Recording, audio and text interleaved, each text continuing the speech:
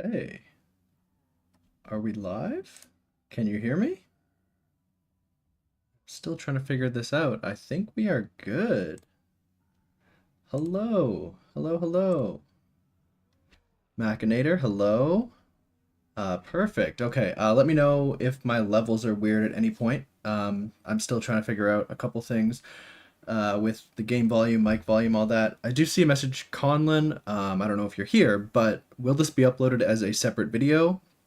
So the plan is I'm going to leave the VOD unlisted. I put a community post about this. I'm going to leave the VOD unlisted, but you can always access any of my stream VODs from a playlist. If you just go to the channel page and then find a playlist called streams, they're all going to be there. I just didn't want to leave them all because personally, when I see a lot of channels and they just have a ton of streams, YouTube's gotten a bit better about separating streams out from just regular uploaded videos, but I still sometimes think like see a 5 hour long video and it just kind of clogs up the subscription feed. Adiel, hello. Calypsa, hello, hello. We are going to get right into Die Rise here. Let me jump in. Yeah, I think we just go. So yeah, today we are going to be playing the Die Rise beta, Die Rise Remastered. This is a custom map, obviously, from Zella and Dobby are the modeler and the scripter respectively. They're building out this custom map they're doing a ton of stuff. There's a lot to talk about. I'm going to get into it. I'm going to jump in and we're going to see Die Rise. I've played around just a little bit, but a lot of it's going to be new to me.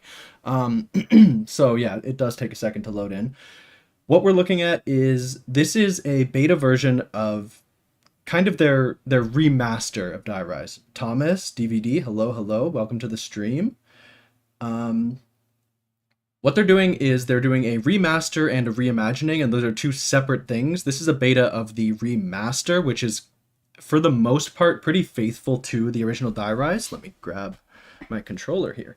So yeah, we're in, obviously, one of the best skyboxes in zombies. We got the moon, the asteroid, just this whole zero atmosphere kind of thing. Wielder, hello. Hello, hello. Welcome to the stream. So yeah, this is... the M1911 does look good. I do have one issue. I don't know. I did jump on and play the BO2 version just for a sec. The aim down sights time. I don't know. Maybe people don't aim down sights as much on PC, but as someone who's used to console, used to kind of the auto aim on console, I'm very used to the timing for the aim down sights, and I noticed that it is a bit slower on this one. But I mean, look at it. It's beautiful. And yeah, this is full BO2 HUD. They did obviously all this, even the pause menu, like you're pulling up the BO2 pause menu, not the BO3 pause menu, which I don't know a ton of custom map stuff, but I didn't even know that was possible. Yeah. The 1911 from Advanced Warfare, I did not know that. Okay, interesting. Yeah, I knew they were pulling models from a couple different places. And some of them they're making whole cloth. I don't see any trample steam parts out here, which is bizarre. But also, another new thing, there's a ton of new things to talk about. First new thing is going down this freight elevator right at the start of the game is not a one-way path. You can go back up. So I'm going to do that and just grab the key right here. Yeah, I'm not going to be bullied into changing FOV. I love the 65 FOV. Oh, no. I don't know. I don't like how much of your arm you see on like 100 FOV. I just I can't get behind it. Yeah, so I just got to get past a couple zombies here, and then we can go straight back up with the elevator, because they've done a lot of stuff to change out the key. Another thing we can get into a second, that's an armored zombie, but in this version, armored zombies don't actually have extra health. Did that work? No. There we go. Yeah, I mean, there's too much to talk about. It's gonna take a second for me to get my bearings straight. But yeah, so first thing, obviously, you can go down, grab that key right at the start of the game, and come straight back up. It's not kind of committing. You absolutely, I know it's a visual thing. Like I just get annoyed by the look of it, but of course you see zombies around the side a lot better, and that is good. That's a personal issue, and if it ruins the stream for you, I am sorry. It just hurts my eyes to see it any other way. Calypsa, it is a 3-hit, so they have not changed the BO3 health system. It's still a BO3 3-hit system. The zombies do seem a bit slower, though, to windmill. They seem like they have... I don't know if this is something they can change, but they seem like they have BO2 animation speed or things like that. Yeah, I might grab this just to do this. I am missing one trample steam piece, the flag. I thought the flag was always either here or outside. Anyone knows where this freaking... Oh, it is here. Okay, perfect. And of course, BO3 or even Mob of the Dead inventory system. You can carry all the parts, which I do think is just objectively a good trade, a good change. I don't think the BO2 part system kind of worked on transit. You could argue it was like you had to work together to get all the pieces for the jet gun, so that was like something they were encouraging. But it's not good. It's better. Diarize it didn't add anything. You can always just go back up and get pieces, so it makes sense to just make it a BO3 inventory system. Randomizer, you're saying that BO3, BO2. Oh god, I should actually look at the screen for a second. Yes, I hate the ray gun animation. I guess they just assumed that PC players don't exist when they were developing it, and they just didn't consider it. But like, there's no way it was intentional that when you have high alpha V with the ray gun, your one hand is just sticking straight out. They were just not planning on people seeing that for sure. I missed my elevator, but I have the elevator key. With the elevator key, key is now on a cooldown instead of just being something you pick up and then have to go and pick up again. I'm gonna pull this M1911 because Nova Soup. I have not played Advanced Warfare a ton, so I'm not familiar with. These are obviously all Patreon people. I haven't played Advanced Warfare a ton, so yeah. I mean, I don't know what we're dealing with in animation sets here. Yeah, let's get on here.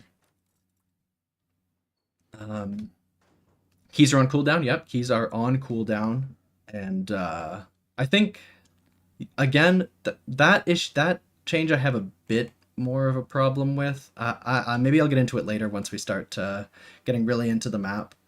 I'll keep going. But yeah, for right now, keys are on a cooldown, and it's pretty short cooldown. And once you use the key enough, and it doesn't take a lot, you get upgraded to the golden key. You can see it in the top left right now. It's just a silver key.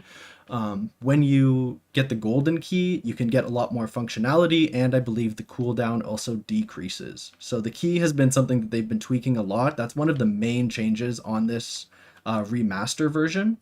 The reimagining, I don't know what else, but the remaster is pretty faithful, but that key is one of the big changes that they've made. The other one is, of course, PhD flopper. And that's another thing that I have many thoughts about, but we will get into those. Nerdalicious, FOV must have been a hotfix in BO2. That, I believe, I don't know, yeah, it just doesn't look intentional. I just can't imagine it is.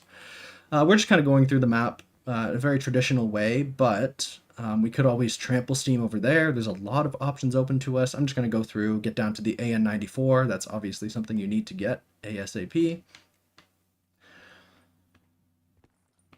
Okay, yeah, and let me know if you guys want to see anything. BO2, I think that would have killed me. I think I missed the little slide, and that would have killed me in BO2. So that's definitely an improvement. Yeah, Wielder, I think you've summed up my ideas, my thoughts completely perfectly. And I'll get into them a lot later. I'll kind of go say what I'm thinking, but I think if I had to put it in one sentence, that's exactly what I think. I understand why everyone wants it. Ooh, stream crashed. I still have it up on my screen. Everyone let me know if you can still see what I'm looking at. Oh, it says excellent connection. Yeah, okay. Calypso seems like he can still see it. I think we're gonna try and hold that out for a second. Perfect. Yeah, perfect. Sounds good, Nova. Yeah.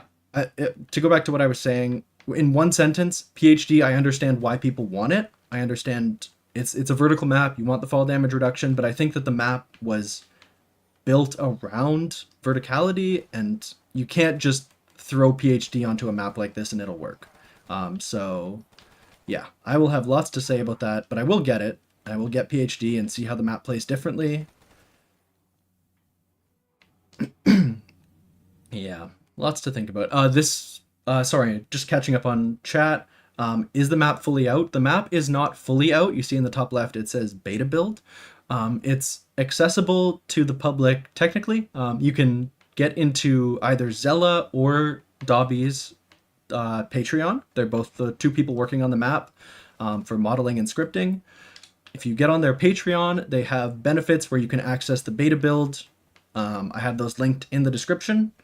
And if you want to support them and also get access to the beta build, if not, this map they're saying it's going to come out within the next couple months, fully on the Steam Workshop, obviously free for everyone. Hello, Zesty Moon. Hello, hello. And Planet Maker, do the armored zombies still have more health? They do not. So they brought the models back, but they have the exact same health as base zombies. That did not change. That's a really minor thing. I can't nitpick and say, this ruins the map. They should have changed that. But it just seems to me like an unnecessary change. I feel like it gave Die Rise the tiniest little quirk. It made it unique in one way. I kind of like that. I kind of like that, you don't notice it after like round 1. But when you do try and knife a zombie on round 1 and it stays alive, that's like an oh shit moment. Like you kind of I don't know, it's something unique about the map, and I do like that, but that is not in this version, and it's not a deal breaker. I'm not upset about that at all. This map does look incredible. This is actually let me get to where I think the map has improved the most. I'm just going to start using the key so that I can get the golden key soon. I think I got it. Yeah. They'll probably tweak that in the full version to make the golden key a bit harder to get. But for now, you just have to use it a couple times, and then you have the golden key, which does a lot more. When we get down to the end of this round, I will show you a couple things it does with these elevators. Will I go on to make videos about the Black Ops 4 maps? Yes, I am working on a Black Ops 4 video right now. Obviously, it will take forever because I take forever to make videos, but I'm doing right now a map on the BO4 systems and kind of what changed. Yeah, I want to get back to the Buddha Room. Buddha Room obviously looks good. I just want to show off a couple things with the key, but this guy, let's see if I can make a crawler out of him. Buddha Room looks amazing. I was going to say, sorry, I'm on 100 different trains of thought. The room that looks the best for me is the little area under the Sliquifier. So actually, yeah, under the Sliquifier used to be just very gray and brown, but now all that stuff is there's a lot more lighting. It's a bit more orange. I think it definitely has improved a lot as a result. All respect to Zella, who is, I believe, the modeler. It's just, it looks amazing. The whole map is incredible, obviously. Okay, so if I insert the key here, that's a key functionality. But then when I have the golden key, I can lock the elevator in place. Elevator's locked. And I can also change the perk. So instead of, I guess Die Rise had 5 perks. So this map, they have 10. So every elevator, you can swap what perk you're looking at. Sorry, let me get a drink of water.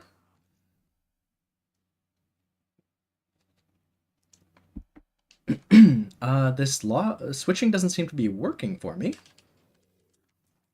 I don't know what I'm dealing with. But I mean, maybe that's just I'm not pulling off the functionality right, but there is the opportunity. Every elevator has 2 perks, and you might be right. I might have to unlock it to swap.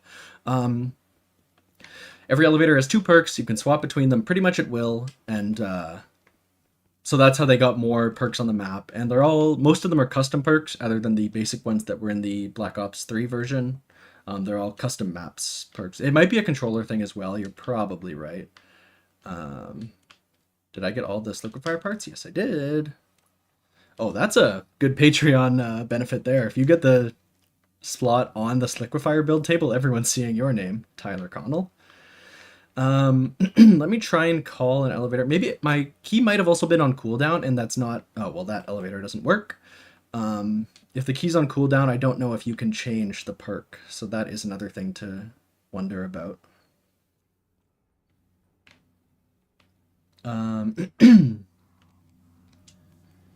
Let's see. Come on. Okay. I'm gonna try with my keyboard. Let's see if that helps. Now I don't even get the prompt. Okay, well, Listen, we tried. If Jug's one of the secondary perks, we're screwed, but if not, we're having fun. Yeah, even the pause menu is BO2, fully BO2 HUD and everything. Yeah, the main changes are you got PhD flopper and the key. Those are the two main things. Everything else is very, very faithful to BO2, which I like. Die Rise is a controversial map. It definitely has its problems. I don't disagree. But I think giving at least the option for players to play a faithful remaster is a really cool thing to do. Okay, controller thing, it works fine with keyboard and mouse with the elevator locked. Yeah, I wasn't gonna report it as a bug. I assumed it was a personal problem, something to do with my. Oh, I wanted to get that. Okay, that's fine. Yeah, you can't have your jug until you finish your double tap. In Black Ops 3, that's not a horrible trade-off. Double tap is very good as well. And yeah, AN94. Again, I don't know how much of this is ported forward BO2 models, how much of this is custom made, but AN94 looks amazing. Sliquifier, I believe, is a whole new model and animation set. So that is obviously impressive. Okay. I'm gonna put this trample steam down and get back over there, I think.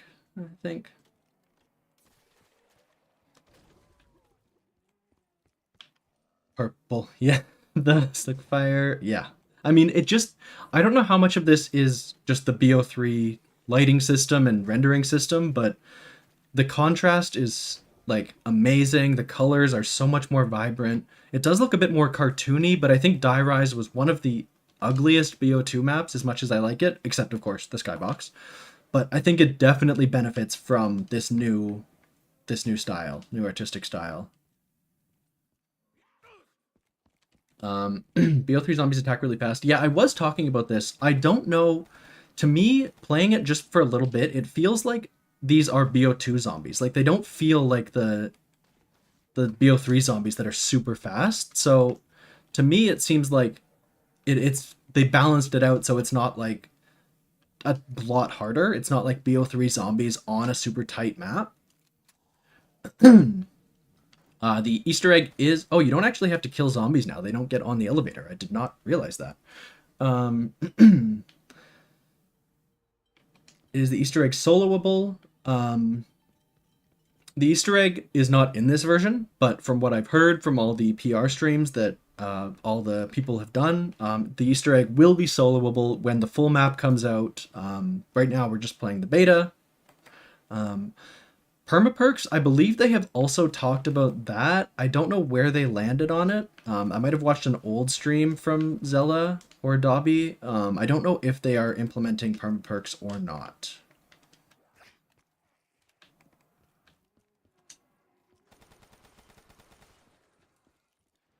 Sliquifier is the goofiest wonder weapon. Yeah, but I mean, come on. You're just slipping and sliding. It's just fun. That's what I mean. Zombies should be fun. I have no complaints about that. Absolutely. Can you? Oh, oops, that was a mistake. BO3 zombies. That is true. Black Ops 3 zombies don't have to play a full animation to hit you. They can just hit you while they're playing the animation. So, World at War and see. Oh, why don't I grab Husu? Oh no, I shouldn't grab Husu and Quick Revive for one. I really want Jug. I really want Jug so bad.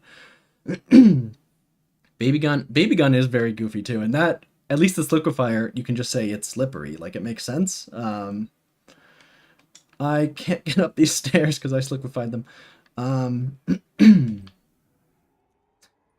But yeah, I believe they are Black Ops 2 zombies animations and everything, but you're right that the whole Black Ops 3 engine allows them to hit you regardless.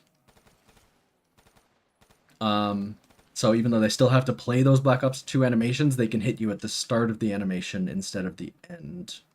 Which does make it tougher, but I mean, Die Rise wasn't the hardest map. What was interesting was how it was you had to balance the verticality with the zombie difficulty, so it wasn't am I crazy? I might have to No! Oh, it's because I was already going down. That's why I couldn't get out.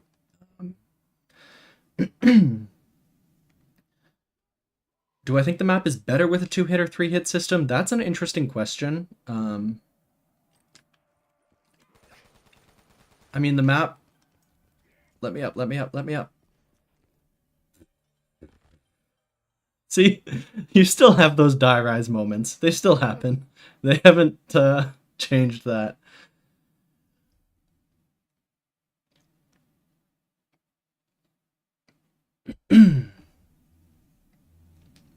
Planet Maker. That's a great question. Jumping jacks are not in the beta version, so I'm not. Oh, Black Ops 3 just completely crashed when I got out of there. Um, that might be something to report on the beta. Um, Let me load back in. Sorry about this. Jumping jacks are not in the beta version. They will be in the full version. And so I don't know how they will work in the future.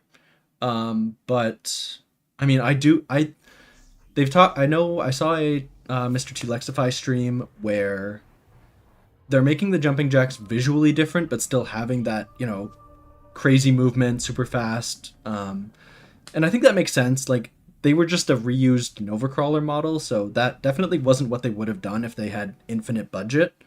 So I think that's good. That's not a bad change there. I think it makes sense. They weren't trying to just make Nova Crawlers the default model for any special enemy.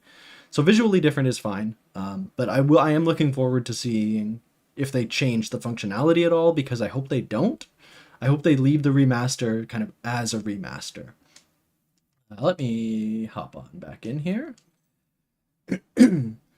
Exactly. I mean, die rise moment, like that's a full thing. Like when you that's when you think of die rise, you think of those moments where did it just crash again? I think it's loading. When you think of die rise, you think of those moments where someone downs in the power room and you're up on the roof and you're like, I'm literally not going to be able to get to you. Like those things are what make die rise unique. And so that's why I do worry about adding PhD flopper, because if you can just jump from the roof straight down to the bottom, that kind of cuts out some of those die rise moments. If you can just call the elevator 100% of the time with basically no cooldown, that's that takes away a die rise moment. There were those moments where you were training in a room and you just barely missed the elevator, and so you had to stay alive for longer than you expected, and you realize you pulled off a clutch you didn't realize you could because you were forced to do that. And I think that is kind of the thing. That is why I don't love the changes to the key and the there we go. Key. PhD flopper, but I understand why people were asking for it, because at the same time, obviously it's not fun just waiting around for an elevator.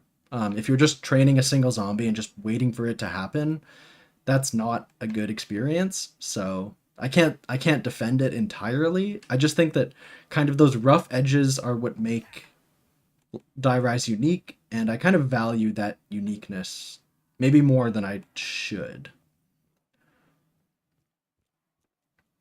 Let's see if I get an armored zombie here so I can just kind of show off that they have the same health as base zombies on round one.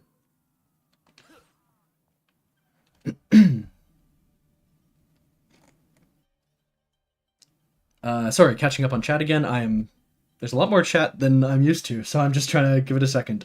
Is this liquefier more similar to pre or post patch? I believe the answer is both.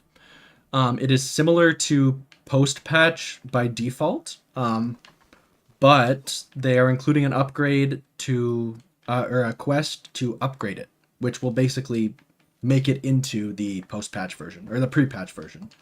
So you kind of get both. You have to earn your way to the good one, which I think is good. They should make it toggleable. Yeah, that's another thing. I don't know. This is just a beta version, and they're just kind of mostly testing for like if there's any spawn issues or like collision issues. So in the full version, you will be able to choose between the remaster or the reimagining, and it's entirely possible that the remaster doesn't have PhD and doesn't have the key. So I don't know what the case is there. That I straight up don't know, and I don't know if they're talking about that. So Is that trample steam? No.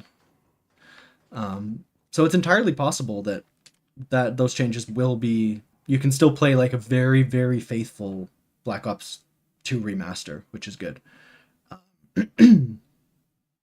And Pinewheel, are your videos a pure passion project? Yeah. So I mean, I have a full time job. I obviously could get the videos out faster. That's part of that is on me. I won't say that like I'm busy 100% of the time.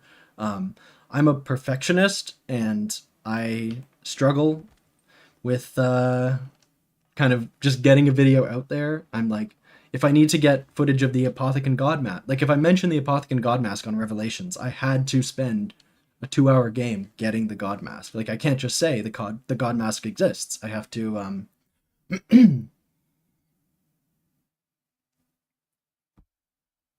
sorry about that. I have to like go and do the whole thing just so I can have a 5 second shot of what the God Mask looks like. And that's a personal problem. If I didn't do little things like that, the videos could get out faster, but personally, I think it makes the videos better or more complete in my mind. So I do have that perfectionism, and that's why the videos take 3 months between each one.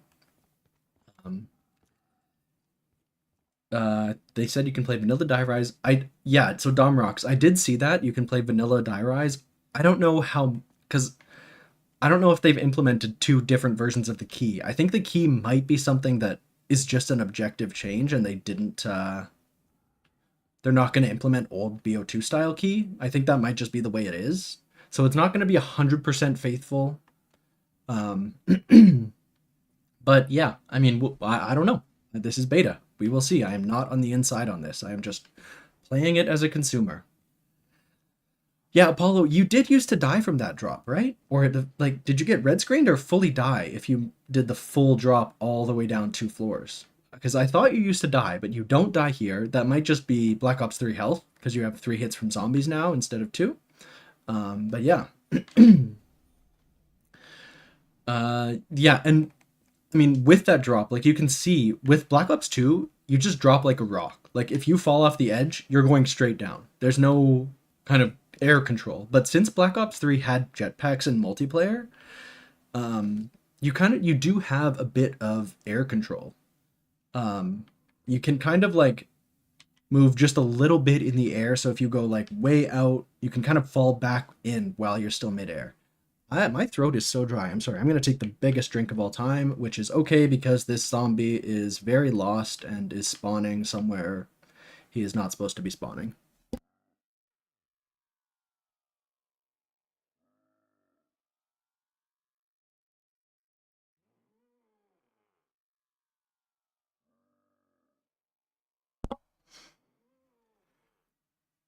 Constity.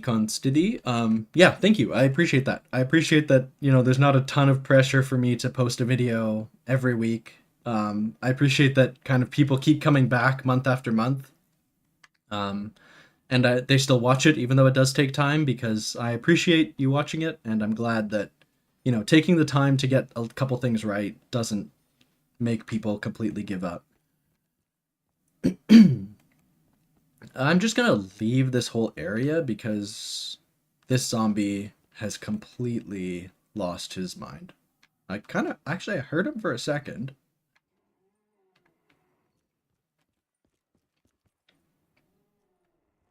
Apollo, yeah, that's what I remember. Yeah, if you miss that jump, you die on the second floor. That's what I thought. I thought you had to take 2 steps every time.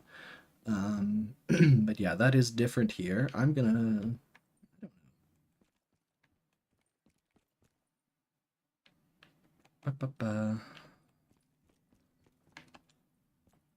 Where is this guy?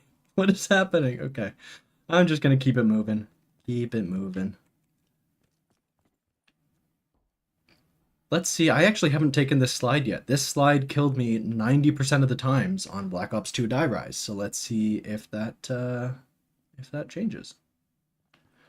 Did they add a little? Maybe that little new platform is new. It seemed a lot less violent, at least. Definitely. Yeah, this slow spawning issue they are definitely fixing. They mentioned in the Discord that this is a known issue. that zombies get stuck sometimes. So yeah, this is something I really can't do much about. I guess I could set the time scale. I might try that in a second. But I will just sit in a corner for a second, see if he finds his way to me. Um, yeah, I appreciate that. That you can still come back to the video and still appreciate it, even though it's been 4 months since Gorod Krovi came out. That's my bad. That is my bad. I will try and get better. But yeah, Black Ops 4 video coming soon, TM. Coming sometime. I did a video on Black Ops 3, kind of the overall systems of Black Ops 3. I'm gonna do that again for Black Ops 4, which I think is huge because Black Ops 4 was definitely the most different. Um, like Black Ops 3 felt like a big jump in mechanics with the gobble gums and things like that, but Black Ops 4 obviously is almost a completely different game.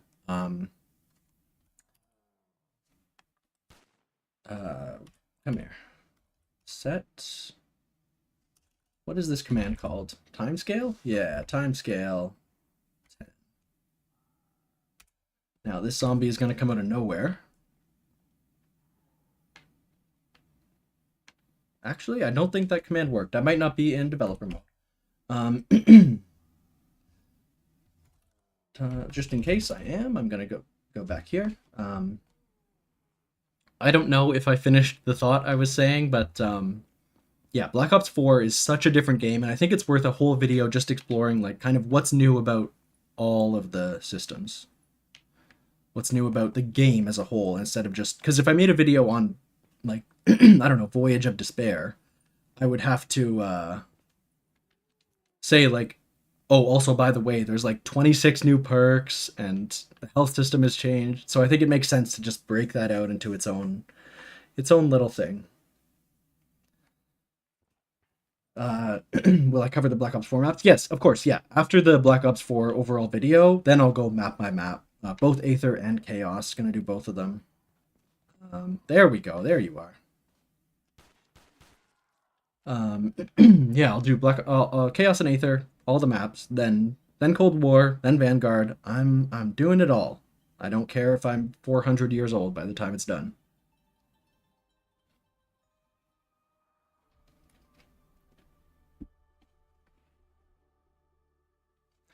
Pop a perk or pop a gobblegum? That I mean depends on the gobblegum, right? I I do not condone drug use, but I mean if you get a shopping free and you just walk into the Apple store, just grab a bunch of stuff, you can't complain much about that. Oh, it looks like to answer someone's question, there are permaperks because I have the Black Ops 2 insta-kill permaperk where you just walk into zombies and they instantly die. Quentin, how is the Die Rise remaster? You tell me. I think it is... Oh, I lost my insta-kill. My main insta-kill. I think it is visually gorgeous. I have some problems with some of the systems, but I think that these are the changes that people were asking for, so it makes sense that they made them. And that's kind of a fan pleaser. So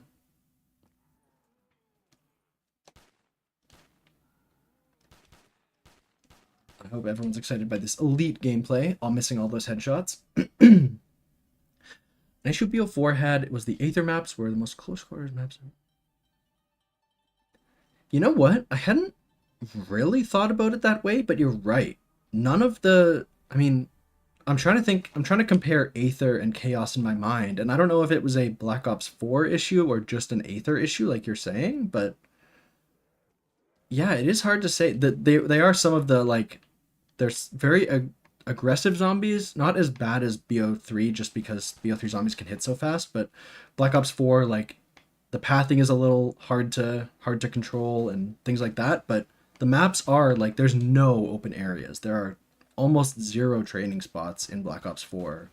At least in the Aether maps like you're saying. So that is definitely a consideration there.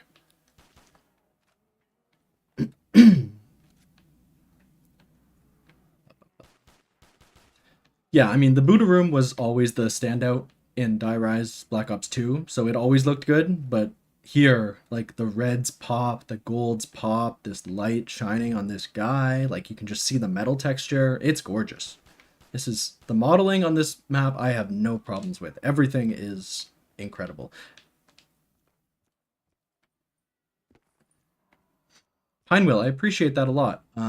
Yeah, I did like the Metal Gear video. I know a lot of people didn't check it out, and that is no problem. I had a good time making it. I love Metal Gear almost as much as I love zombies, and I do actually plan on making more videos like that. I'm going to make sure they don't take time away from zombies because I know that's what people are interested in. But in the background, kind of, I'm gonna try and keep working on fun little projects like that. So yeah, hope you check it out. Thanks for stopping by.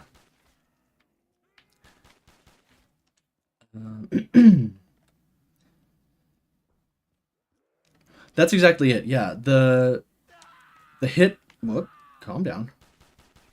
Their hit strategies are a bit different. I feel like you have a bit more room to breathe between zombie hits, but the pathing is a lot less predictable. Like you don't know exactly where a zombie is going to go like you do in every other game. So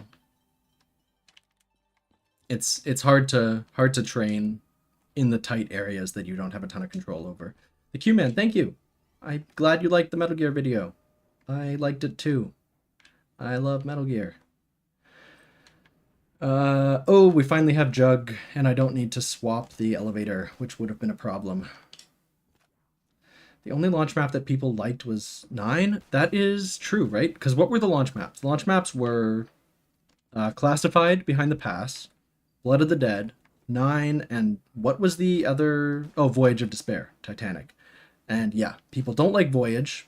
People kind of liked Blood of the Dead to start and then fell off because, you know, it's compared to Mob, so people have problems with it. And then, I mean, Classified is just fun. That is the most honest remaster in the whole game. People say all the Aether maps are remasters, but oh no, I forgot it had to deploy. I personally like a lot of Black Ops 4 more than most people. I like both the systems and the maps, but I understand why people didn't, and it's pretty undeniable that people didn't. So I think that's definitely going to be a huge focus of the... I can't get back outside, can I? I need that AK-74U.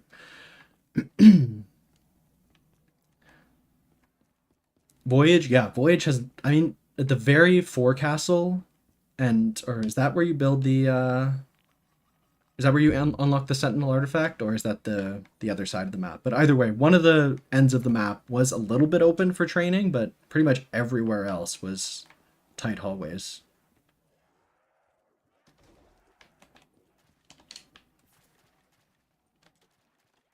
Curious to hear your thoughts on World War II. I do. So when I first started this retrospective series, my original plan, well, actually, fun fact, my original plan was to, speaking of kind of taking time to make videos and all that, my original plan was to release a video once a week, just because I was doing the first two. I did World at War, or I did Nocturne Toten and Verrückt, and I was like, oh, this is pretty easy. I could probably manage, like, you know, one every Sunday. I could get it out there. And if I tried to make the Revelations video in a week, that would be an insane thing to do. So I'm glad I didn't commit to that verbally. But yeah, my original plan when I started the series was to just look at Treyarch because that was what I had played the most, and that was what I knew the best. And also, I wanted to look at the series kind of as this ever evolving thing. So, like, what one team of people, like, what one studio, how they evolve over time, how they change the mode. And so, it didn't make a ton of sense to talk about, like, Exo Zombies or Advanced Warfare because it was a different team making them and they might have had different perspectives, and so it wouldn't have been like the most clean evolution. But now looking back, I do want to go back and start looking at alternative modes. The Exo Zombies, World War II, To answer your question, Apollo, I haven't played a ton of World War II. I've played the first map, I played the tutorial, obviously, and then I played the first map quite a bit, Final Reich. I would like to play a lot more before I commit my thoughts to paper, before I, say what I think about it, because I don't want, a random thought that I had after playing one map to be the thing everyone remembers me saying. But I like it a lot. I think the art direction is incredible. I don't think anyone disagrees with that. I think that some of the systems are very interesting, like using armor instead of Juggernog. I think that is actually that's not there, is it? I like that change. Yeah, Infinite Warfare Zombies. There's a ton to talk about there, especially when it comes to super Easter eggs. Talking about Revelations super Easter egg, when you basically just get an extra gun. I mean, it's crazy what Infinite Warfare did with Director's Cut and Mephistopheles. That is definitely worth a couple videos, and I would eventually one day like to get around to doing that. But again, I kind of have the series ongoing now, and I've committed to doing Black Ops 4 next. And so I don't, because the videos take me so long to make, and I know that they take me so long to make, I don't want to start working on a ton of different things, and then the Treyarch series is over in like 2027. I want to try and get one thing done, and then I will definitely talk about side modes and things like that. Sorry, my throat is so dry.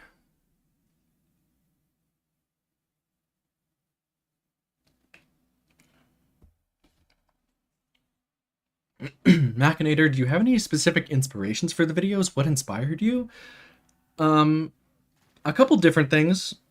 I've always wanted to make videos about zombies. I like video editing. I don't have all the flashiest transitions, but I like, putting things together. And I think that at the very least, they flow in an interesting way. I get the right footage and things like that. So I do like the concept of editing videos. So I've always wanted to make videos, and I think zombies was something that I know a lot about. At the very least, I did know a lot about World at War and Black Ops 1 when I first started. So I felt confident that I had a lot to say. And I watch a lot of zombies content on YouTube. That kind of lined up. Zombies YouTuber there. I watch a lot of zombies content from a bunch of different things, a lot of smaller creators, and it's not that I felt that no one was doing it right, but I felt that there were things that I had in my mind that people weren't saying about these maps. One, there was a lot of negativity in the space. There still is. There definitely has been more ever since I started, with Vanguard coming out and then MW3. And I try to be positive. I think I have a overall positive take on zombies. I even played a lot of Vanguard, and it's not amazing, but I do see the positive qualities. So I felt that I had something to say that people weren't saying. Not because they're wrong and I'm right, just because I think everyone has a different perspective. And so I didn't have a specific series that inspired me. Like no one else was, I won't say no one else was doing it, but I wasn't watching a specific series and being like, oh, I could do a retrospective on every map in order. People obviously have done that, but that wasn't what I was trying to do, copy someone. That's something I also wanted to do separately. Yeah, that's that. Curious to hear your thoughts on. Oh, sorry, I'm missing so much. Because I'm trying to focus on the game. I am not a streamer. I am struggling to multitask. My brain is stupid. Which launch map are you going to start with? I would love to get your guys' help with that. Someone in chat, what launch map should I start with when I'm talking about Black Ops 4?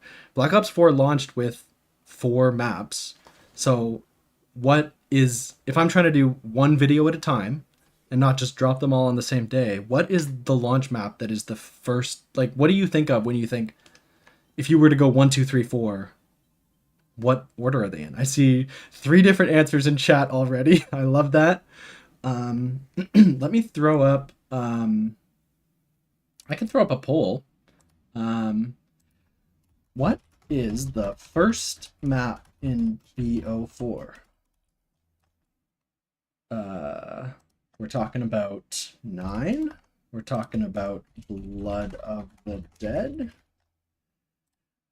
Talking about Voyage of Despair. That was a typo. And Classified. I think Classified I'll probably do last just because it's kind of the same thing as 5 where it's like an optional thing, or the Giant where it's not it isn't part of the core game. But I will add it to the list anyway, and we'll see what people say. Um, yeah, pretty much everyone gave a different answer in chat, which I love. Um, nine, nine blood voyage, blood nine. Okay, blood nine voyage classified seems to kind of be a consistent theme, so maybe that's somewhere to start. I'll let the poll close out for a bit. Um, yeah, I don't want to hate on any specific creators in the zombie space. I'm there are some great people here making a lot of different kind of content, all kinds of content, and I respect a lot of it. Um, I just think that there is a lot of negativity, and I think that it's not that I want to be the guy who's nice about zombies and like never mean to the big corporation Treyarch, but I don't know. I just try. That's just kind of the guy I am. I try and be positive and enjoy things as much as possible. But there is a good question, Planet Maker. What if I did have to be negative? What is one thing I would? My biggest gripe about zombies? I will. I will put a little bit of thought into that. Let me get back to that in 1 minute. Um, uh, I will get back to that, but first I'm gonna follow up on this. Voyage first in the Chaos story. There is one other thing that's complicated there too, though, is Voyage is not supposed to be first in the Chaos story. The first one was supposed to be Dead of the Night, which isn't an option because it was a DLC map, but that was what is supposed to be first in the timeline, and it only isn't because they had issues with the voice actors not getting their lines in on time. Um, and so that's another, like, I wouldn't do that first, but it is like a little interesting thing where like that's another complication. Like, it's not just the 4 maps. There's actually 5 that are technically the first, which is interesting. Um, but yeah, I do like that comment. Voyage is a good way to talk about chaos as well, which is obviously important context for Black Ops 4.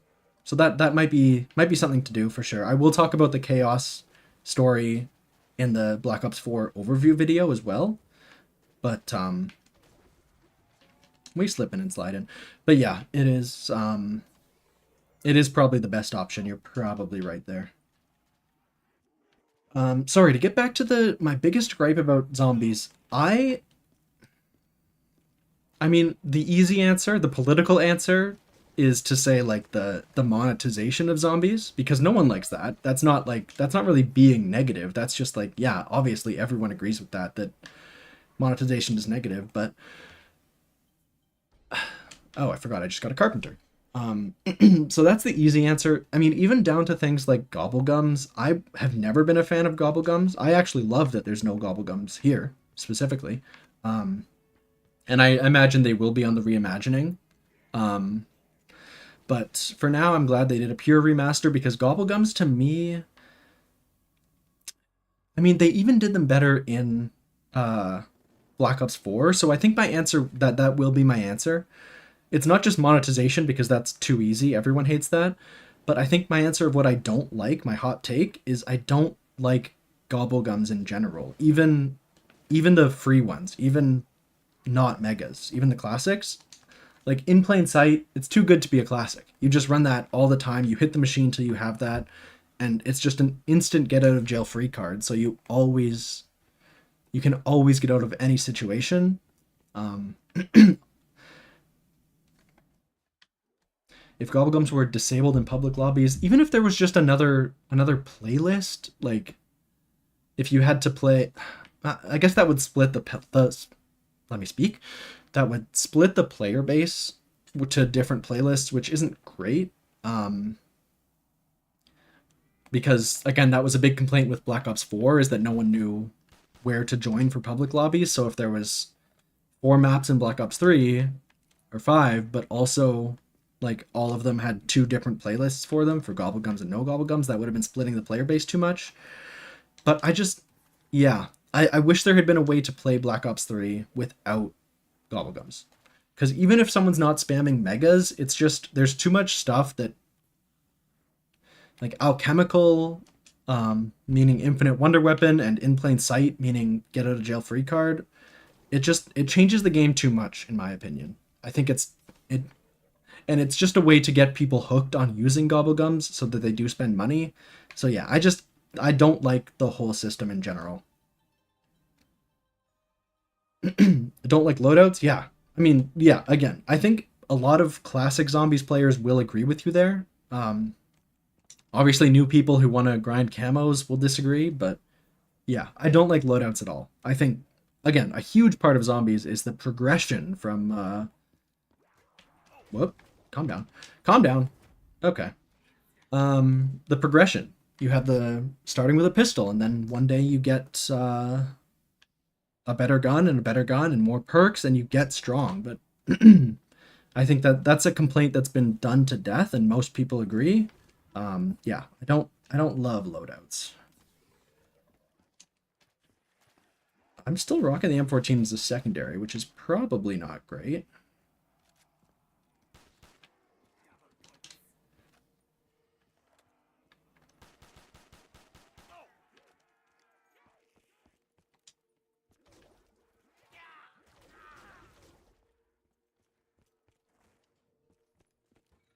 Okay.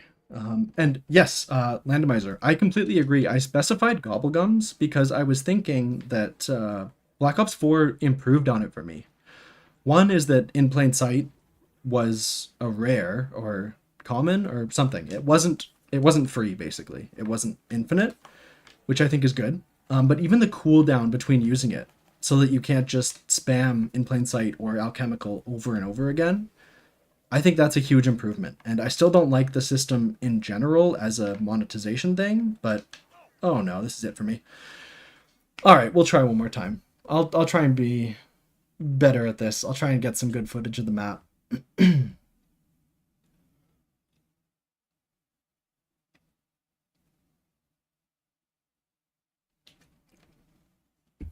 Yeah, let me catch it. I think I'm going to crash again, so give me a second. I did crash again. I don't know why that's happening. I assume it's me. I don't think everyone else is having this problem with the beta, so yeah. Okay, sorry, just opening up the poll again. It looks like most people say 9 for what I should do first for Black Ops 4. In chat, people were saying Voyage, but it looks like people out here were saying, people in the poll were saying 9. So yeah, much to think about. I will have to put some thought into it. Is 9 isn't the first in the story, right? Like realistically, there should be no reason. I think people just like 9. They like the map, so they're gonna pick it. If they didn't even read the question. They were just like, "What's the best map?" 9, obviously. Um, I wanted to go through a couple of the other things people were saying about what kind of gripes with zombies are. Operators, again, uncontroversial. No one likes operators except Activision because it makes them money. Actually, let me. Is this gonna? Oh, I have to load a mod. Give me a second. Operators are bad. Loadouts. And I think I saw one more that I agreed with, and now I forget. Oh, well, someone said something smart in chat, and I saw it at one point, and I liked it, and then I forgot. So I apologize to you if you're smart. Machinator, I appreciate that. Yeah, I will always shout out anyone who likes the Metal Gear Solid video, or the Metal Gear video, I guess. It's not Solid, that's a different game. Um, yeah, I know it's not what most people are into. I wanted to kind of talk about another game I love. It's not the same audience. People who play zombies probably don't play Metal Gear. It's a totally different thing, but um, it's something I'm passionate about, and so I wanted to kind of transfer that over to something else. And I will continue the series even if it doesn't get a ton of views, and I won't let it take away from the zombies time. I will still try and prioritize those. But yeah, yeah, exactly, Parker. I know it won't get a ton of views, but hopefully people will still appreciate that I'm talking about something I care about. Um, Not that people play only one game. I just think that people who play, I think it's just they're two totally different games. So there's not a ton of people who play both. Hello? Okay. Are we still loading in? Again, it's a beta. They're still figuring some things out. All right.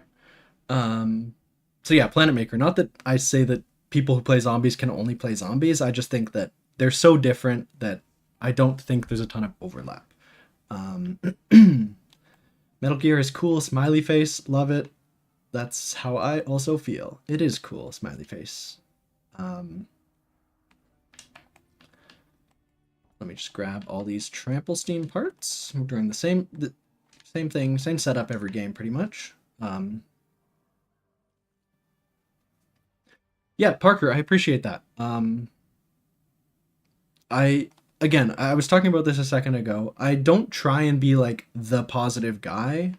I just think that it's more interesting to look at something, even if it is flawed, and be able to say like, what were they trying to do? What is good about it, even though it's flawed, and how could they improve it, without being completely negative and just saying it sucks, so they should never do anything again.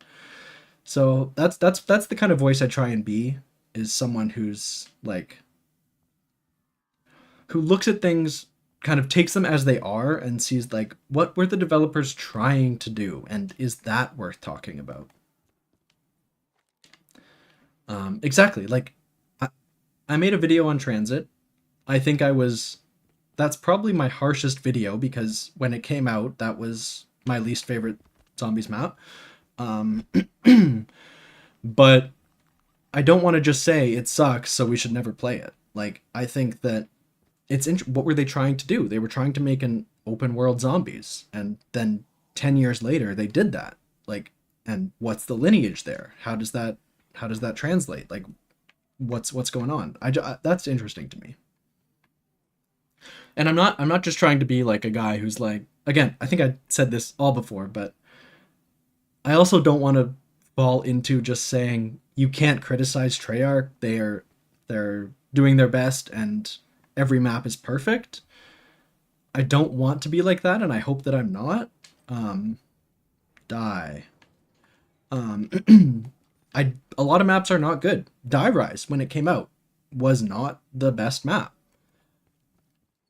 and I hope that I continue to criticize things that deserve to be criticized, while also making sure I'm looking at it from all angles, basically.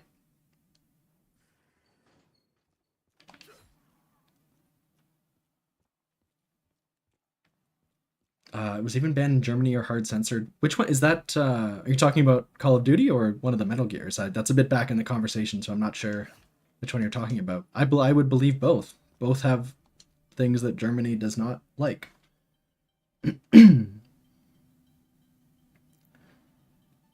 um, Only genuine test like 4 months.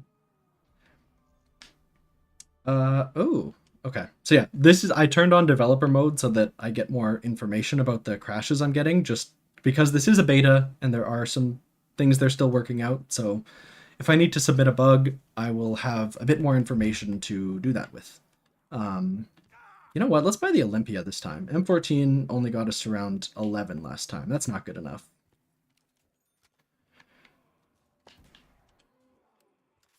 Um, from a different perspective, from a cliff perspective. I love that. That's good. That's good. Um, yeah, World at War did not have I didn't know World at War. I knew obviously everyone knows about the Kino der Toten censorship, the Black Ops 1 censorship in Germany, but I didn't know that World at War also had problems. I guess that makes sense because it's a World War II game, so that would have even more problems than Kino, which just had the flags. Okay.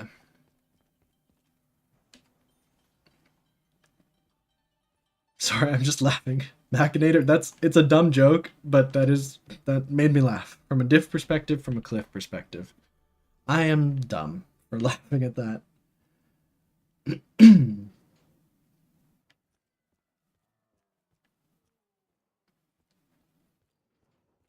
I love that, Parker. You could talk about how Blood and Voyage are the best start to a zombie. See, that's a hot take, but like that's an intro. I would love to like hear that take. I would love to understand what you're thinking, and I'd love to hear those arguments because like I agree that I love Black Ops 4. I like Black Ops 4. Do I love it or do I like it a lot? That's I'm still deciding on that. Maybe I'll come to a conclusion by the end of my retrospective, but like I think it's great and um I think that there's a lot of negativity out there, and some of that is just people like saying what they're supposed to say. So, I, again, for the hundredth time, I'm not trying to say like I'm the best creator, I'm the only one who's saying the real shit. I just think like that's what I try and be someone who is honest, but and not like negative just because that's the cool thing to do. Uh,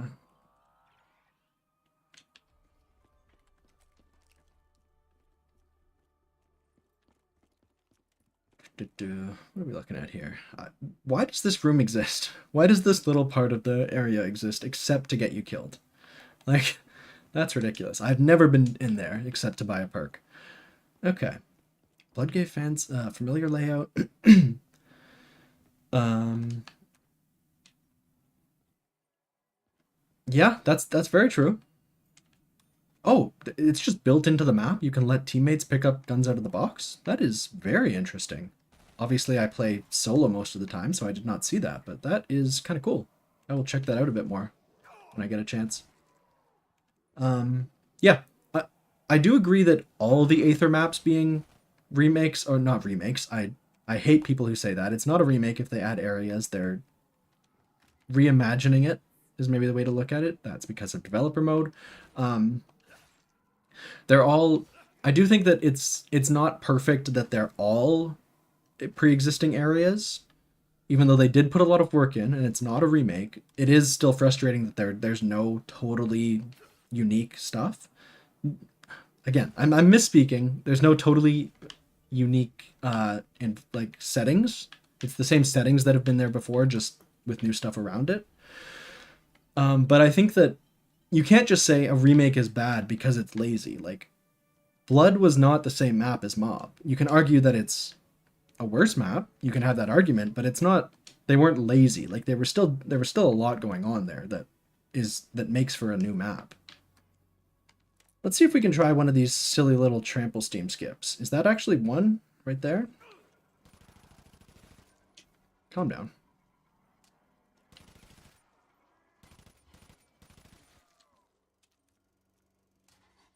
Oh no! Okay.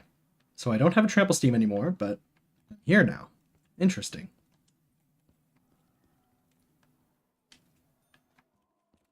I don't think I've ever come at this from this angle. This is weird. Okay, I know where I am. Oh no, no, no, no, no, no. Okay. Yeah, I would love to. I'm gonna sit down and read all these chats from you, Parker, in a second. I'm trying to focus on surviving because looking at a new map here. But I think from what I've read, these are some great points. Like I always love to find another BO4 appreciator in the world.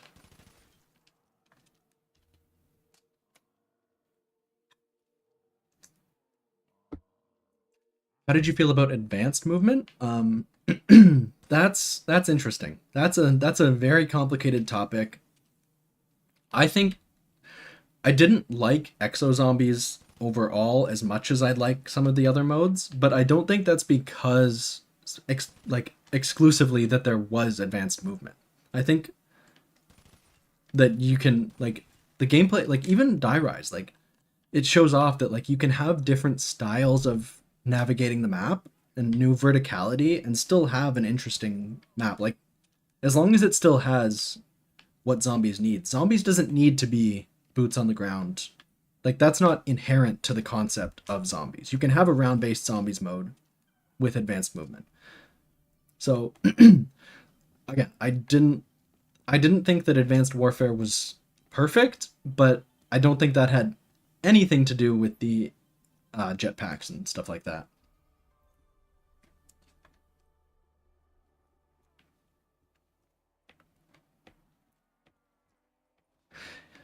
Yeah, there's some debate about remaster versus reimagining versus upgrade or whatever. I don't know. I might have used the wrong word myself. I think there's a lot of gray area. I think at the end of the day, my point is just that I don't think that the Black Ops 4 maps were lazy. I think that they weren't, whatever the worst thing is, I don't think they were that.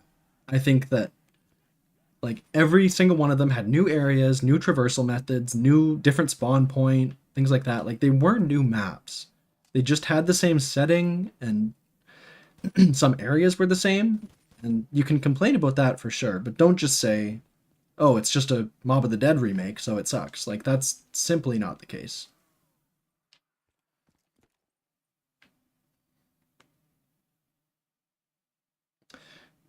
Randomizer. I've picked that message out of chat because I realized, yeah, I agree. The trample steam, the fact that I have to know now go get that trample steam, I believe, right? That's how it works.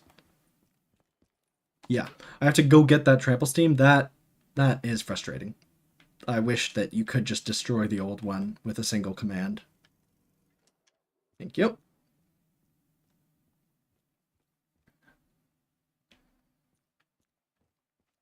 I see the base bow as a tool other than weapon. Yeah, totally different train of thought, but yeah, I agree. The base bow is like utility. It's almost like the and same thing with the KT4 in Tetsubo no Shima. Like it's hardly a wonder weapon. It's more like how you interact with the map, which I think is really interesting. I think they shouldn't just keep making stronger and stronger guns. Like they should make things that are tools for how to interact with the map and how to have new systems. Oops, calm down. So we got the Galvanuckles. I think they are the BO4 Galvanuckles, but I don't think that's a huge deal. I don't think anyone's complaining about that. Yeah. Let's play around with this for a while. BO4 was far from lazy. Yeah, 100%. And whoa, that's a visual bug. That isn't how that's supposed to look. And it isn't how that looks. Okay. Oh, okay. I will report that as a lighting issue. But again, this is in beta. We're not upset about that. We're playing to find out. Yeah, Black Ops 4 was not lazy, and you can see that mostly in the Chaos maps, which isn't ideal because again, people cared more about Aether. So it makes sense that people were a little upset that the characters they like weren't getting the effort. But if you look at any of the Chaos maps, like you can see that they were cooking something up with BO4. Like that was a game. That was a real game. Behan, you came into the wrong neighborhood. We are Black Ops 4 enjoyers here. I respect people who don't like it. No shame on you, but I am not with you there.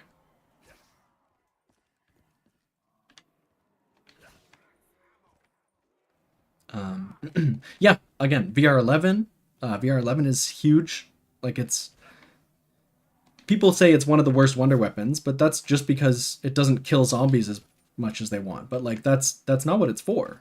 And it sucks that Call of the Dead high rounds are harder because of that, but like they were trying to make something that like played completely differently to anything you'd ever seen before. Like it was it's a weapon that can only exist in zombies. It doesn't make sense in multiplayer. It's such a zombies thing, and it's so unique, and it's like you load up the map and get it for the first time, and you're blown away because it's like this is I've never seen a gun that does anything like this in Call of Duty. In my military war shooter, you have this gun that turns a zombie into a CIA agent that all the zombies chase and then runs into the water. Like, insanity.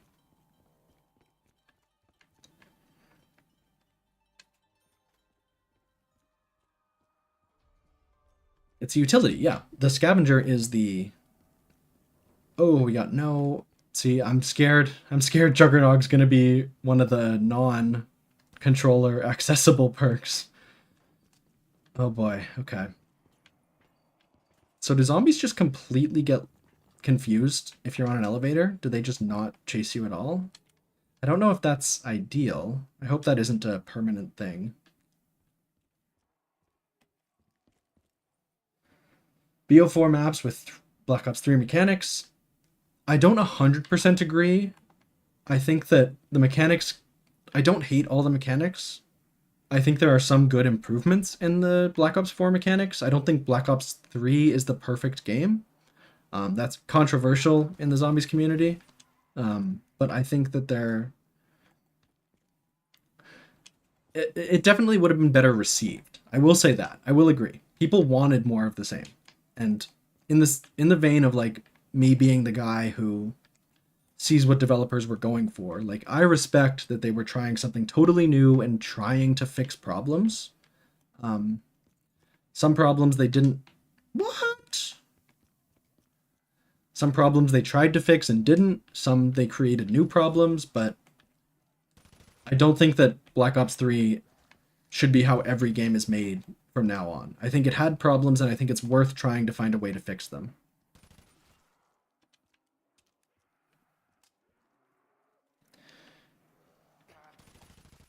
Oh no. Put do I want No, I don't necessarily like end your own life. I don't necessarily want the Black Ops 4 perk system in 3 either. I don't think that's a good trade. Um I don't think the Black Ops 4 system is perfect or even great, but I think that like I wouldn't trade one for the other. I don't think you can put maps from one straight into the other and have it be a good game. I think that both have pros and cons, and they're both maps belong in both of the games. The maps belong in the game where they were made, for sure.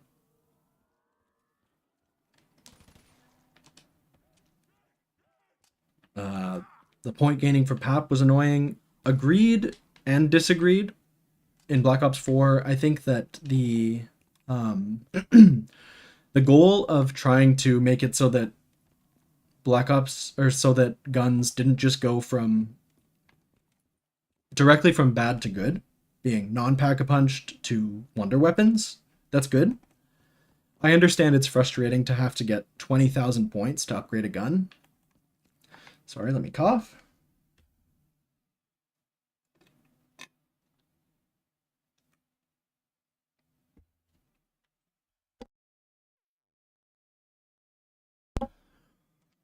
Yeah, I understand that it sucks having to go back to the pack-a-punch machine and pack a gun a bunch of times, but I also do kind of like the way that you evolve over the game. It's not just at like round 10, you suddenly have a wonder weapon. Which one of these was Pack-a-Punch?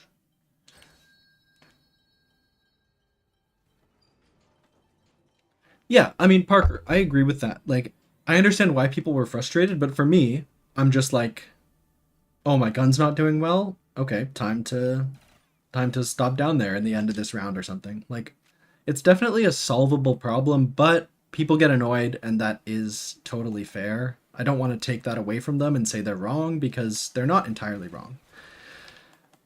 It, I like incremental upgrades.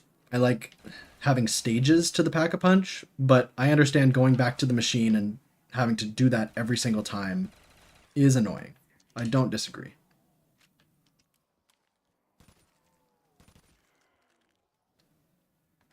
Yeah, Parker is cooking. I don't disagree. Oh no! Where is this last liquefier piece? Someone help me. I thought I knew all the spawns, but I don't. Why no jug? Let me tell you, it is because I don't think I can access it with controller. I'm playing on a controller, and when I try and swap the perk in the elevator, I can't do it. So that is not ideal.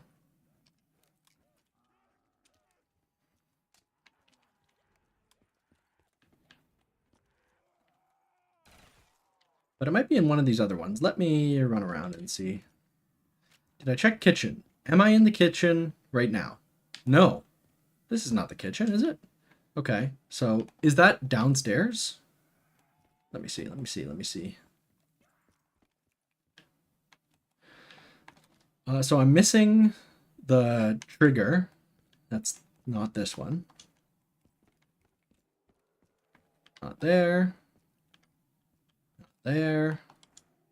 Oh, kitchen, kitchen, kitchen, kitchen is here, right?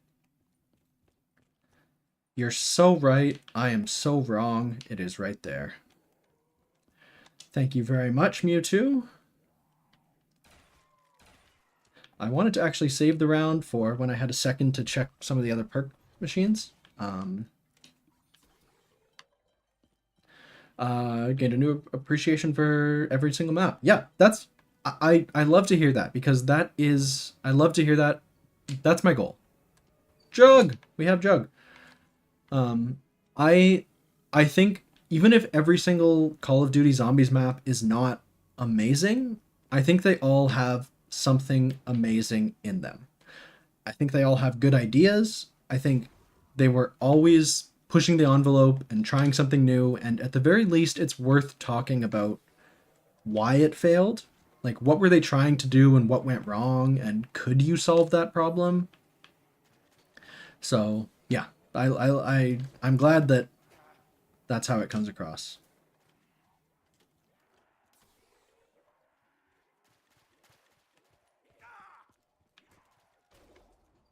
Okay, so do these zombies just stop? Yeah, see, that's a little weird. I do want them to come onto the elevator with me. I think that's definitely part of the experience. You can sit me down at any map, I would have fun. Agree.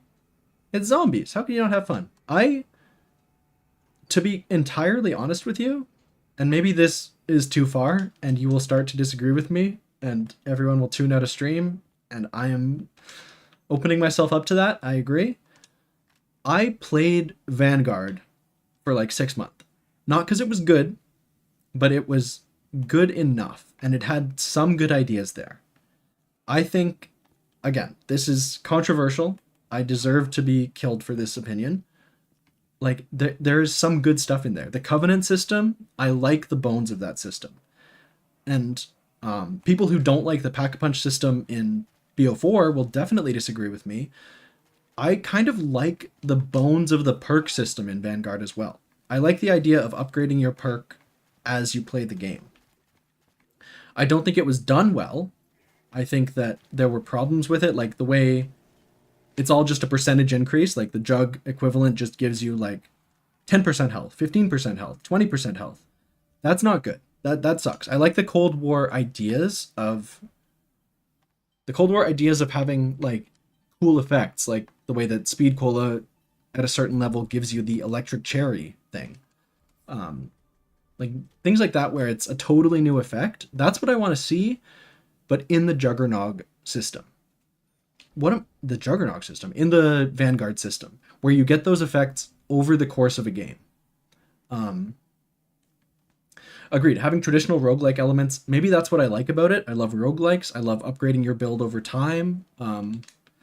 Like, that's exactly, I hope that they don't just see Vanguard failed and be like, oh, that was all trash, we should never do any of that again.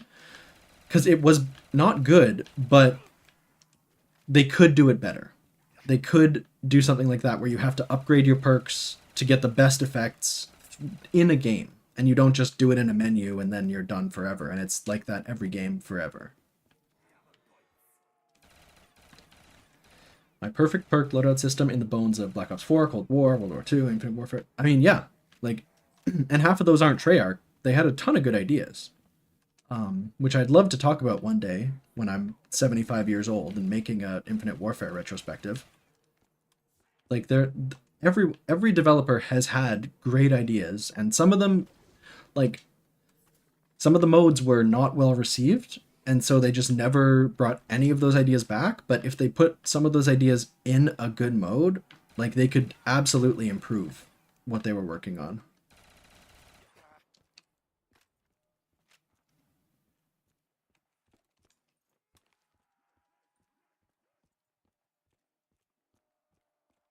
They just seem to erase half the mechanics of the previous games now, regardless of quality. Yeah, I mean, yeah, I think that's something that they didn't do in the past, and that's why I started this retrospective series, because like you could see how the mode had evolved, and it was always building on top of each other in like Black Ops 1 or World at War to Black Ops 1. Like every map included almost everything from the map before and then took it up a level, like one level at a time, boop boop boop boop boop. And I think that it's kind of stopped now with like Black Ops 3 was like a total change to the systems. Black Ops 4 was like a complete overhaul of the systems, and it doesn't do that as much anymore. But yeah, I love the idea of how they were kind of finding what zombies was through increments. Um, I I so badly hope that Gulf War is good and is not just Cold War 2, but Cold War. It's going to be Cold War something. It's going to be Cold War, 2 ish.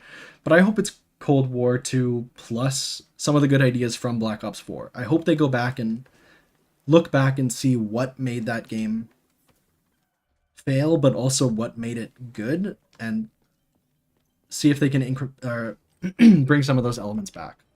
Oh, that's for the jug I just got.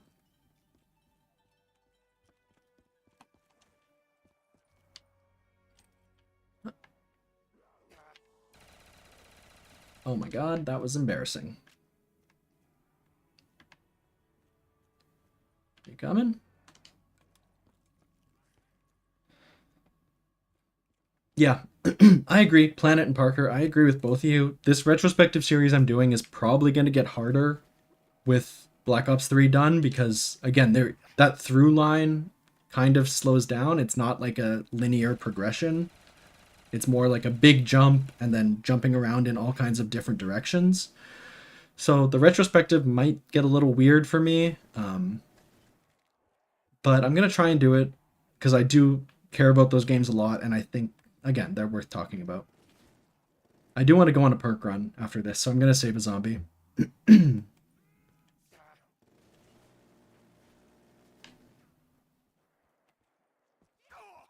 Yeah, Nick. I mean, we're not really talking about Dire Eyes Remastered right now, but that's what this stream is, and like, yeah, they've done a ton of work. It's not just like even if they just ported over the geometry of Dire Eyes, that would have been kind of cool. But like, it's everything: the zombies, the UI, the guns. Like, they put a ton of work into making this like an actual Dire Eyes remaster, not just Dire Eyes custom map. Like, this is some good stuff. And again, all the Patreon information for the developers is in the description. Um, if you, oh, we get to see one of the pap camos. Yeah, the information for the developers is in the description. Do check them out. You get access to the beta build if you're at a certain level. I mean, this is a labor of love. They're not getting paid for this except through the Patreon. So if you can, definitely check them out. Good point. Death Machine was not in BO2 Die Rise. That is new for sure. And I did get a perma perk. When I got insta kill a while back, I got the red insta kill that lets you touch zombies when you lets you kill zombies when you touch them. I haven't gotten that since, which is a little odd, but that is definitely in the game. So I don't know how you get those, or if it's the exact same system as Black Ops 2 and I just lost the perk. I'm not sure. I do want to look at a couple of these pap camos because they are all all different based on your AAT. So I do want to get a couple of look at this. Blast furnace. That's gonna be red. I hope. I do hope we see some. Ooh, looks orange. Oh baby, this I like. Obviously, I'm pretty sure. I know one of them. Which one is it? Is it Deadwire? No, I just had Deadwire. One of them is like super RGB and multicolored, and that's like the everyone's favorite. But I like this orange.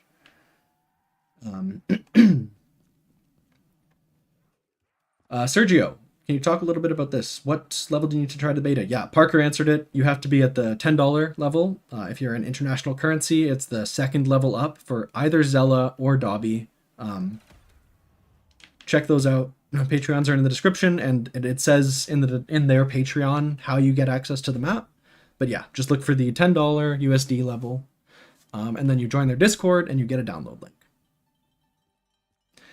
And again, you don't have to do that. I'm not paid by them, and I just think they're doing cool stuff. And also, you will get the map for free when it releases on Steam Workshop in the next couple months. This is just if you want to support them, but this will be a free map, so all respect to them. They are putting so much work into this, and that's cool. That's super cool.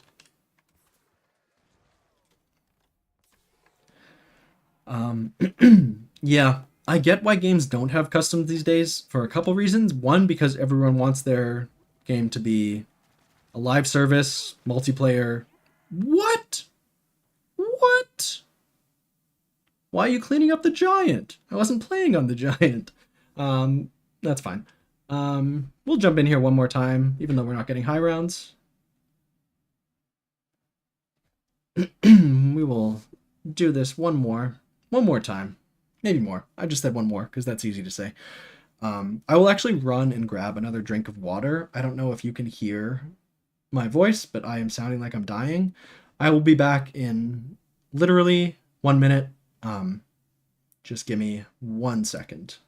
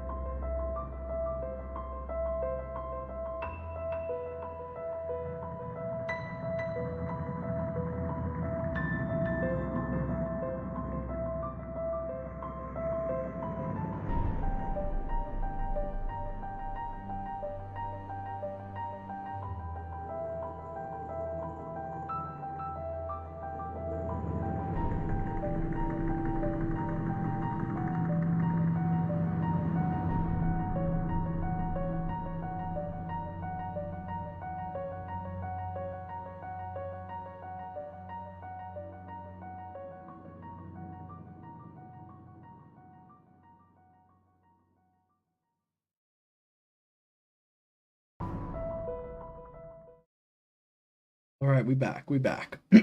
Hello, hello. Yeah, sorry, I was in the middle of a thought there.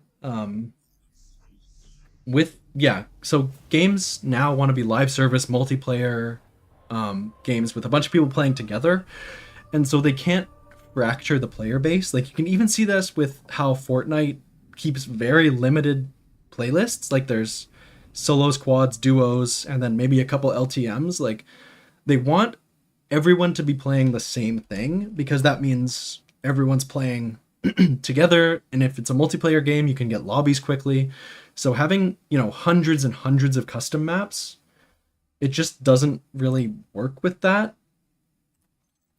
because you'll have two people playing on every map and you can't push all your live service stuff that everyone is supposed to have access to, which again, I don't think is good. I think customs are incredible. There's some amazing stuff in the. Yeah, Sergio, you're right. I am not a good player to start, and training in the wrong spot, and not having good guns, and not having any perks. That's on me. I will try Buddha Room. You're right. Um, I don't I don't I did not advertise this stream as excellent gameplay. That's all I'll say. But yeah, like I have a ton of custom maps I want to play. There's some amazing stuff people are doing. I respect it immensely, but Activision doesn't because it's not money, and so that yeah, that's tough. It's tough. All right, we're hopping in. Die Rise beta. We go again. We go again.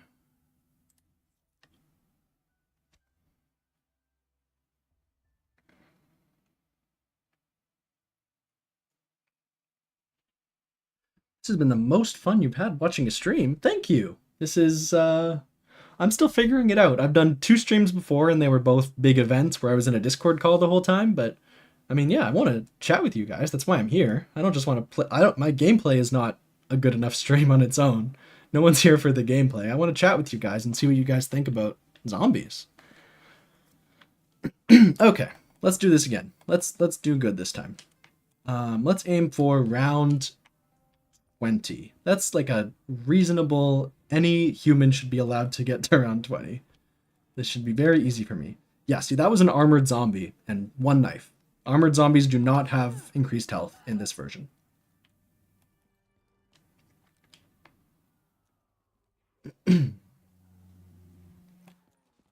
And yeah, Parker, I agree. This is the perfect chat. I'm missing a. Oh, wait for this armored truck to go by outside. That was loud. This is a perfect chat.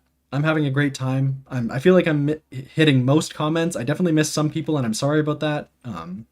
But like I'm getting. You guys are saying lots of good things, lots of smart things. Parker went on a Black Ops 4 rant that is like the greatest thing I've ever read. I should just copy that whole thing for my Black Ops 4 review. Yeah, everyone here's great. Thanks for coming by. I'm having a lot of fun. Cargo says this Alpha Omega is the only map in Black Ops 4 I truly love. That was a sucky. Actually, I get quick revive here. It's fine. Yeah, Alpha Omega gets a lot of hate. I don't agree it's the only map I love. Personally, I love most of them. I think they're all really good. But Alpha Omega gets a lot of hate, and I agree it should not. I think I saw there's actually a chat earlier that I missed, but I'm getting to it now. People say it's reused. See, there we go. I have red insta-kill. I don't know how I got that perma perk. Yeah, the people say it's a but like people say it's a reused map, but Nuketown was the smallest BO2 map. Like you realize 90% of it is new to zombies. And I get that some of it was in Blackout as well, but at the same time, like all those areas were rearranged and it flows completely differently to the way it does in Blackout. Like to say that that map of all maps is a lazy remake is insane to me because it's one of the most like in Black Ops 4 Aether specifically, not talking about Chaos or before, but in Black Ops 4 Aether, it's one of the most like different from the map it was originally based on. You can't kill any zombies while having an insta-kill. Let's say you get red insta-kill. Okay, so it is the same as Black Ops 2. Same thing.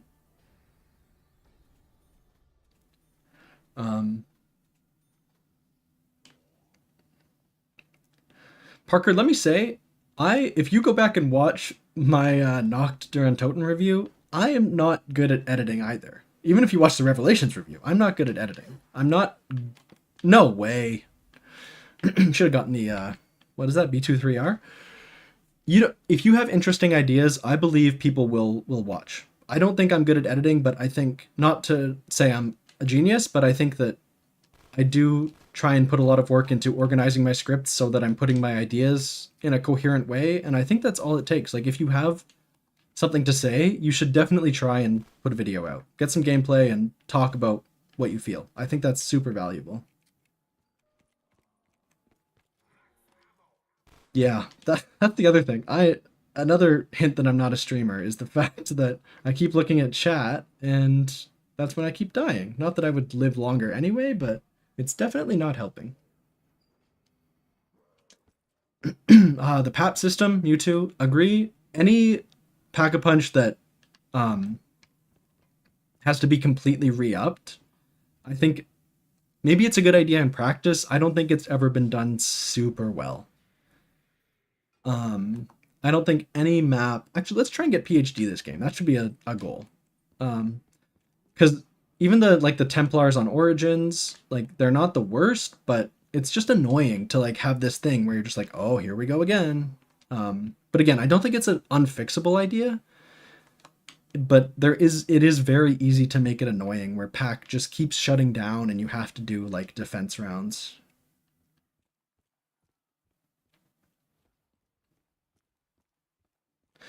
Yeah, absolutely. The zombies are a bit weird with the elevators in this version, in the custom map in Dire Eyes Remastered. I don't know if that's going to be fixed in the full release. Like the way they don't get on elevators at all seems a little strange to me. I think that's definitely something that should be going on. You should have to like train around in this tiny spot when you're on an elevator. Like that's part of the Dire Eyes experience, absolutely. BN Win, thank you. I'm glad you like the videos. You can also have access to the beta if you want. It's actually an open beta to the extent that you have to sub to the Patreon of one of the creators, but personally, I think that's a good trade, so I did it. But if you don't have the ability to support them, absolutely, check out the stream. Let me know if you want to see anything specific in the map, and I will try and find it for you. We love Whitecliff in the chat. I would hope so. If you hated me in my own chat, I would be a little sad. I can expect to be hated elsewhere. In other people's chats, other comments, people saying some nasty things about me. I understand. If you hated me in my chat, I'd be sad. You came here just to hate me? Yeah, Parker is absolutely cooking. That's a good idea. Yeah, I will try Who's Who. I haven't had Who's Who yet. I just don't buy it because it's Who's Who and I already have Quick Revive, but definitely worth checking out. So I will do that this game.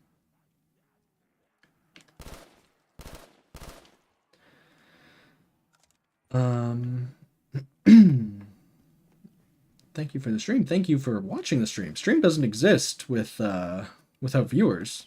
I mean, I guess I could stream to 0 viewers, but I wouldn't be having fun. This whole stream is me talking to you guys. I don't want to just sit here and play Dire Eyes. You kidding me? We hate Whitecliff in the Whitecliff chat, but love him in the Smith Place chat. Well, yeah. I mean, if I'm getting love somewhere, I can't complain too much. I just have to go over there, make sure I live in that chat all the time.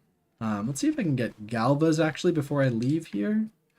And then yes, back up to get Who's Who. Because I'm pretty sure it's completely unchanged from BO2. They fully implemented Who's Who. Actually, that might be a lie because I believe they did change it to make it a bit better. I believe you spawn with a gun now. Yes, Brixton just put it in chat. New Who's Who mechanics where depending on what round, your clone spawns with a better gun. It's tough. It's a great question. I'm the kind of guy who, like, when a custom map changes something that Treyarch did, I'm very hesitant. I'm like, are you sure you know better than them? Are you sure you know what they were trying to do here? But that said, I do think the Who's Who change is a good change. Because I don't think anyone was using Who's Who before this, so if it gets it usable without making it completely overpowered, I do think they found a good way to find that balance. Yeah, you spawn with a Galil at some point. I don't know if it's round 6 sounds about right. If you start getting pack-a-punched guns later, I think that might be a bit much. I don't think they should go that far. I think that it should still be stressful. Like, you shouldn't be a god in Who's Who. You should still have to fight your way to your body. But being able to have a little bit of a chance definitely doesn't hurt. And in old Who's Who, you could buy a gun off the wall. So it's definitely possible, but if you downed in an inconvenient spot, you obviously didn't have any good guns around. So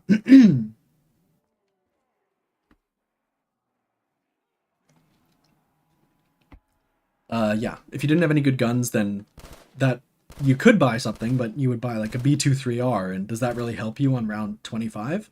So yeah, I think having a guaranteed good gun, I don't think it breaks the map. So I think if I agree with the change or not, I'm not 100%. I'd have to play a lot of this map first to figure it out, but I don't think I dislike it. I think it's a good change.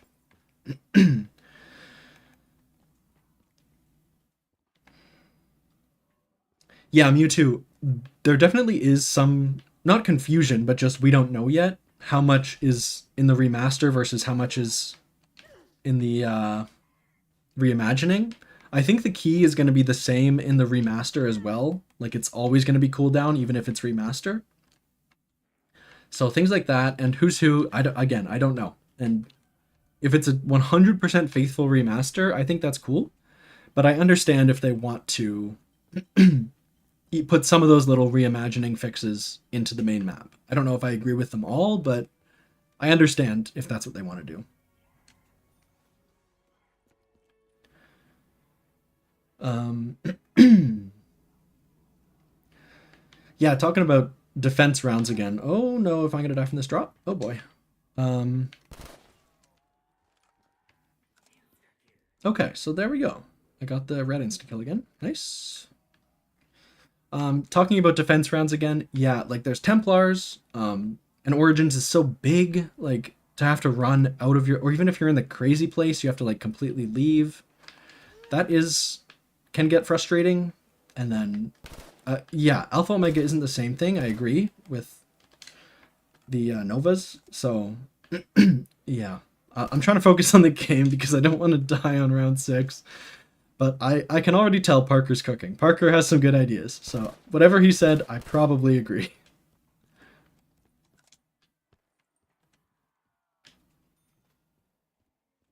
Um, why did people hate this map?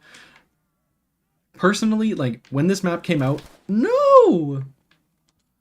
I can't pretend I'm better than anyone else. I did not like this map at launch. I don't know if it was entirely because of the verticality. Like, because playing it now, like, I think it's so interesting the way it, like, plays with verticality, but not like in again, like you said, in a hard way. Like it's not like um you die from falling all the time. Like you just have to put a second of brain power into it. But um maybe it's even just visually didn't help that it looked very gray in Black Ops 2, so that isn't ideal. I can't I'd have to step back and really put my thoughts into a coherent place to think about why I didn't like it in BO2, and there is a video of me doing that. I do have a video review of Die Rise, which is definitely it's not it's an okay watch. I don't like watching any of my old videos, but I think that one holds up a bit. Part of it was that it's very one directional. So like because you always have to go down before you can go back up, you get into situations where if I wanted to go back one floor up now, I would have to go all the way around the entire map. And that's not fun. So I do get that. That's definitely a valid criticism, but yeah, playing it now, even if I was playing the Black Ops 2 version, I think I would still be having a fair amount of fun. I don't think Die Rise is irredeemable.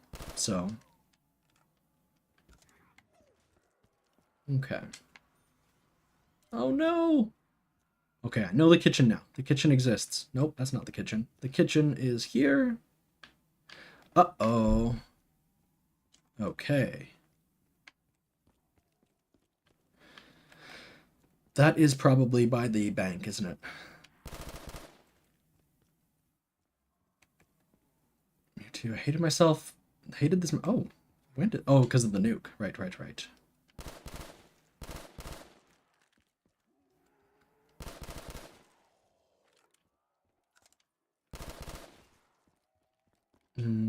They should have let us use PhD. Again, in my video, I talk a lot about the PhD problem. I I don't think PhD would have helped this map. I think it would have made it easier, but I think it would have made taken away a lot of its identity. Um, are you Juggernog? Are you? Oh no, key on cooldown. Are you my mother? Kind of like Dyrus. Yeah, yeah. Juggernog. Okay, we've gotten very lucky so far. It might actually be. They might actually only have the custom perks behind the other key, like the golden key. Let's try this again. Nope. Nope. If I'm using keyboard. See, I don't even get the prompt on keyboard. Oh no. Okay, so yeah, it absolutely is a mouse and keyboard controller issue. Um, so I have to change that back, which is annoying. But yes, if you're playing the beta, there is an issue where controller does not support swapping perks in elevators, but that is a feature that is going to be on this map. Every elevator actually has 2 perks, and you can swap between them with the golden key.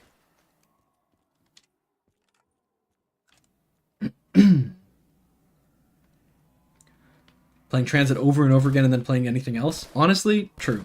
That yes. In the life cycle, I think people it didn't even work though because I think people were so burned out by transit that it wasn't even like a breath of fresh air to get diarized. People were just like, I hate zombies now. Like it was just like um they didn't even they weren't even willing to forgive transit. So I think people who didn't like transit also didn't like diarise.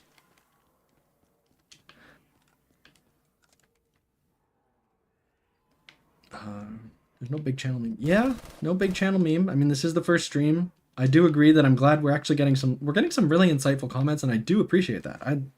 This chat is great. I'm having a lot of fun, so I'm glad that we're getting some good stuff in here. I'm hoping my videos are not like super. Okay, let's try this again. No, come back. Oh God. Okay.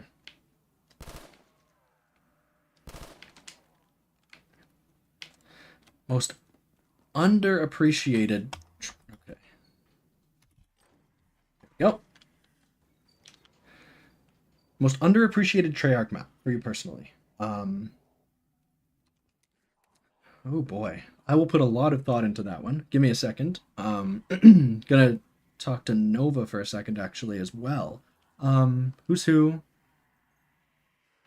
Yeah, who's who being the new perk on the map. Even Transit had Tombstone, right? And Tombstone was also not people's favorite map. And they like it was that same thing where they wanted to kind of play around with the down system so that if you went down, you could do something differently. So they really wanted that idea to work, and I think it worked best in Mob with the Afterlife, with it not being a perk. But I think there are some gimmicks you could have added to Who's Who to make it more usable. And I think that if the map had a good perk that people really loved, even if it was just something like not saying if it was Vulture Aid, but if it was something like Vulture Aid where it's not amazing, but it's just fun to use, people might have liked Die Rise just because it was their chance to use that fun perk, whatever it was.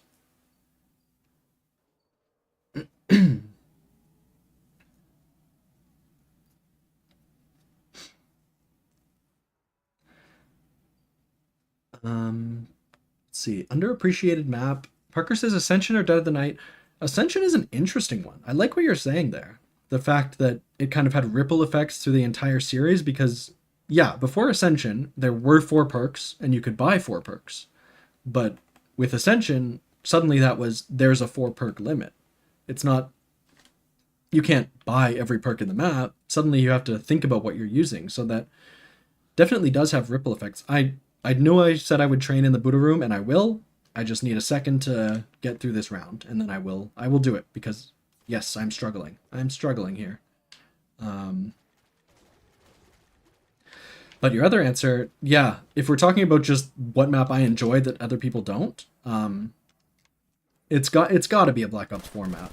From what I've seen in the discourse online, I think that it's got to be a Black Ops 4 map that um, Dead of the Night is a good contender because a lot of people don't like it because like there's the meme is there's 40,000 different buildable spawn locations and stuff, but like when you get into that rhythm of mastering Dead of the Night and you're like you you know which spots to look at and you're searching the map and you're getting overpowered over and over again. That is such a good rhythm to get into. It is so much fun to master Dead of the Night more than almost any other map. If you are good at Dead of the Night, like you feel like you have accomplished something. I didn't want to kill that zombie. I forgot I had red insta kill.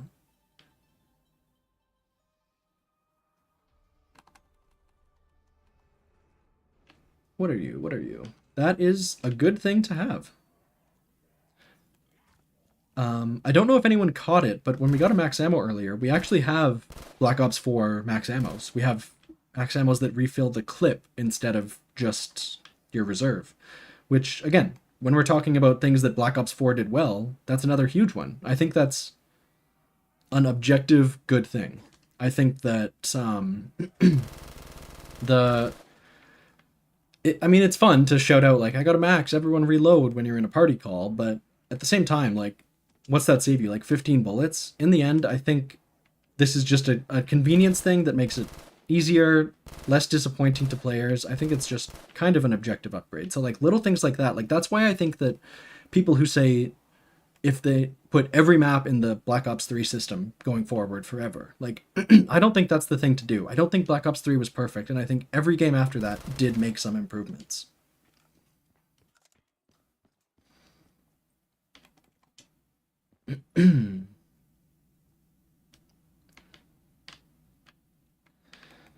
All right, what are we doing? We're going to try and get Who's Who. That's what we're doing. Who's Who? I kind of want to just do this round so that I can actually show off how the perk works exactly instead of having to actually like die to zombies unintentionally and then maybe be in a bad spot. So I'm gonna try and die. Just let a last zombie kill me on this round and then revive myself. And we're gonna see that it works pretty much the same, but since we're on round 10, we will see what gun we get from the improved Who's Who. Pigpen, yeah. This liquefier is completely remodeled by Zella, who's making this map. And I mean, yeah. You got the purple goo, vibrant, contrast is crazy, and then you got this liquefier itself. It's gorgeous. Alright, this zombie is gonna kill me, and we're gonna see how Who's Who works.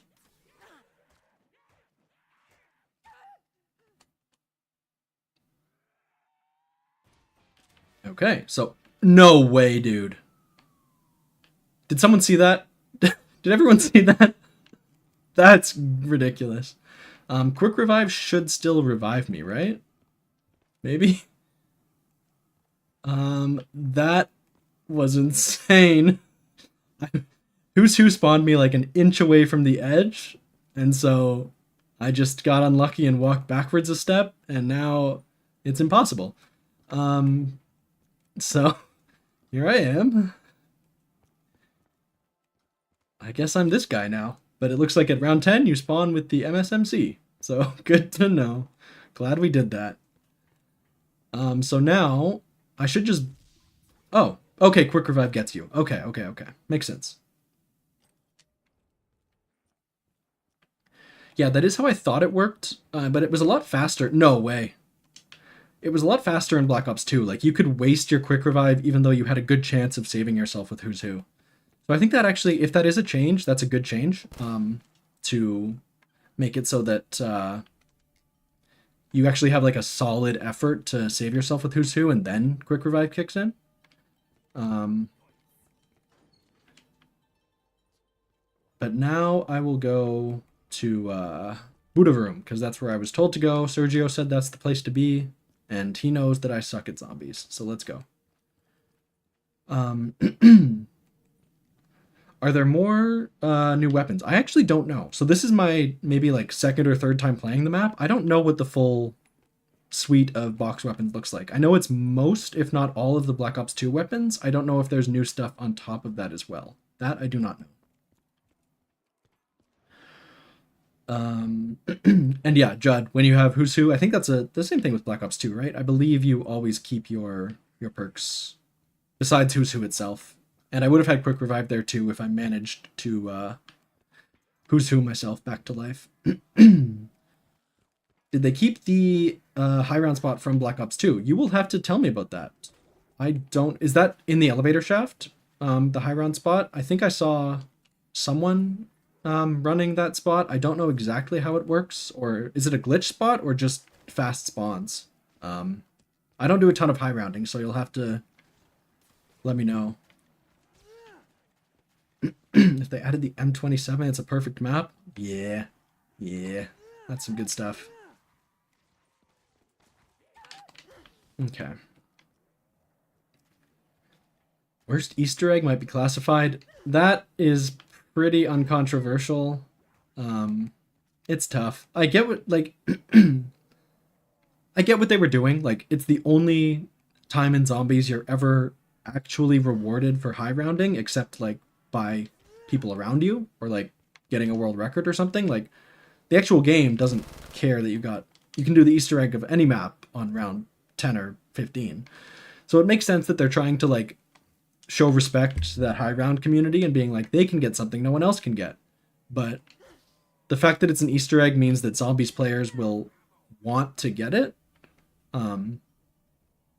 Zombies players want to get every Easter egg, obviously. So a lot of people who don't like high rounding are forced to high round, and so they're not going to have fun. So people aren't having fun with your map. So that that is tough.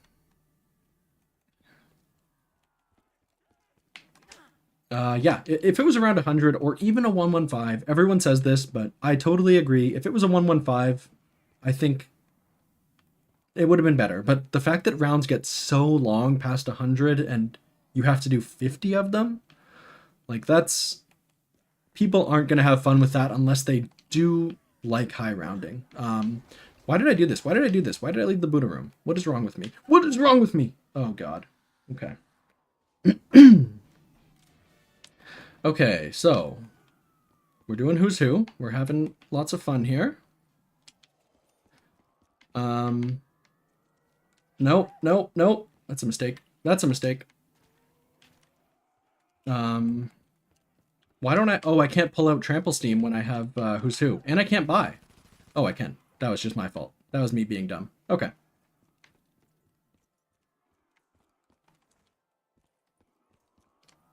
Okay. Made it around 500? You are public enemy number one. Yeah, I think if it came out that they did that and you were responsible, you would be hunted down and ended in real life. So that that would have been insane. I would have respected people that got it, but I would not be one of those people. Couldn't catch me getting around 500 on Black Ops 4. That's the thing too. Like, it sucks that that's something that they have to consider, but like, oh, that was... I didn't think I had that. Black Ops 4 was not stable at launch, which it sucks to have to hold it against the game, but like, that's what people were experiencing. So that definitely colored people's opinion of what the game was. And so it's hard to separate that out. Like, if you look at it now, it's not the same game that people were playing in 2018. It would have encouraged just... so is that still an issue? I guess obviously not for Modern Warfare Zombies, but is 256 still the limit because they're storing it in a single bit? Does that... let's get some... or a single byte rather. So we have no perk limit on this map, which is why I bought Deadshot. We can just buy whatever. But so yeah, I actually don't know. I guess Black Ops 4 is still 256 as the max round, but okay, they stopped in Cold War. That makes sense because Cold War has very achievable high rounds, so I understand why they would have switched it out there. Oh, 935 is the new max, so it's not like a technical issue anymore. It's actually like they've coded in the limit just because they can. Let's go back up and swing around to the Buddha room again.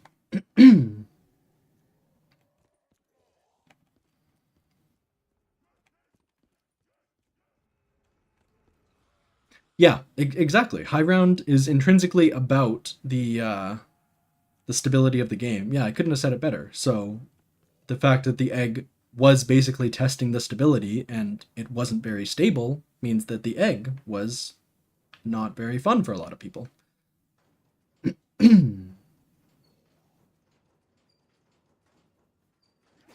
Ah, ah. Okay, so zombies can get on elevators.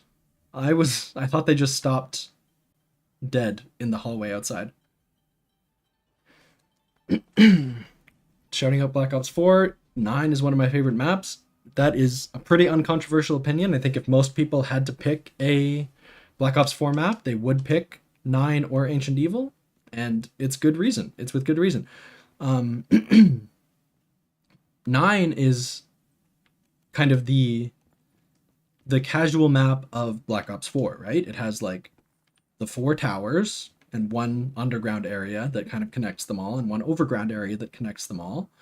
It's not too easy. The central like arena area has those fire traps and a ton of different spawns, so it's not like brain dead to train there, but it still is fairly open and navigable. There's a lot to love.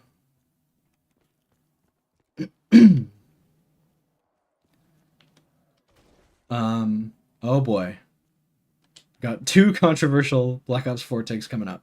Pigpen says that all the Black Ops 4 maps are good.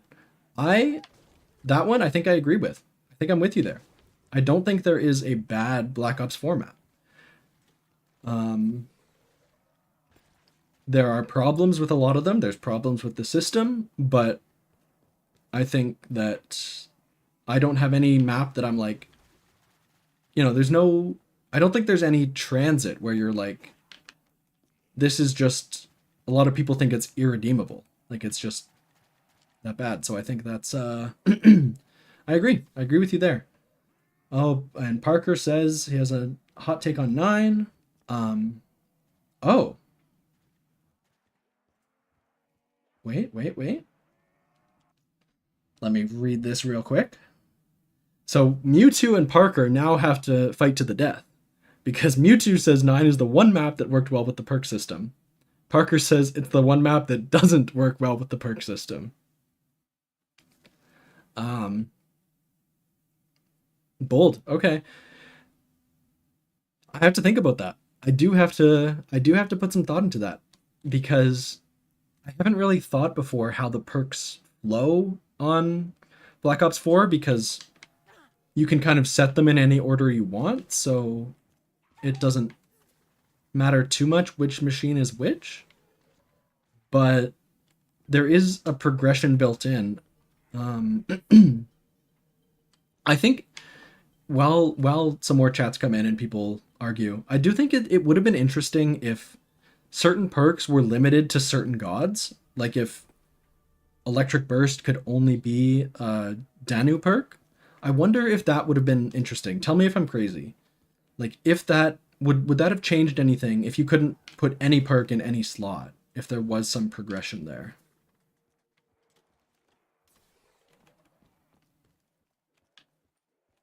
Both to allow things like Parker is saying where like you can say that one machine is always better than the other so you can always make sure that that's later in the map and also just to make sure that people I guess yeah people like I guess that would have limited the selection so people would have probably had more similar loadouts instead of being the vision of Black Ops 4 being players could choose their loadout completely. I don't know. It's something I would have to put some thought into.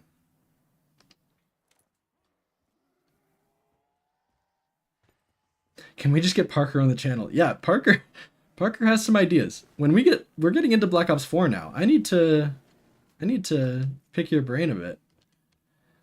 Because you seem to have a lot of thoughts on Black Ops 4. And I mean, it's something I probably have the least experience with Black Ops 4 just because it's the newest. I've played every game since it came out, so that means I've been playing World at War for 15 years and Black Ops 2 for 8 years. So Black Ops 4 or Black Ops 2? Yeah, what did I say? Am I speaking English? So just because of release dates, I've spent very little time with Black Ops 4. I'd love to really go in the hyperbolic time chamber and play like 100 hours of Black Ops 4 to see how I feel after another 100. Can we agree that BO4 being exclusive to BattleNet is ridiculous? Uncontroversial. 100%. That is outside the game. I have no problem being negative there. That is a mistake. That is... I mean, I understand they were trying to push their launcher back then, but now, just put it on Steam, man. I don't, like... I don't think it's immoral to have... Each company has a different launcher. Like, I have the Epic Game Store installed. I do, and I play games there, but, like, it's not like something I say is the worst thing a company can do, but, like, why not just put it on all the platforms? Don't be silly. Oh,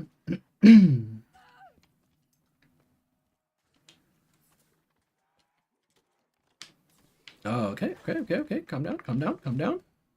Oh no! Don't fall off the map. I almost liquefied myself right off the map, which is a die rise moment, and I would have deserved it. And I would have said, that's what die rise is, baby. Okay.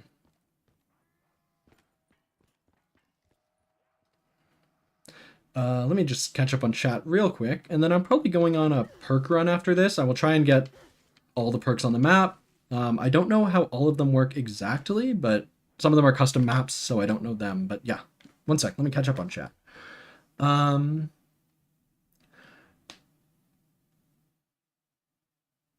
The red idea by making the... So yeah, talking about 9, I agree. 9 is a simple map in the Black Ops 4 system, which is cool. And I think that the spoke system does work. But again, Parker, you know a lot about the Black Ops 4 perk system. In my opinion, it is the platonic ideal of an introduction to Black Ops 4. In a lot of ways, actually, at the same time, I do like the Sentinel artifact being like power. So in that way, I like Dead of the Night. Obviously, it's not a good introduction map for someone who doesn't know, because like Pack-a-Punch is almost impossible to get on Dead of the Night. But the way it introduces the Sentinel artifact in basically the exact same way Verrückt introduces power, with the 2 separate spawns, and then you go around and you meet up at the middle, right where the Sentinel artifact is. Like, it makes sense why that was originally supposed to be the original Black Ops 4 map, because like that's such a perfect introduction into the Chaos story, right? What else we got? Oh. Calm down. And I missed my trip up. That's a little annoying.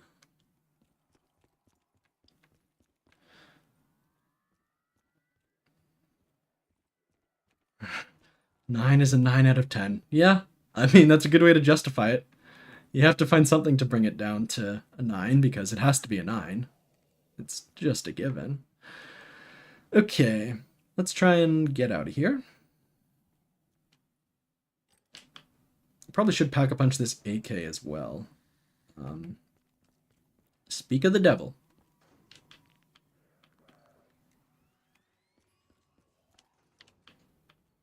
Yeah, let's try and get some of these new perks, though, for real.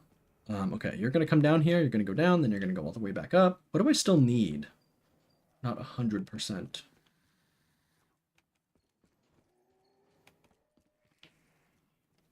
Okay, here we go. See, so you died, and I guess you're going to respawn, like, yeah, okay, so they respawn down there. Interesting. Okay. And then he tries to get off? No, he comes up with me. Okay. So so you don't have to train on the elevator while it's riding. Interesting. Okay. Very interesting. Sorry, Pigpen, I missed this chat. Do you know if there's going to be a PhD Easter egg? Let me tell you something very cool. I think I can get it right now, if I'm not mistaken. I will, yeah, so PhD is on the map. And it's more accessible than I would really like it to be. Is this because I used all my quick revives? Yes, it is. Okay. Um, yeah, PhD is on the map. It's very accessible. I wish it was harder to get because, again, I have many thoughts about PhD. I think it kind of takes away from the identity of the map. Let me actually grab Who's Who again while I'm here. I think Die Rise is supposed to be... yeah. Die Rise is supposed to have that challenge of not being able to fall. And it's not like it's completely impossible to navigate without PhD. Like, it's totally fine. It's just, it takes some brain power. PhD just takes all that brain power away. I think it's, maybe I have to send it down and back up. Let's see. PhD for explosive immunity, not fall damage. I think that would be a great compromise. People wouldn't like it, and they're obviously making the map that people want, but I would love that. I think that's great.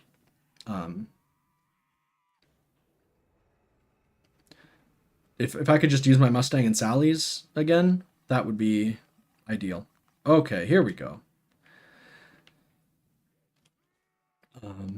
Obviously, I understand why they took PhD out, because Mustang and Sally's are insane. But here we are, boys. You just have to get the golden key, repair the elevator, and you have fully functional PhD. And then you can take it and you can drop down any height. Confirmed.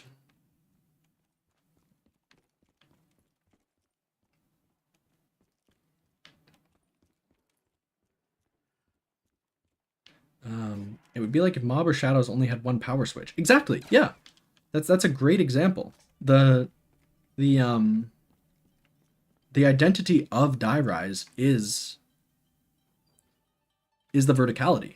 Taking away that verticality, it's not that it ruins the map. It just kind of sands off some of those rough edges, and they were rough edges. Like, they were problems. Like, people weren't happy with them. They were rough, but at the same time, like, those rough edges are what makes it unique. And to sand them off, it it does suck a little bit. But agreed. Like, the only way to get out of that, I guess you can go back on the freight elevator to go all the way down, but the intended way to get PhD is the only way to get out of that room is to use it for the first time and see that explosion. That is cool. That is a cinematic moment, and that's a great bit of development there from the guys. I'm back on the roof again, which I shouldn't be because I've been told I'm not good enough. Let me get out of here. I think I need to still swap out the Who's Who elevator and one other one over in that building. But yeah. Yeah, the way you get the perk and you do that ODST drop down 100 stories and you like that explains what the perk does. That's classic game design. Genius. I love it. I do love that. Even though I don't love the perk being on the map, I can appreciate that for sure.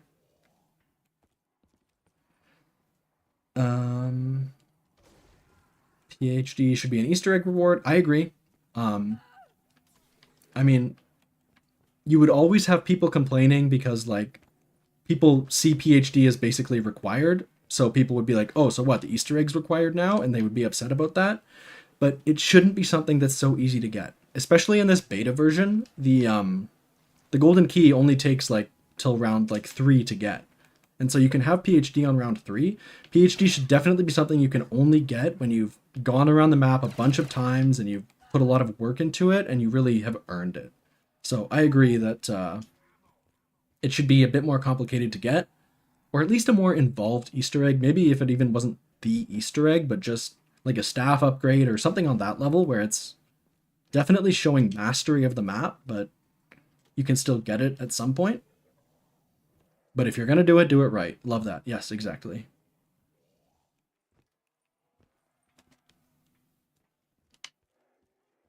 Um,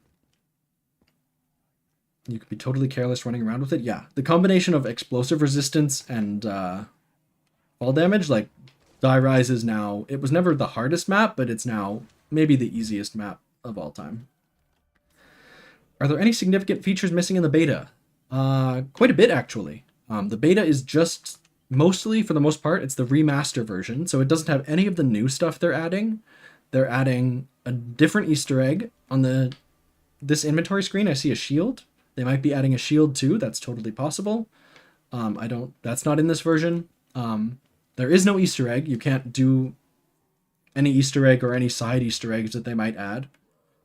This is just basically as close as you can get to a remaster of Die Rise BO2, except for a couple things like PhD existing and the the elevator key being the golden elevator key and on a cooldown. 2 questions in a row. Yeah, Parker answered it. It's not, I didn't get a private invite. You can access the Die Rise beta yourself. You just have to subscribe to either of the creators' Patreons at the $10 tier. And that gives you beta access. If you can't afford that, no problem. It will be out on the Steam Workshop in a couple months. But if you want to play it right now and you really have the money and you want to support the developers, then that is also an option.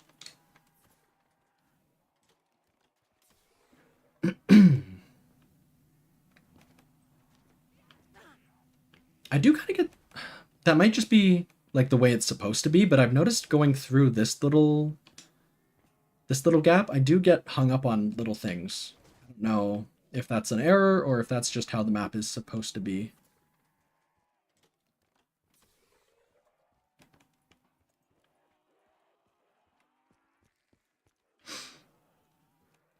Yeah, I hope I tried to put the Patreon info in the description. If you don't think it's clear enough how I got this map, I can definitely try and edit that. I do want people to go and support the developers.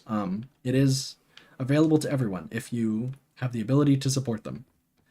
And other than their Patreons, they aren't getting paid anything. So if you are able, they are keeping the custom scene alive. So check it out if you're able.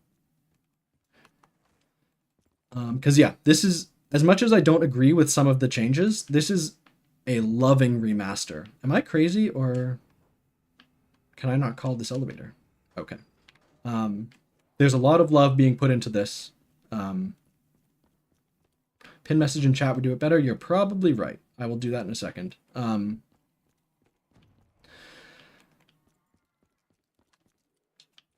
But yeah, I was saying, I don't agree with some things. I don't agree with changes to Die Rise in a lot of ways. I agree it's flawed, but I also think those flaws make it unique. But at the same time, like, look at all this, like, new modeling, new geometry, new scripts. Like, there's a ton of love being put into this, so full respect.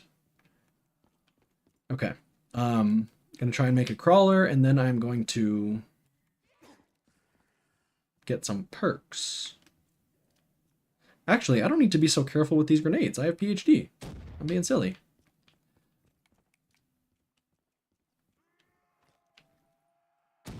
There we go. Okay. So now I'm going to try and lock it. And then I'm going to use my control or my keyboard and try and get the... What is happening? Oh boy. Okay. Okay, so you can change the perk while it's locked. You just can't be using the controller. No controller support, totally fine. It's work in progress.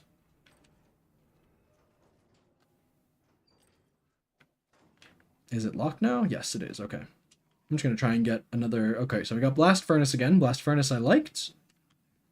I do want to see some of the other pack camos. They all have this kind of base design. You can't see it super well on the 7.4U. They all have this basic kind of Chinese dragon inspired design, but then there's tints on top of that to represent the AAT that you have. Okay. I still haven't seen any of the custom map perks. I have all 7 of the original Black Ops 2 perks, but why did I kill that zombie? I thought I was in the right building, but I'm not. Okay. Calm down, calm down.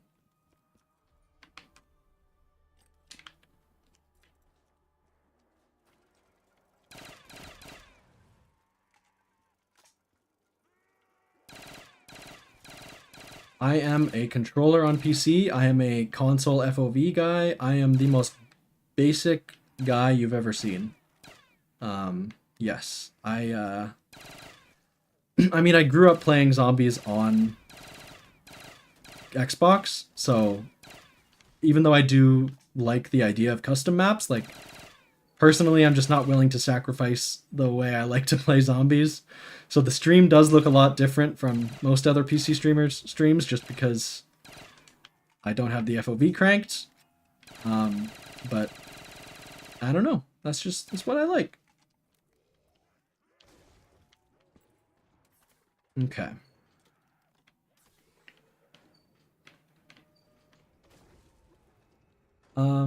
If you... Oh, there's a discussion I totally missed about removing stuff from transit. And I think I agree with most of that. I think transit has a lot of problems as is, but same as with this, like, is it the same map if you take a lot of that out? Fog fog visually I can agree with taking out, just visually, but like still having that area where denizens spawn. I think that the fog visually is ugly, but denizens you can't take out. Denizens are transit. It wasn't just a hardware limitation. Like that's part of what transit is, and you can't change that for sure. The zombie map of Theseus, exactly. Like you can put all the perks in you want, you can take all the annoying things out you want, and what are you left with? You're left with a map that's the same as everything else. The charm of zombies is sometimes they swing for the fences and miss, and that's how it goes sometimes. But you can see that they're trying for those big shots every time.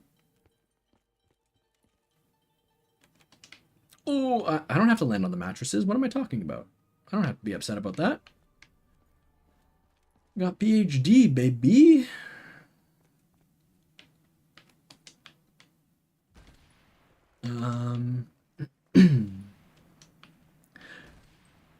The one thing that doesn't apply to, where you can't change the things about a map, like, I think things that are... I have to be careful about this because I don't know if I totally agree, but some things are intrinsic to the map and some things are kind of functions of the fact that it's in a certain game. Like, again, with Die Rise now has the Mob of the Dead inventory system. I don't think that the inventory system in the original Die Rise was intrinsic to how Die Rise worked. I think you can have the Mob of the Dead inventory system and it's fine. I don't think it's the end of the world. I don't think that changes the map. I think that's just because that's what Transit did, and so that's what Die Rise does.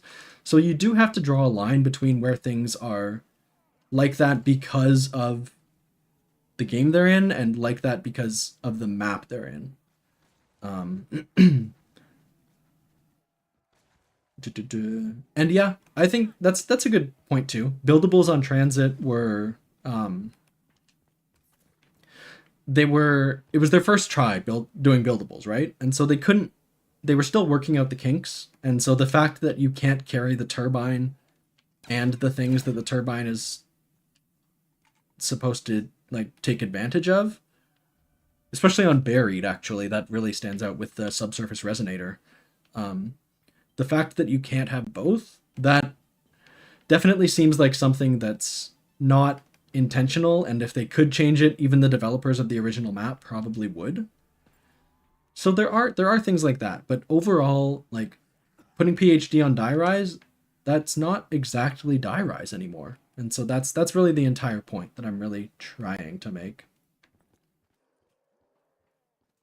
Don't get me started on BO3 Noct. Not that I hate it, but I don't think any of the Zombies Chronicles versions are an improvement on the originals. Not a single one. Visually, obviously, they're great. Moon especially got a huge overhaul. But I don't think it makes up for the fact that gobblegums are in them all and you can't turn them off. Like, I don't... Zombies Chronicles was great, and I'm glad it exists, but if you have the opportunity and you're not like a graphics guy, you're not like, you need good graphics, I think that the originals are better experiences.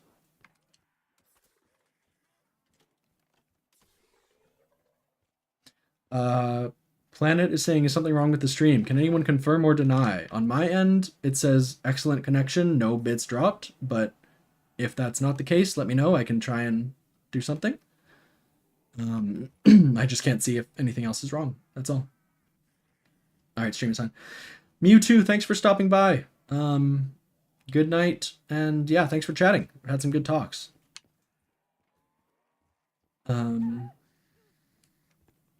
Thoughts on Transit Remake having two parts pools? Like you have the normal part inventory system, but then you have the Mob of the Dead inventory system. You know what? Call me crazy. I would go the exact opposite direction. Unless you're playing solo. If you're playing 4 players, I think it's cool that everyone kind of has to work together to build the jet gun. I think if you had it like the mob plane parts, where if you were solo, you can carry them all, because otherwise it's just annoying. But if you're in a 4-player game, everyone has to contribute. All right, Planet's internet is struggling. Thanks for stopping by anyway. Sorry about that.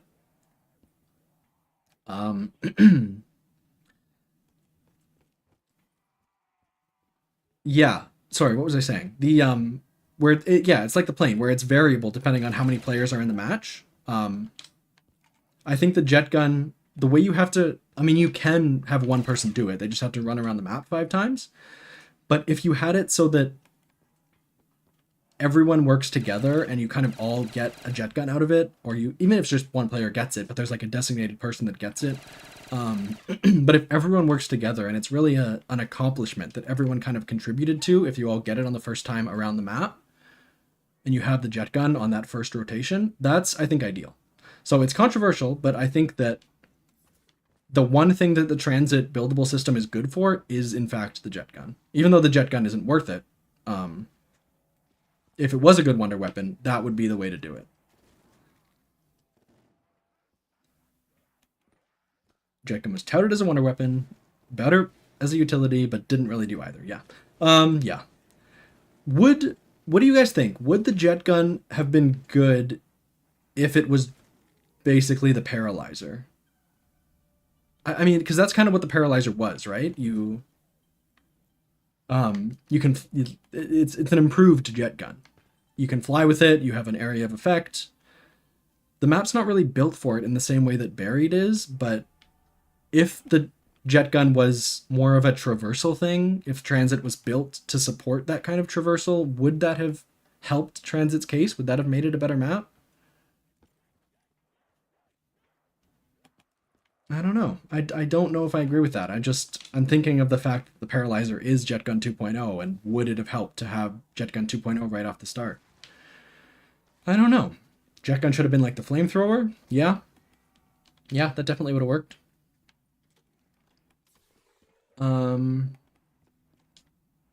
The fact that it breaks is, I think, unforgivable to me. I think that that's not... Maybe it's the combination of it being so weak and completely breaking if you don't manage it. You can manage it, but it's just, I don't know. I don't know. I haven't thought about the jet gun in forever because it's the jet gun, but if I put some thought into it, I could probably come up with some fixes. I don't know if they would be good or not.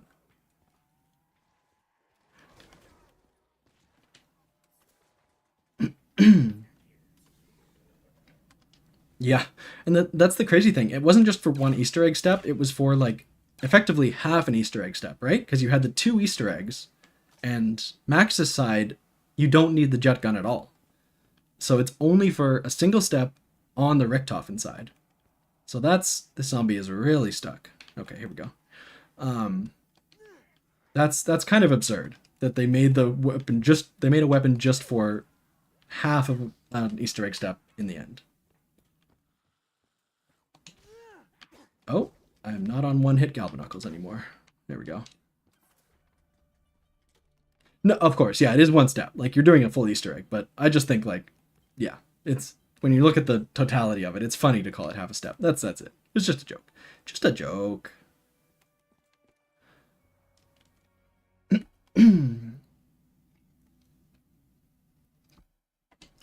Henry, this is BO3. This is the BO3 beta of the custom Die Rise map. They have the Black Ops 2 HUD, Black Ops 2 pause menu, but Yeah, it is BO3. This is check out. Oh, I was gonna put a thing in the pinned chat. Let me do that actually. Let's make sure I get in a position where I don't die as soon as I unpause. Um, okay, okay. Uh, I mean, I don't want to put the link in the pin chat. I'll just say check the description to point people in the chat to the description where the Patreons are linked, where you can get access to the beta for Die Rise Remastered.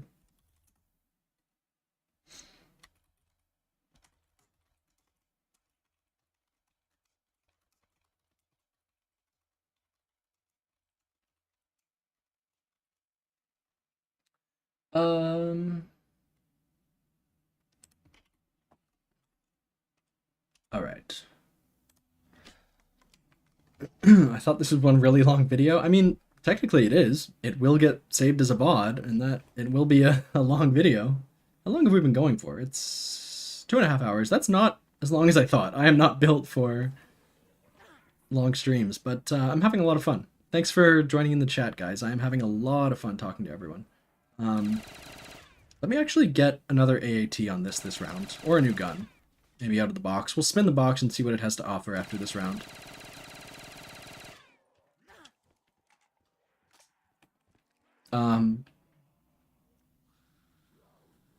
You're so right. Yeah, I have a giant bottle of water. I've refilled it a couple times, but my throat is still killing from the second I start talking. No! That was silly. Okay. Where did it... What? Sorry? Oh, because I died. I guess Who's Who couldn't save me there. Fair enough. Fair enough. No! You saw that. Zombie bumped me. It wasn't my fault. Oh, God. Okay. Where's my body? My body is on the streets of Shanghai, just completely pancaked out. Die Rise moment for sure. Two Die Rise moments. Two Die Rise moments in a row. They were both technically my fault, but... Oh god. Okay. I'm gonna start up another game. We're gonna go for a bit longer. I am not done yet, but yeah, I'm having too much fun to quit. Bye-bye Shanghai. Nice. Very nice. Masamune or Sliquifier is a very good question. I think the Sliquifier... The Sliquifier in this remaster does seem to be a bit weaker than even the base, like, post-patch BO2 Sliquifier. So if I had to pick between this Sliquifier or the BO3 Masamune, I'm going to pick the Masamune. There's a lot to talk about there, though, because the Sliquifier is mainly just a weapon, and a weapon that is dangerous to you with slipping and sliding. KT4 and Masamune are utilities. You're supposed to use them to, not so much as a weapon, but to engage with Zetsubo. You're watering plants, you're killing thrashers. They're not just straight up killing weapons. So I think in the context of Zetsubo, the KT4 is like one of my favorite wonder weapons because of how it operates with the map. I think that it's such a unique way of doing it. Maybe not unique, but very few most wonder weapons just kind of, there's inflation over time where they just want to make a better and better thunder gun, like something to kill zombies ASAP. But the way the Masamune is a tool to use, which we've talked about a bit in this stream already, but I just think it's worth repeating. Like, it's so cool. If you consider the purple plants, the Venus flytrap plants, yeah, I mean, they only kill one at a time, but that is an interesting calculation to run. Okay, I'm gonna go refill my water bottle one more time. I think I will jump back into Die Rise again after this. Unless anyone, I don't know, I might jump into a different custom map just for a bit. This was supposed to be a Die Rise stream, but I don't know. We'll explore for a bit. And then Yeah, I'm not going to stay on forever, but I will stay on for another little bit and chat with you guys. So let me know what you want to see. But I'm going to go get another drink of water real quick.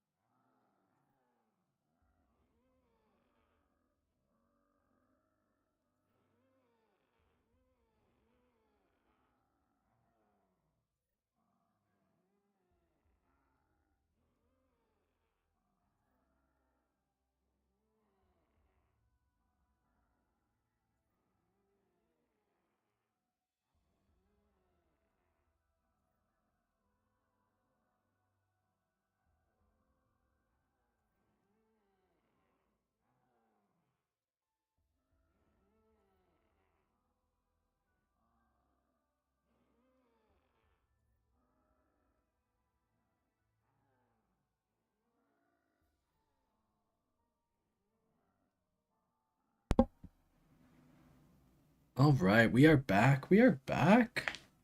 Okay. I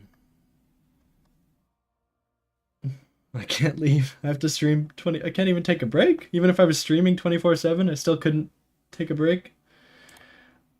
Big Ben really wants to see the diner sweep. I tell you what, I will play one more game on Die Rise. I want to see.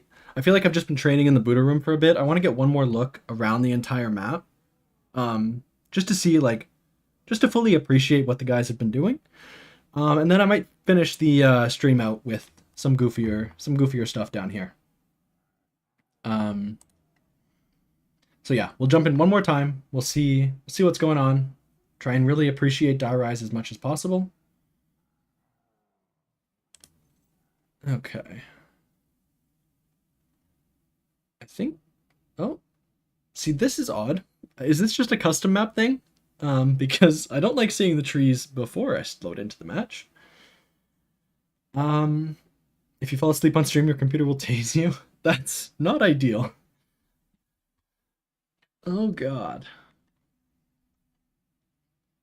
BL3 diaries make the map feel smaller. Interesting. I don't know if I can say that I have felt that. I will try and think about that now. As I navigate it this time, I wonder if it's because they have the same FOV, right? Like weapons are the same size on screen. I wonder if it's psychological or yeah, that's an interesting thing. I'll try and keep track of that. Henry, thank you. I really appreciate that. I appreciate that you like them. Yeah, I think all zombies maps are amazing, have amazing things going on. So I'm happy that I can convey that.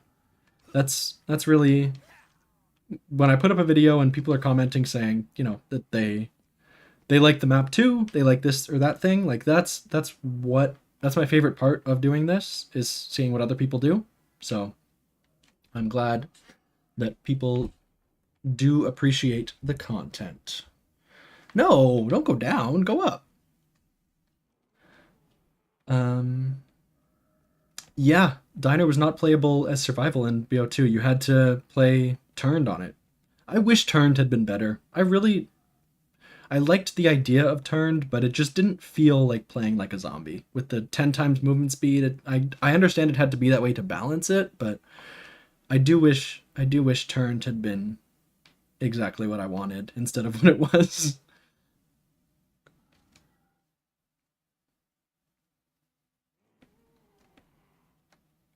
Yeah, that aim down sights thing is a little odd. Am I crazy? That seems slow. Um yeah, that's fair. You can traverse the map. I don't slide cancel a lot. So I don't take advantage of BO3's movement system as much, so I'm not missing out as much as some people are when they're constantly like slide canceling. Um, but even for the few times that I do slide, you are skipping through the space a lot faster than if you have to walk the whole way. So that does definitely make it expand a bit. They turned good. Yeah, I mean BO4 infected. I think that's a better version of turned. I do think that that's. Oh, I have to get under the prick machine. Give me a second. Give me a second. Yeah, BO4 infection is kind of what I want out of turned. I understand the lobbies would have to be a lot bigger, so that definitely does limit it. But yeah, for sure, that's a good call out.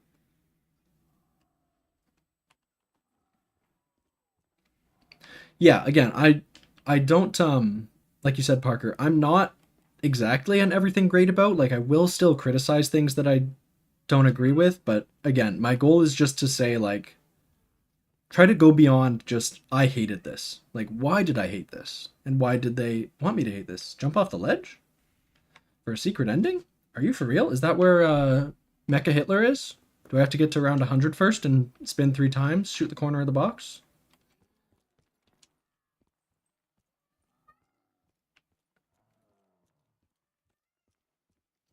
I've seen a lot of stuff about COD Online. I never got a chance to play it. Um, or I guess depending on which COD Online you're talking about. My kitty is yelling so loud. There we go. Um, but yeah, I've only played the main line. I haven't played any of the COD Onlines, so I don't know. But and same with like the iPod Touch, like Black Ops and World at War versions. Like those are interesting artifacts that they don't exist anymore.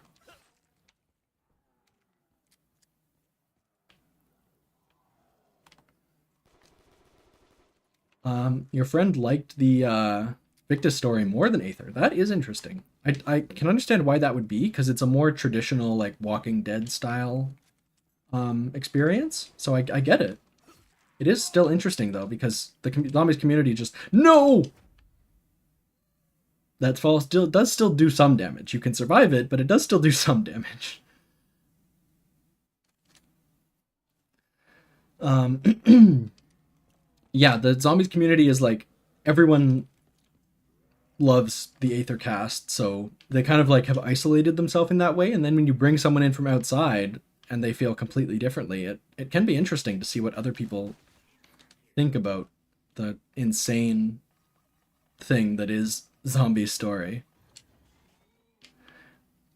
Yeah, I did I don't know what video I was watching, but I did see some footage of the Chinese censored zombies that's Doris but on a cyborg like reskin. That is super interesting.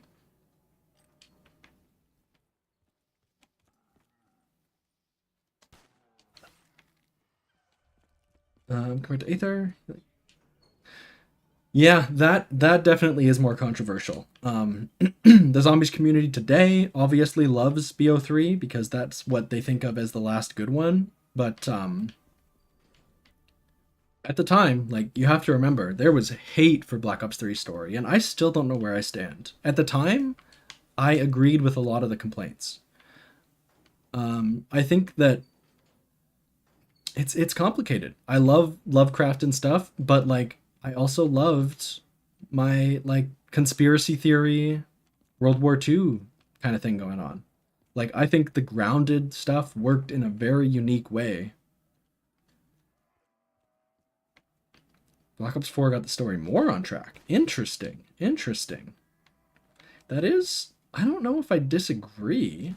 Like Black Ops 3 was all over the place very intentionally. Like it wanted to go to all the different places like dragons and horrific biological experiments. Like it wanted to do that, but it did feel a little it was kind of going all over the place. It was there were so many different dimensions and the stakes didn't feel real at times because you were just like, "Oh, this is just a different dimension. Who cares what happened to it?" But BO4 being a very focused like saving the universe story, even though it didn't end up that way, it kind of created a new universe. Yeah, there is an argument there. Can you just straight up run down that thing? Did I just do that? Was that a messed up animation?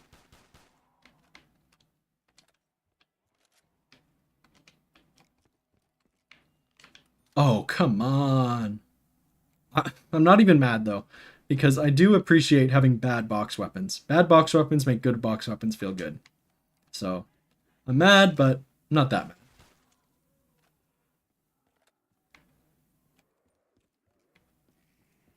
Yeah, I agree. I agree fully with your friend. I think I like the getting to explore a bunch of different things, one at a time. Like getting a new genre with every map was cool at the time as it rolled out, and especially the way it was so like it expanded each individual character, except maybe Dempsey. Dempsey was a little, he didn't really have a part in it, but um, the way all the other maps were character studies of each of the characters we've seen, very cool.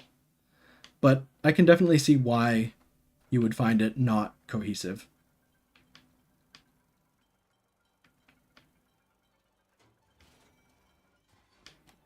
Oh, I'm so good. Okay.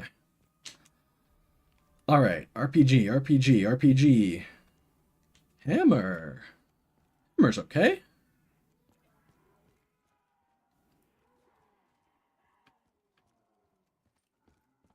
Yeah, Justice. Agree with all. I think that with loadouts, oh, that is my trample steam killing. With loadouts, making it so that you have to have good weapons, so that like a live service game, they want to have weapon balance so that everyone's using every weapon equally, kind of.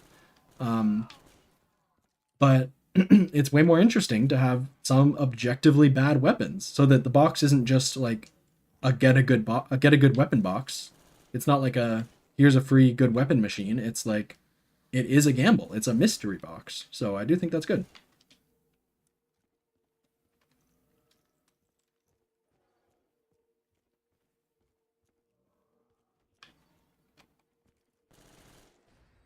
All right, one more spin.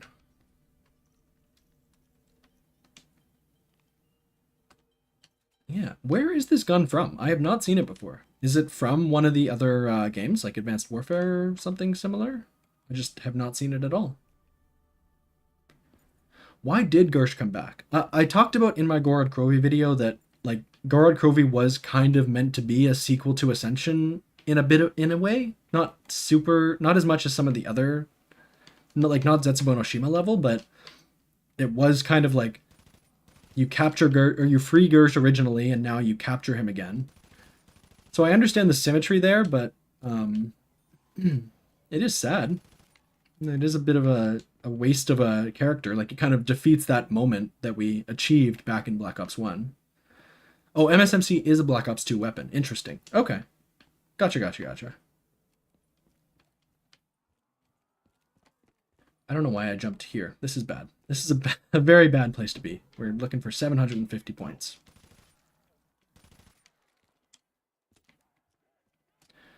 Um, Chris, that is a good point. You know what? I have plutonium BO2 downloaded. I wonder if I should boot up that right after this and just like cuz maybe I don't remember exactly what OG Dire Eyes looked like. Maybe I should take a quick comparison now that I've had like a quick look back to back.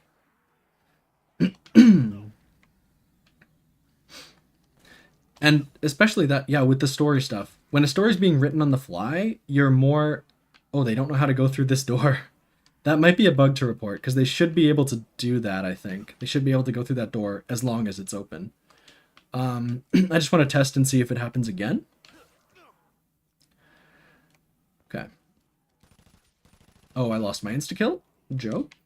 It's a joke? It's a joke? Yeah, when a story's being written on the fly, you kind of get caught up in the hype. Okay, so they just sometimes do it. You get caught up in the hype and you're like, that was cool, but you don't think in the context of the entire 10-year story, does it actually make sense? And yeah. It is interesting to wonder how much of the storyline stuff with Dr. Monty had to be changed because he was Malcolm McDowell, I am interested to. I wish I could get an answer to that because even when he shows up in the Alpha Omega cutscene, you don't see his face, and then it turns into the Apothecon face. So, I mean, to me, I assume they didn't have rights to Malcolm McDowell's likeness, not even voice acting. They didn't have rights to his likeness, so they just couldn't make another map with Dr. Monty in it, which is a corner they really wrote themselves into, if true. But,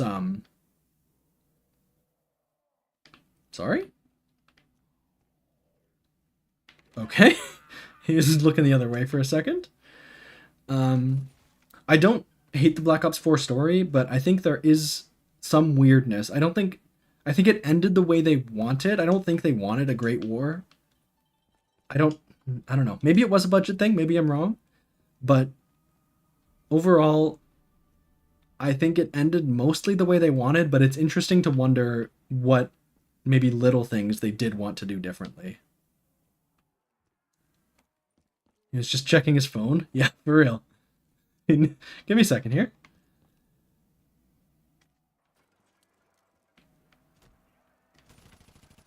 Black Ops 3 started. Yeah, I mean that is objectively true. Black Ops 4 was supposed to be completely different. So, yeah, there is something to that.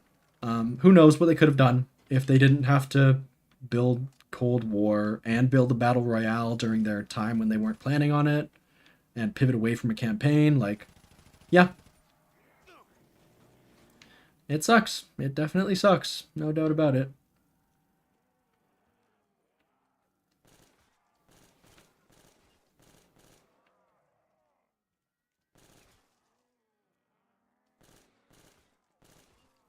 I am always hesitant about people like finding models in the code because remember they are working off the same code base every time. So like they still have the oranges.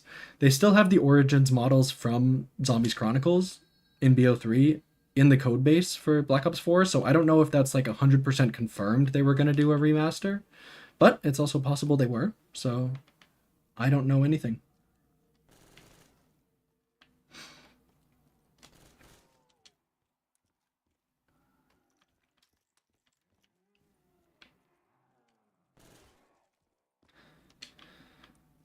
I don't have points to buy a perk.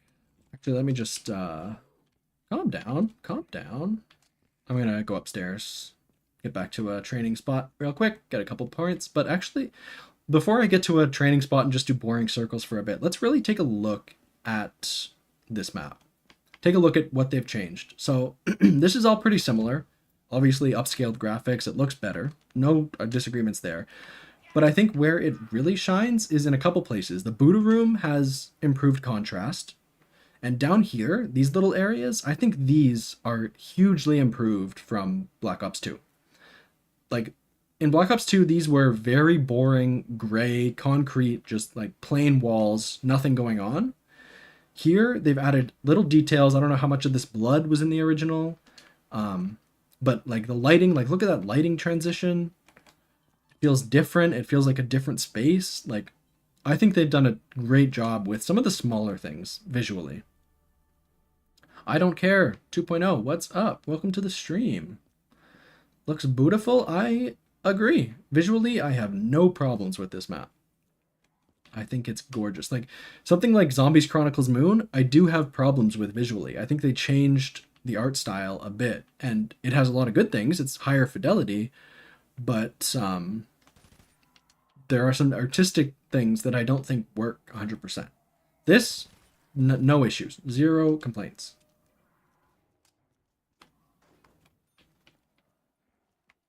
Left 4 Dead style writing, yeah, that would have been good too. Even yeah, and yeah, all respect to Zella. I am not technical enough to know how much of this is like the Black Ops 3 quote unquote engine or lighting system or whatever it is, and how much love and care he has to put into it. Probably a lot, 100%. But like either way, the Black Ops 3 combined with the care that's put into the models is it makes this map look absolutely gorgeous. Even these like look at these lights going up the elevator shaft, the reflections on the metal there.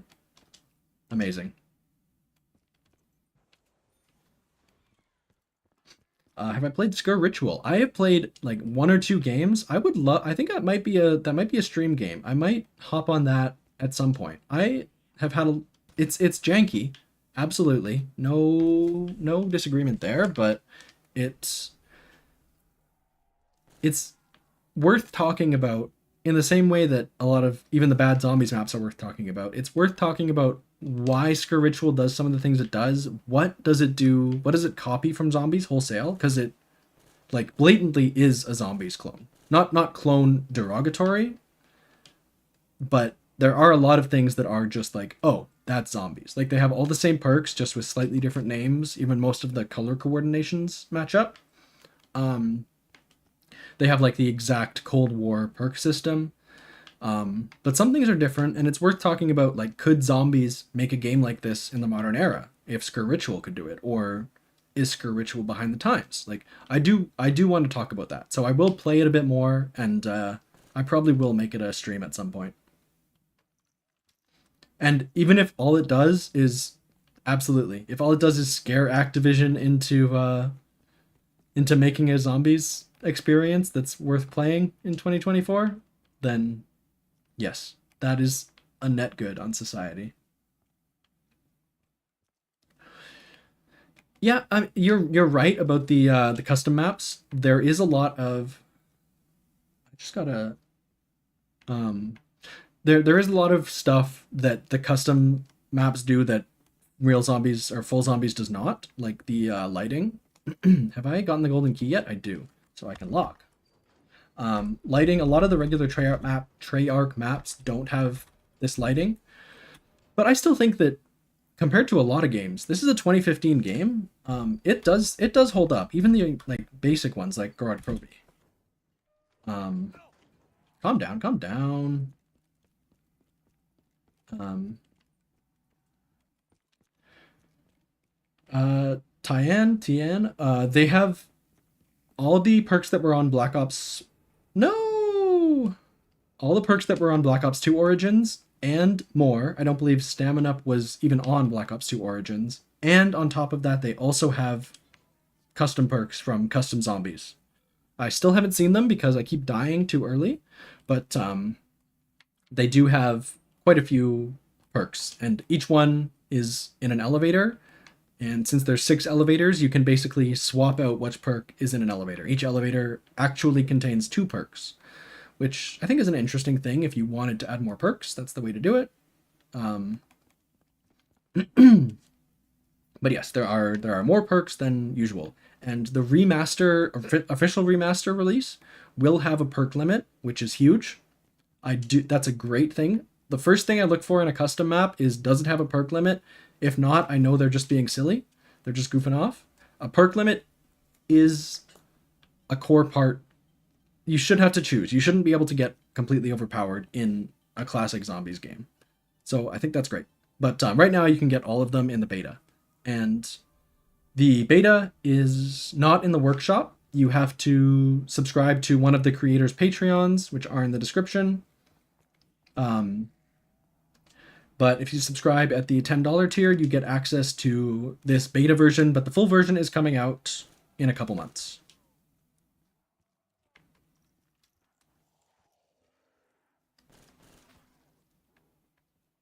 Official track maps look good to this day. I do agree that custom maps look better. I don't disagree that the lighting solutions that they use are better.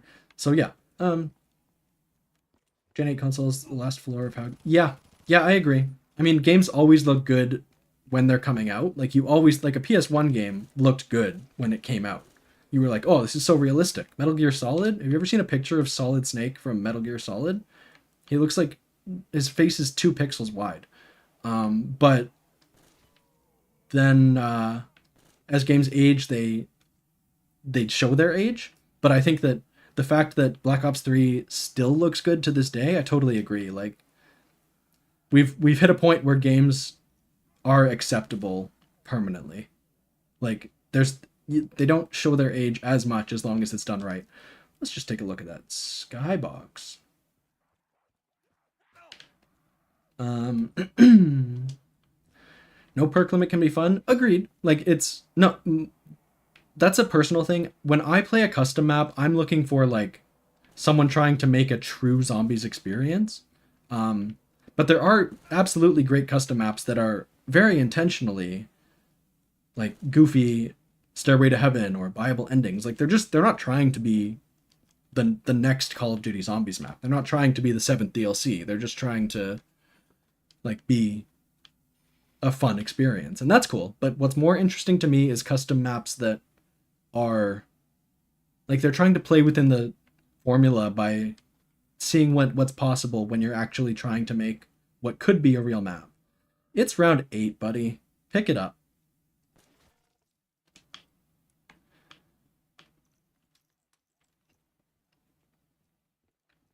They should let players choose between having all perks or having a limit. I think that will be a thing. I think because they said that Die Rise will be split into remake and reimagining, or remaster and reimagining. Um, I believe that remaster they've confirmed 100% is 4 perk limit, and it's entirely possible that reimagining you'll be able to have some more.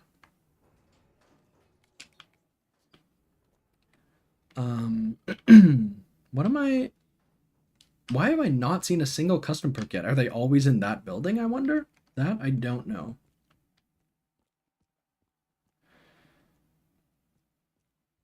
There are gimmick custom maps and full-fledged custom maps. Yeah, yeah, I agree. Um, that's a good point. Yeah, if a creator knows they're going for a gimmick, I'm just gonna stand still and let this zombie come to me because oh, I forgot about that one too. Okay, if a creator knows they're going for a gimmick, all respect to them. Like no problem with that. But it just seems like a lot of people don't fully understand the zombies formula, and they're just like perk limits suck. I want to have all the perks, and they don't know why perk limits exist. And so it's good to me when someone understands why that exists, what framework they're working in. Thank you. Um, any good Mob of the Dead custom maps? I am not a ton. I'm not a super custom map guy, but I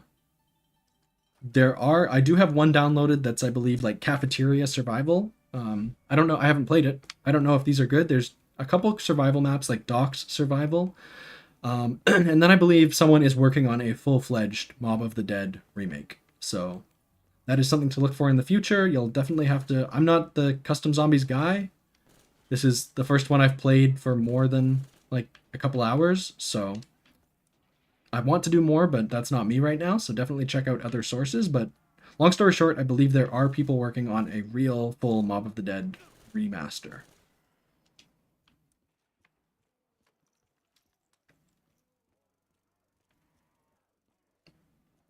Jumping jacks are giving perk slots instead of perks. I did actually hear that. I didn't know if someone misspoke, but if that's the case, that is interesting. I think that giving perks is kind of the like that was the intention because that way you can't guarantee that it'll be good. Like you might not get the one you want.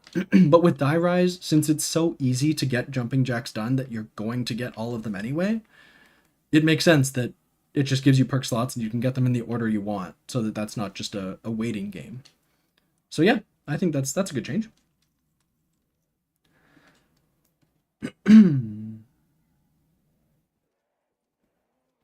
It should give perks and the slot, like a what's that one gobblegum called? On the house? Is that the right one? Something like that. Soda fountain? It's one of those. You know what I'm talking about. If you're trying to make a good custom map, you should demonstrate you know how to make a good flowing indoor section. Interesting. Yeah. That's a good metric, yeah. Because you don't just want to have big open training spaces. Like you should be able to understand the concept of crafting difficulty and like you know how to direct players to train, like how do you make them do it? Yeah, it's a good call. Um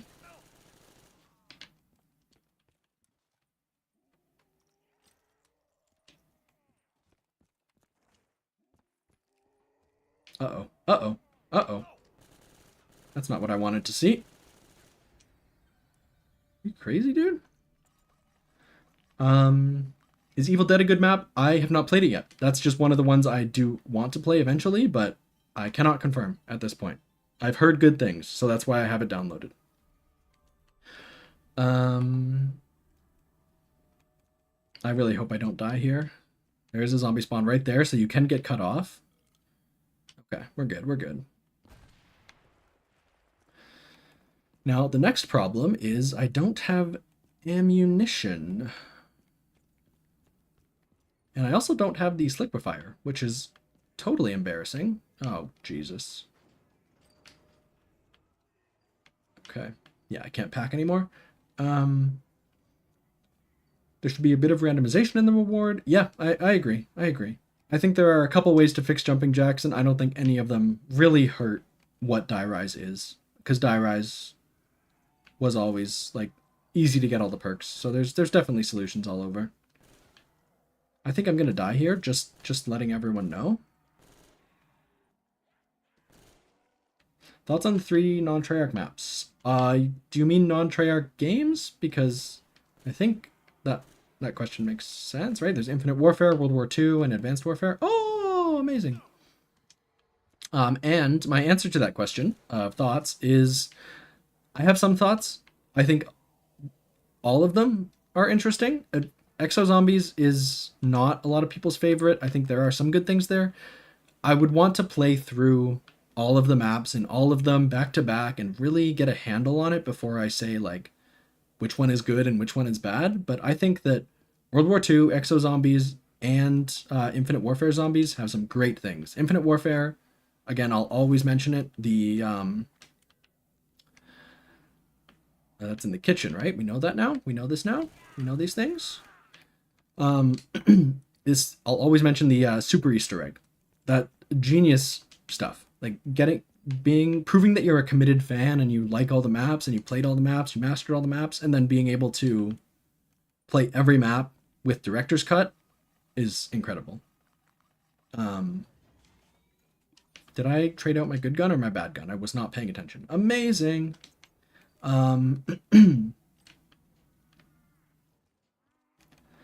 So yeah, one day when I finish the Treyarch series, which I do want to get done just straight through all the way, Black Ops 4 next, I do want to talk about the other non-Treyarch modes. 100%. I don't think any of them are bad and not worth talking about. They're all unique.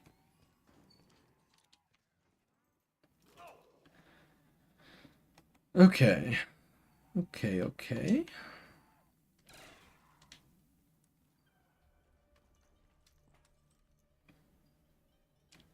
Will you be including Vanguard and Modern Warfare Zombies? I will.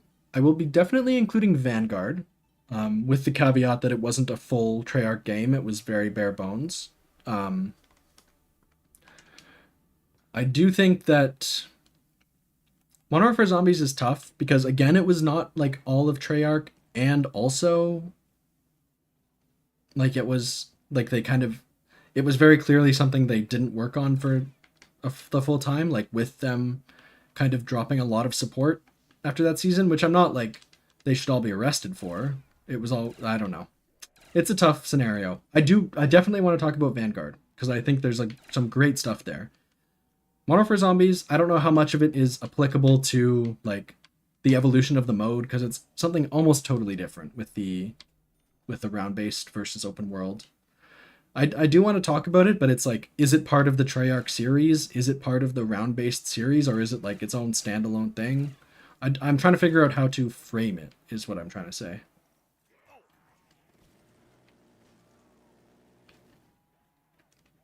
Parker, I did also see your chat like half an hour ago that you wish they used the Modern Warfare or the Black Ops 2 Death Machine instead of the new one. I agree. I think, like, I understand probably just a lot of work for very little benefit for the modders, but I like the fact that you have so much control over the Black Ops 3 Death Machine.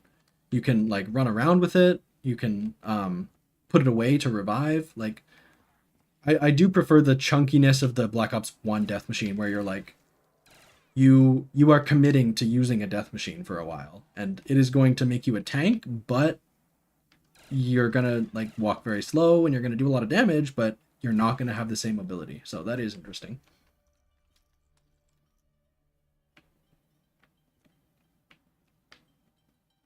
Vanguard Zombies has some really cool things in it. Agree. I think I talked about this a bit earlier. I don't know how many of the same people are here, but two things that I'll shout out that are I love a lot about Vanguard Zombies. I think the Covenant system is cool.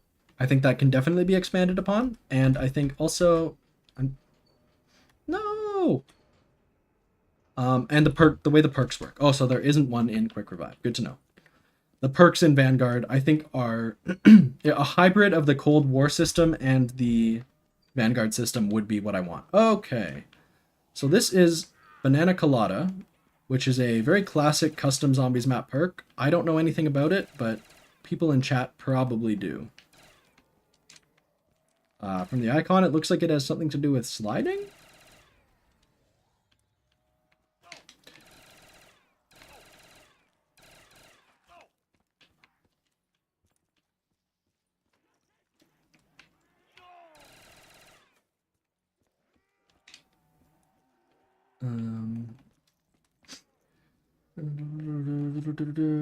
Yeah. Favorite version of Shinonuma. That is a controversial take, but I don't hate you for saying it. I think that, like, adding the Pack-a-Punch and adding that new area in the back of Shinonuma, there's something to be said. Something to be said about that for sure. Okay. So people are saying it leaves a trail when you slide, kind of similar to Sliquifier, which is cool that it's on this map. Okay. Bubbles. All bubble-blowing babies will be beaten senseless by every able-bodied patron in the bar. And it recharges and the icon refills. That is cool. That is cool. Obviously, it's not unique to this map, but as someone who doesn't play a ton of custom zombies, very cool. And I have PhD, so I can just not care about anything. Oh, there was one more perk in that other building, actually, that I didn't get, which is a bit annoying, but that's okay. I'll double pack the sledge instead.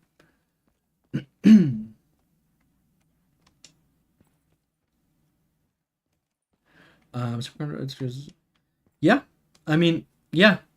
Again, same thing with, like, Chronicles. Like, I think that playing original Shinonuma is something everyone should do, but also people who want the what's my other gun? Oh, I already have the Sliquifier. Why am I looking for Sliquifier parts?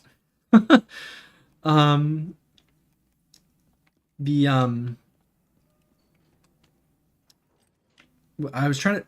I'm basically trying to say is I think everyone should play original Shinonuma, but if you're the kind of person who needs modern amenities, Vanguard does not ruin Shinonuma.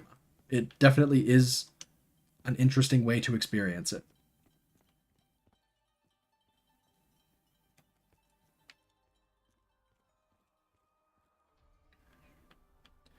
Negative thoughts about one-to-one. That's true, yeah. If you're Treyarch, you shouldn't be able to get it. Like, I'm praising Die Rise Remastered because, like, there's a lot of love put into it, but if you're Treyarch, you're a billion-dollar company or owned by a billion-dollar company. You should be able to come up with something a bit better than just a remaster, unless it's like a totally, like if it's like the Giant or something. The Giant has a couple tiny little additions, but the layout's all the same.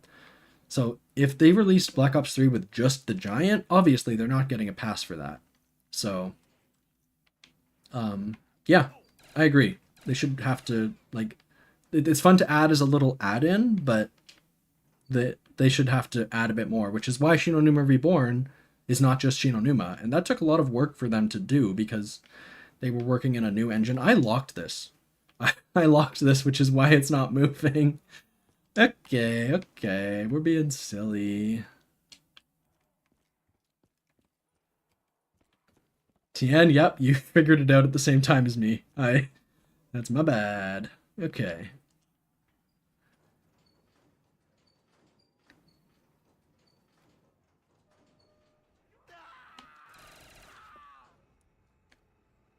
Do y'all prefer BO2 Origins or BO3 Origins? Landomizer has a great question there. I think that's very interesting because, I mean, it's almost the same, but you got gobblegums, obviously, but you also have like the mud behaves differently, the panzer behaves differently. I'm gonna throw that up as a poll in chat just to see. I wonder, I bet it's probably gonna be closer to 50-50, but I do wonder. Okay, so there's a kind of PhD slider explosion at the end, and then also liquid fire shots. Okay, let's add this as a poll. Which origins? Black Ops 2 or Black Ops 3 Zombies Chronicles?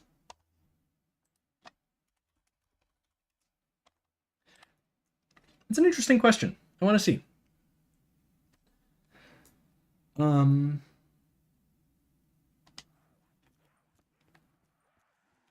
Yeah, we're already seeing a bit because I mean you can definitely appreciate the smoother quote unquote gameplay in Black Ops 3. The movement system is different for sure.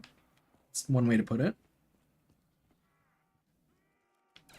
But yeah, I don't know.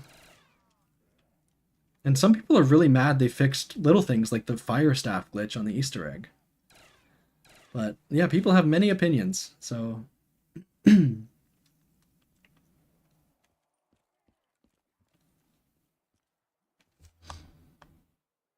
it's just okay. So it is leaning towards BO3. Interesting. Um. Okay. Okay. Does plutonium custom lobbies count? See, that's an. I would say no. I would say we're talking about day one drop. Which one's better? Unmodified.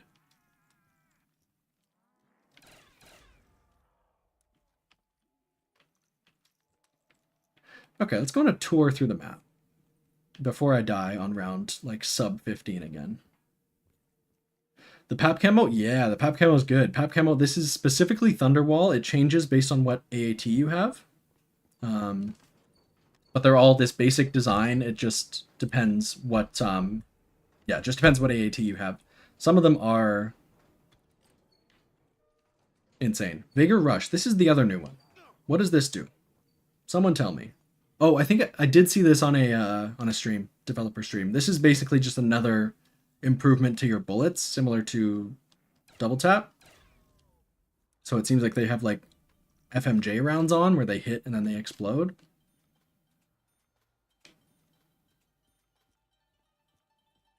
I can't get out of this little area. And where's my trample? Oh, my trample steam broke when I was using it. Okay, gotcha. Am I out yet? No. Least favorite Chronicles map? Okay, let me think.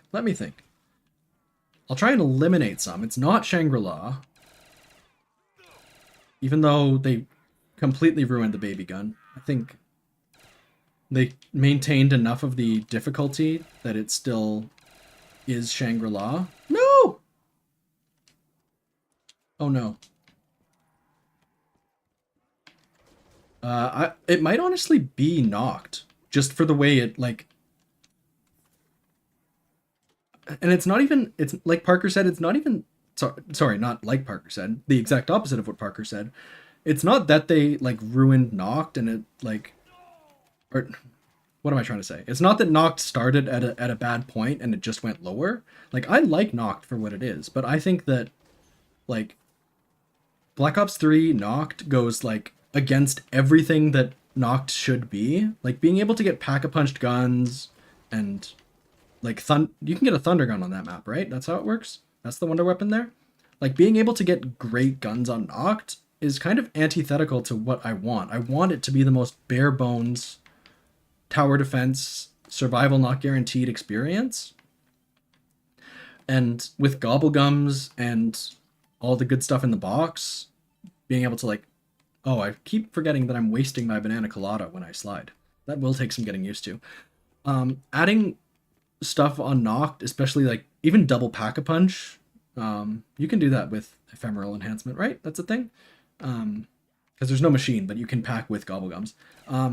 I think it's just it goes so against what the vision for Noct was that I can't respect it as like a quote unquote remake.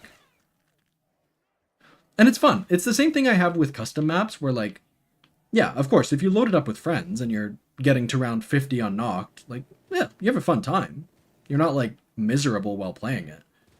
It's just as someone who analyzes game design, it's not what I want out of the map. That's really what it is.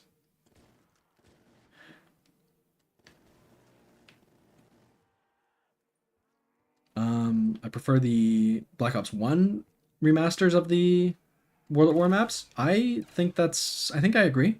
They're very simple, very bare bones. I do wish they had World at War weapons. I wish they were just not changed at all. Like they were just straight up the exact maps just on the new game. Um, but I understand why. They're not going to do that for a silly little pre-order bonus.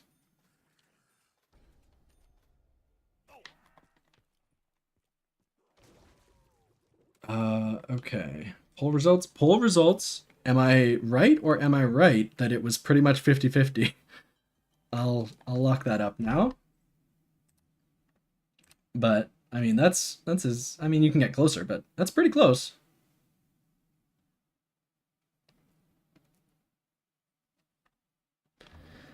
Um we one dog in my favorite. Oh, let me actually sorry, one sec. Okay, we're back where we need to be. Whoops, wasted ammo. I was trying to click back into the window. um armored zombies. Yeah. Yeah. I mean, I understand.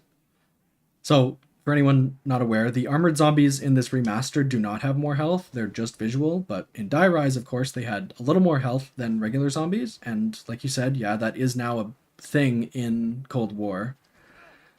Um, I don't, I don't know how I feel about that. I,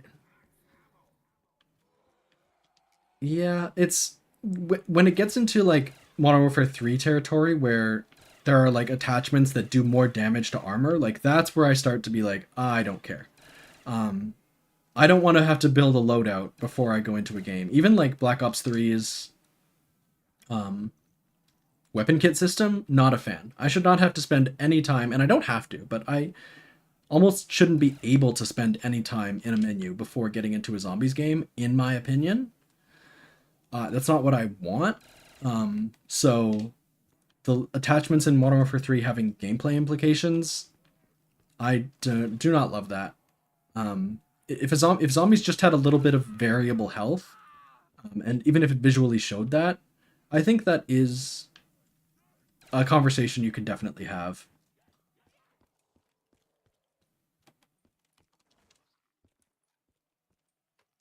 Yes, yes, we have the Black Ops 4 max ammo. We love. And that's true. Yeah, it is. It's not zombies. It's DMZ. Well, I don't want to like gatekeep to say it's not zombies, but they are building on that DMC foundation. So DMZ foundation. So I understand.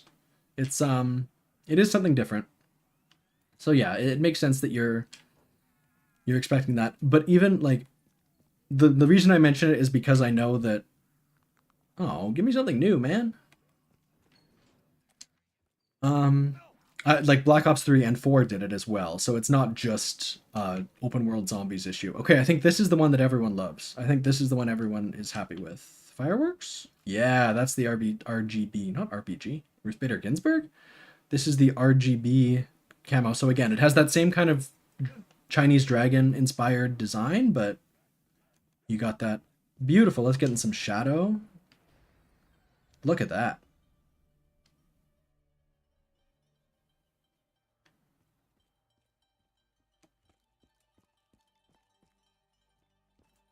Kieran, yeah, I was trying to reconcile that in my head earlier. Like, I like that players had to communicate and be like, max ammo here, everyone reload, pause for 30 seconds. Well, not 30 seconds, but pause for a bit, figure it out. But at the same time, like, it's such a minor thing that, like, at this point, it's just a convenience upgrade. So as much as I like the little quirk, I do have no problem with the BO4 max ammo. And yes, Warzone engine, that is another, I think, very uncontroversial hot take in the zombies community. Warzone engine is one of the worst things to happen to zombies in the last little bit. I mean, that's pretty over dramatic phrasing, but the fact that you'll like, are you really gonna ever see like a change from Black Ops 3 to 4 mechanics, or even Black Ops 2 to 3 mechanics again? Like, it's just it just feels so homogenized. I don't know if like, because they can do it in an engine. An engine does not determine how a game works, but it means more work. And on their current budget and timeline, are they going to put in that work? I don't know.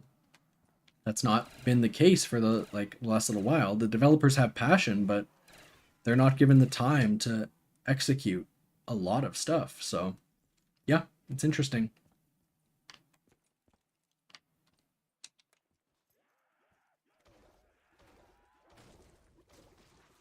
She a 10, but she tells everyone she grabs the max ammo before telling everyone to reload.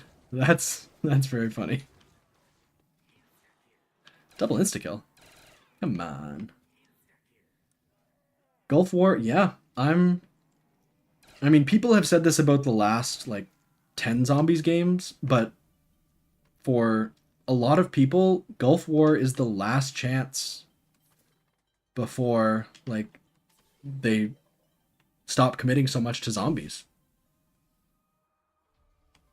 They start like, not necessarily me. I don't know. I don't know where I'll be. Like I again, I try and be a positive guy, but and I played a lot of Modern Warfare 3. I think it's a workable game, but it's not what I come to zombies for. And if, depending on how much Cold War DNA is in that versus Modern Warfare 3 versus Vanguard, like it'll be an interesting thing to see where the community as a whole stands after Gulf War, if Gulf War isn't like a standout game.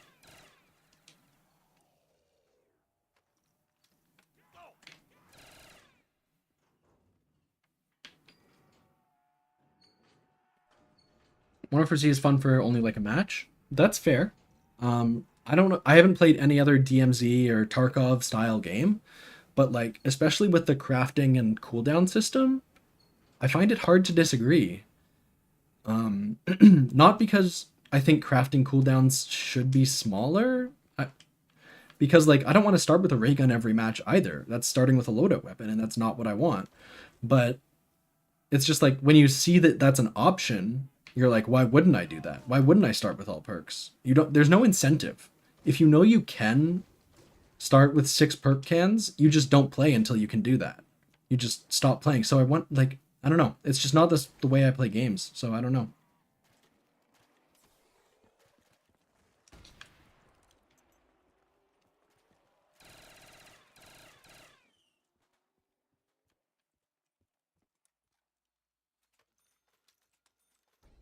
The reason Gulf War is different in the sense that this is their last chance is because people said that about Cold War. Yeah, that's a fair thing. Yeah, if because people were honest about if Cold War was a failure, then it would be over, and Cold War was good enough that they're like, okay, you're on thin ice, but you're not dead yet. So yeah, I get that.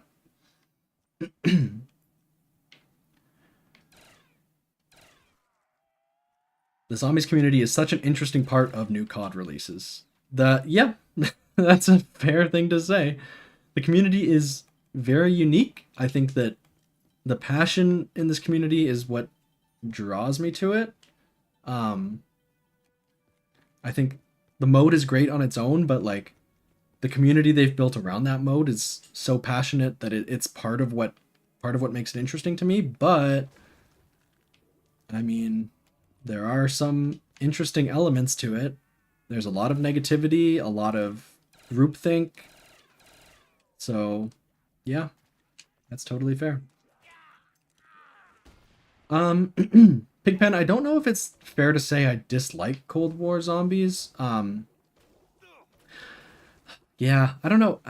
Like, I don't even know if I've played enough of it to I've played a lot, but I haven't like max prestige and done all challenges. So like I have my opinions, but I don't know if I'm an expert on Cold War. There are things I like and things I dislike. I don't love the perk system for one. I think that upgrading perks out of game is another thing it's the same thing as weapons where I feel like it's antithetical to what zombies is. I want every zombies game to start from zero. Uh, RJ Bala, hello. Welcome to the stream. RJ is also in the Z4C that we're going to be doing. And I mean, there's hype streams all the time. The main event is in the late July. Definitely check that out. We're doing ZBR, the PvP zombies mode, so that'll be a lot of fun. You can't have an opinion if you don't have Plague Diamond. Okay, I will shut up. But I will not, because that's a crazy way to think, and I hope you were joking. I know you were joking. Yeah, I was saying about Cold War, like, the perk system, I think that every game you should start from zero. Is it August? Oh, let me check my calendar. I don't know when this is. Calendar.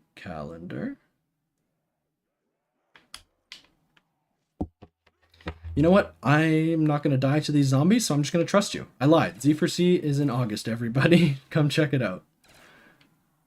Oh, June 29th. So we were both wrong. Excellent. It's in June. Okay. Month and a half. Either way, it's going to be a lot of fun. Cold War casualified, not a real word, but casualified the experience in a way that I don't think was offensive. Like, I think a lot of the things it did to make it more approachable were a good thing, and it's good to have a lot of people playing the mode so that the developers care about it. It's just little things that to me make it not perfect, like loadout system, the armor system I don't love entirely. Perks again, not great. I don't even like the fact that there's no perk limit. So there's a lot of little things, but I think overall, if Cold War is what it takes to keep the mode alive, I have no problem with that. Absolutely.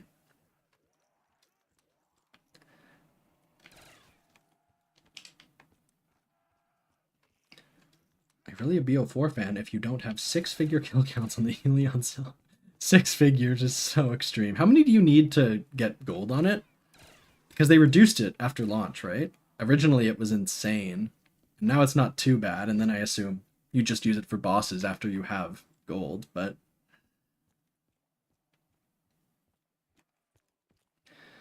Big question with Gulf War is, will it have Dead Ops Arcade 4?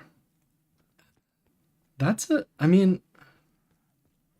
It's interesting, because I'm tempted to say it probably won't, just because Treyarch is in this state of they're always in crunch and they're always like making a game in a year. And even though technically they've had a lot of time for this one, they've still been working on side modes forever. So like they're still in that state of crunch. So, and Dead Ops Arcade is very much an optional thing, like for fun. So it's hard to guarantee that it will have it. But at the same time, Cold War was also made in a shortened cycle. It was made in like 1.5 years or something. And they still had it. So it's entirely possible that it will still exist. Does it matter? That's another question. I think the Dead Ops arcades are... Where's this zombie? Where are we looking here? Someone else is checking his phone again. Will it matter? They're always optional things. They're kind of like little fun things that you do once on launch, and then you're kind of done with it for the most part. Some people really get into it, and especially with Cold War, with Dead Ops Arcade 3, there is a lot of interesting stuff there, especially with the ability to play it in first person, which means that players are a lot less alienated, because this is what Call of Duty players are used to, so they're going to want to play the way they want. There's some cool stuff there. It's a different kind of mode, but people do like it. I don't know if there will be an uproar if they don't have it. I think as long as there's some good round-based zombies, I bet people are going to take what they can get.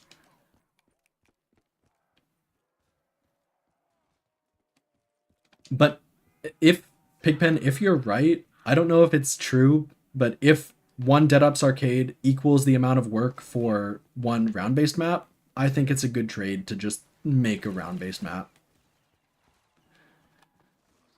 It like Cold War is fun, it adds personality, you can tell the developers have fun with it, but if it's down to it and they're in that crunch state, they don't have the free time to be making it, just just make the map good. I don't actually know the behind the scenes. I don't know if that's true that it's just a single guy working on it. If that's true, then I mean, let him cook. Let that guy do his thing.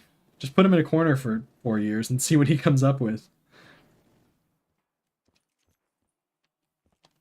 I'm gonna start exploring the map a bit more. I'm gonna try and grab every perk and see if I can get Perkaholic on this map, and then I mean, we've pretty much done what the map has to offer. I don't want to just train on roof forever because I mean, you've seen Die Rise, you know what's going on here. Just get another good look at that skybox. Beautiful. Love it.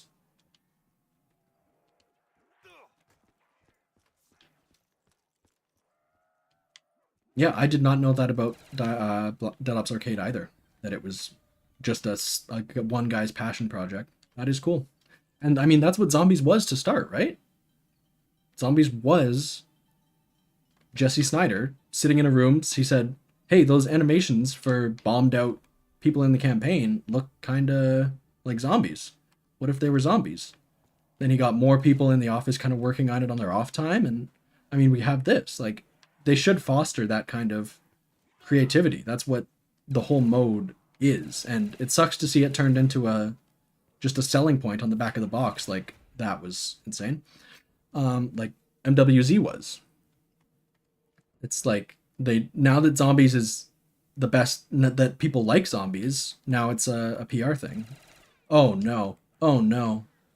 Oh no! It's all over, boys. That's fine. I feel like we saw Die Rise, right? Is everyone happy? Bring back Extinction. Unironically, do weird stuff like that. Do don't just make every developer make zombies. People at Treyarch make zombies, and I understand that. Um, I'm gonna load up plutonium just so we can get a palette cleanser to see what Die Rise originally looked like, so we know what we know what we're dealing with, what the remaster actually is. Yeah, like, let other people have good ideas too. It doesn't have to be a round based horde melee kill mode, like, or where you're killing melee enemies. I mean, um, let people make what they want to make. That's what I'm really trying to say.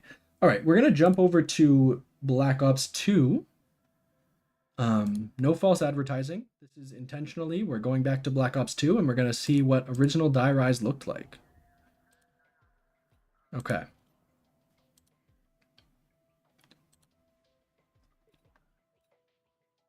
All right. Let's go in. Seeing all the passion from Spec Ops has been drained from COD. Yeah, Spec Ops is good too. Like, when Modern Warfare 2 came out, I wasn't mad that it didn't have zombies. I liked Spec Ops. I like I like the third mode. I think it's interesting seeing what people do.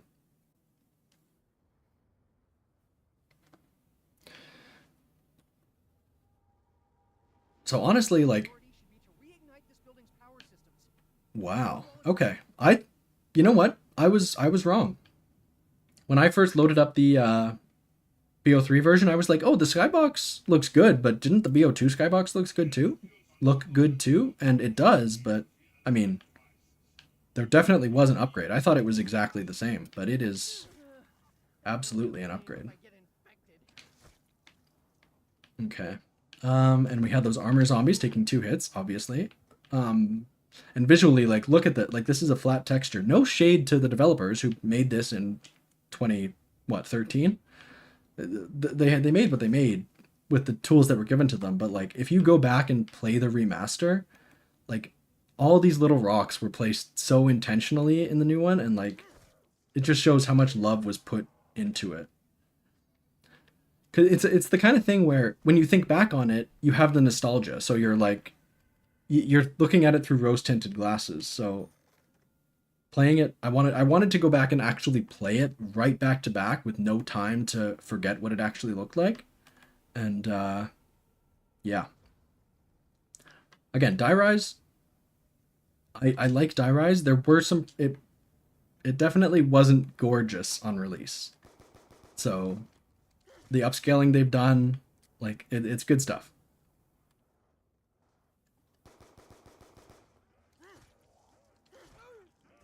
Oh my god! I even had permajug there, and I still died.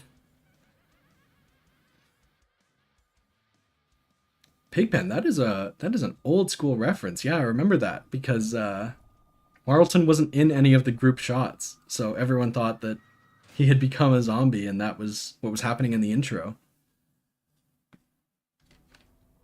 All right, we're gonna jump in one more time. Maybe we'll just no clip around so we can see what has changed.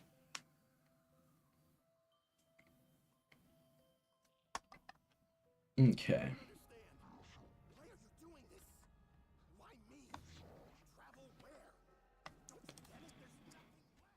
Okay. One of my favorite maps? Respect. I yeah. I don't I don't know if I'd say that personally. I I struggled. Oh, and I must have all perma perks active on plutonium or something. Okay. Um I definitely can't say I was a Die Rise day one. I didn't like it when it came out, but I respect a lot of the things it did. Yeah, I was not expecting that either. Um, I must have had a script from the last stream I did where I have all perma perks unlocked.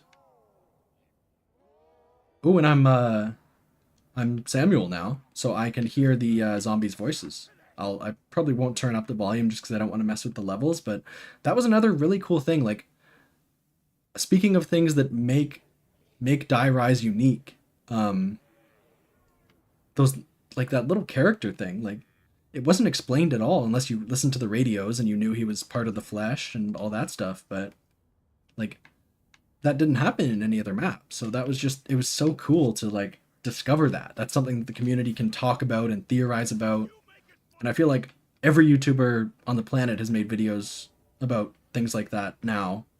Um, about how the story isn't conveyed in the interesting way in an interesting way and they don't have that mystery anymore, but I mean that is one thing that I do agree with the community consensus about. It's just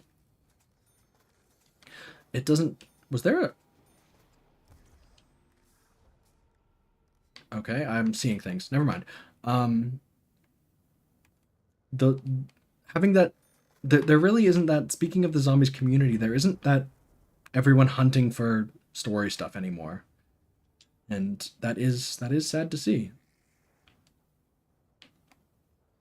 And you say you don't want to spawn in with the ray gun. I lied. I love Modern Warfare Zombies. I love schematics. I love it all. I love my instant ray gun. I love no progression. I love being good instantly.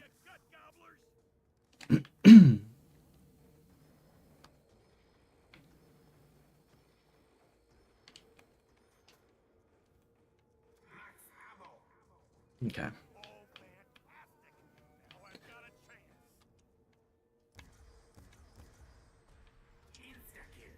Okay, so in Black Ops 3, this is reversible, but on this one, this is a one-way trip. And that's, yeah, going back to, oh my god, yeah. Like, these walls are so much more detailed in the original. In the remake, I mean. Oh, I didn't even realize the key was a buildable part. I thought it was like the chalk and buried where um you had a separate slot for it, but no, it's straight up so you can't do anything with the key. I do understand why they changed it. I do get that. I knew it was on the transit part system, but like buried is technically on that system too, but you can hold a piece of the subsurface resonator and a piece of chalk at the same time. This you didn't even have that. This was nothing. Wild. Yeah.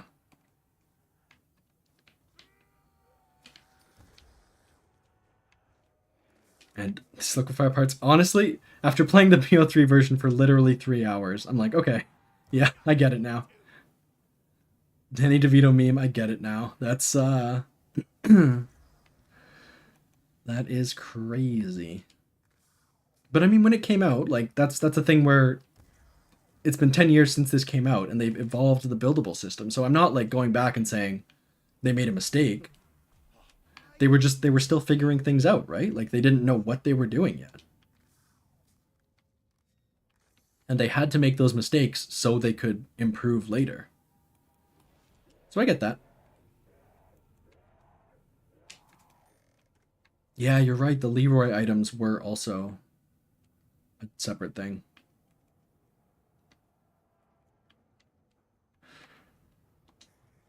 I just want to get down to this area down here because I want to talk about what I was. Calm down, calm down. What I was talking about, how that's my favorite part of the remaster is these little hallways behind this liquefier. You know what? I am usually so good about calling him Arthur, and I don't know why. Because like that wasn't. I played BO2 at release. I said Leroy. Everyone else said Leroy. I was hip with it, and then BO3 came out. I don't know. I need to check my privilege. You're right there. So like look at all these rooms. Like there are the bloodstains on the wall, but like all of them are the exact same gray wall, just concrete slabs. They have this little half part, um, concrete slabs behind cages.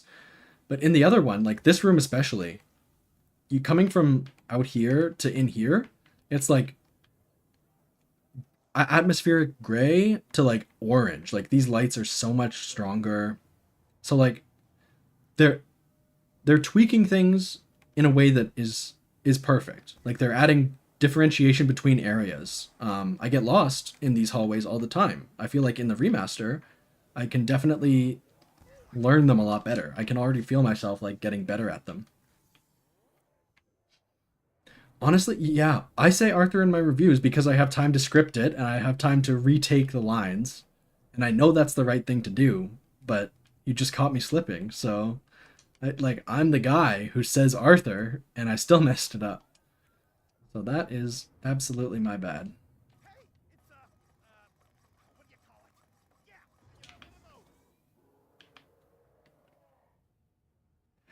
Crazy that Mob of the Dead came out right after Die Rise. Mob feels like a totally new game.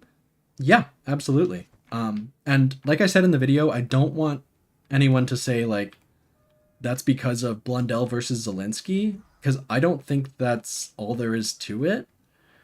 Um, I think they just kind of sat down after Transit and Die Rise were not super well received, and like as a team, as Treyarch, I think they kind of came to a conclusion that things weren't working. Um, oh, are we going to see jumping jacks? You can't get jumping jacks with the ray gun, so that will be something to keep in mind. Listen, Randomizer, I've been playing Black Ops 3. They got spare change in that game. They had spare change in Doris. Why is it not on any map until Black Ops, or I guess Origins, but listen, my, my brain doesn't work. Let me live. I wonder, should I get a gun for jumping jacks or nah? I mean, you're right. There were two teams working on it. That's true. The campaign team did work on Mob and Origins. Like there are those differences there. Um, but I think like it is to some extent a director thing and a team thing. That is definitely part of it. I just don't think it's all of it. I don't think that it's 100% Jason Blundell knows how to make a zombies map and Jimmy Zielinski doesn't, because like Transit and Die Rise struggled, but I mean he like Zielinski was director for all of Black Ops 1. Is that a problem? The Great Man Theory, exactly. Um, and you're right. Maybe I overcorrect and I'm like, the director literally means nothing. Just because I know that everyone says the director means everything, so that's just an overcorrection on my part. Um, isn't that 1,000 in the remaster? It's been so long since I played it. Um, Parker, you did ruin zombies. It's all your fault. I blame you and you alone.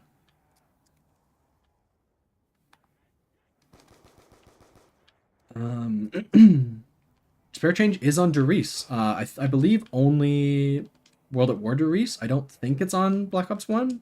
Actually, it might be. Either way, it's only Derice until Origins. But yes, it does exist. I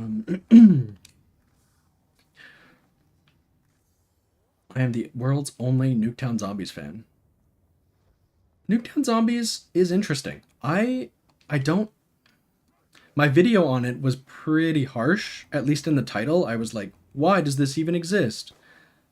That was more just me trying to find a way to talk about it in an like a try to phrase my argument. If I were to redo it, I wouldn't maybe be that harsh. I just think like it's like I mean, it's a second map, right? It's a second map on disc where they weren't trying to innovate. So how much can you hold it against them for not innovating? But also they didn't innovate. So I don't love that.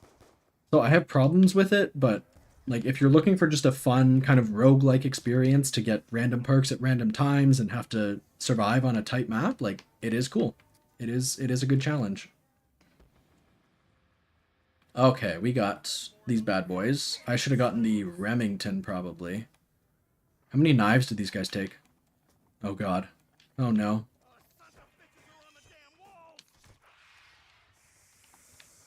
What the? These guys are insane, dude. I had forgotten about this. Okay.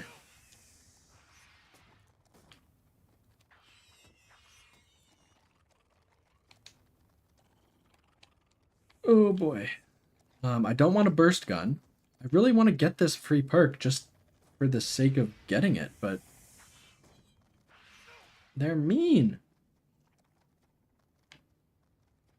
Watching your zombies vids a lot lately. Yeah, I've streamed like twice before, but I just wanted to hop on and play some stuff because I had fun when I was doing it, and I feel like I was in the Discord call most of the time before, so I wanted to be able to chat with you guys, and it's been a lot of fun. No, no, no, no, no, no, no.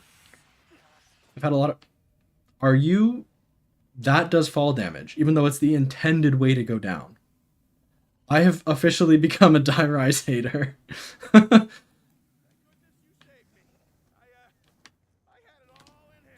Okay, let's see if we can hit some of these shots.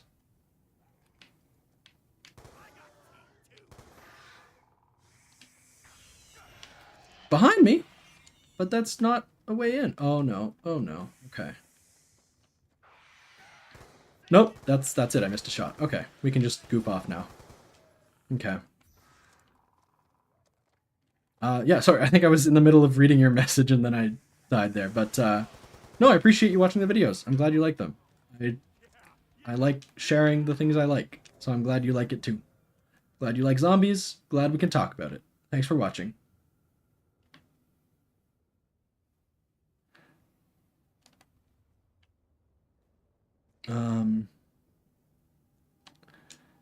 Randomizer, yeah, that's a good point. Um, I mean, yeah, it's a problem that I kind of associate with Black Ops 3, but there are a lot of Black Ops 2 maps that are like box irrelevant as well. Um, Origins, no, because there is the ray gun mark. I mean, every map technically has the ray gun mark 2, but the first Transit and Die Rise, it's so rare that it's barely worth hitting for. But oh, you're right. I do have all perma perks, so I should do the SVU. I should get a sniper. You're right. You're right.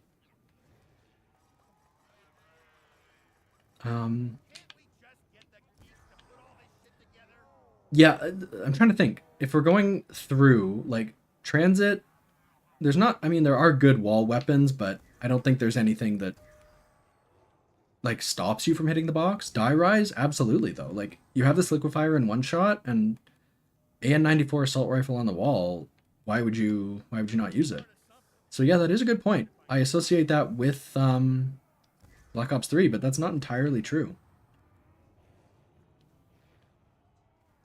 And it is a hard thing, Parker. You're totally right. Like, I'm not sure what do I want.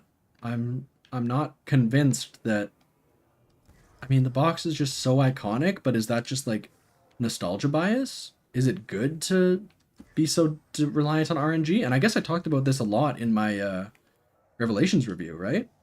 I talked about like you're hitting the box, and there's good stuff there. It's not exactly the same situation where it's nothing but bad, but being forced to hit the box is not ideal.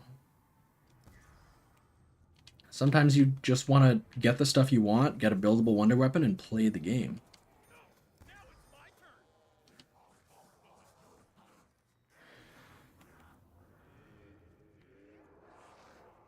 Richard, is the skybox on Black Ops 3 not animated? I wonder if that's something they're going to change, if that's just like a thing for the beta. Because you're right, the meteors are a huge part of why the Black Ops 2 version is so iconic. You're totally right. Nope. Nope, nope, nope.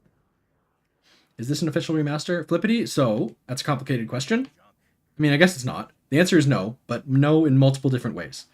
I'm right now playing the BO2 version. This is BO2, this is not the remaster, and the remaster that does exist is a custom map. It's not Treyarch official, but it is BO3 custom maps by Zella and Dobby. So they are putting a lot of work into it. They are not Treyarch, though. I do hope they add the meteors. Yeah, that dynamic skybox is super cool. Is the other one in the power room as well? That's exactly it, Parker. You're not just wrong in one way. Yeah, Richard, you're totally right. I do hope they add the meteors back, because I mean, if they just left the skybox unchanged, it's already gorgeous. Look at that guy. Look at that guy. Okay, I need Sliquifier help again, friends. Did I check kitchen? I always forget kitchen. Okay.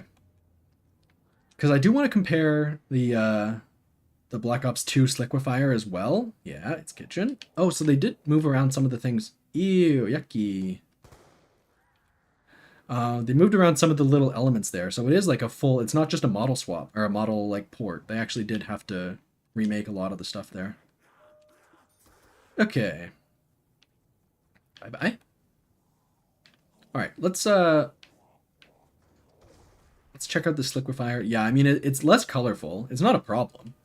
The Black Ops 3 in general is just higher contrast and more vibrant, so that's just kind of comes with the territory, but it is a change worth noting.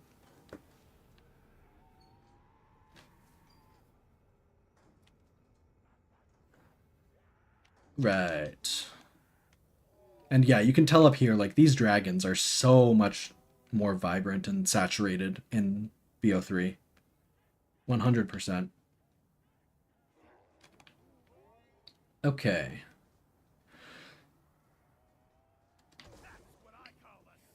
I feel like BO2 Sliquifier is stronger, right? I mean, I'll have to see like on a horde, but I feel like it chains better and it eliminates zombies like more viscerally. And it's a lot like the BO3 one, I feel like you can't shoot it on the floor and guarantee a kill. It has to hit them directly, or else it'll take time. But with this one, like, if you shoot it at their feet, they will probably explode, at least at this round. Just little things, but I do notice them, and obviously it's a beta. I don't know how much they're working on bug fixing versus features at this point, but if it is something they're putting work into, that would be amazing. Oh no. The muted colors that imply the city used to be vibrant can trick your brain. That's true. That's a good point. I do like. I think one of my original problem in my original Die Rise video, I think I was pretty positive on Die Rise in a lot of ways, but even I couldn't get behind the visuals. I think I was like, there's too much gray. I get the idea they're going for an urban environment, but it doesn't work for me. Like urban stuff makes sense. I understand, but okay. Oops. But yeah, I think it's just you still need that color contrast, even though you are working in. Oh, Pigpen. Talk to you later. Thanks for chatting. It's been a lot of fun talking to you. Um, yeah. All that to say, I get what they're going for with the grays of a skyscraper, but you still need to have a good looking environment at the end of the day. That's just my opinion, though.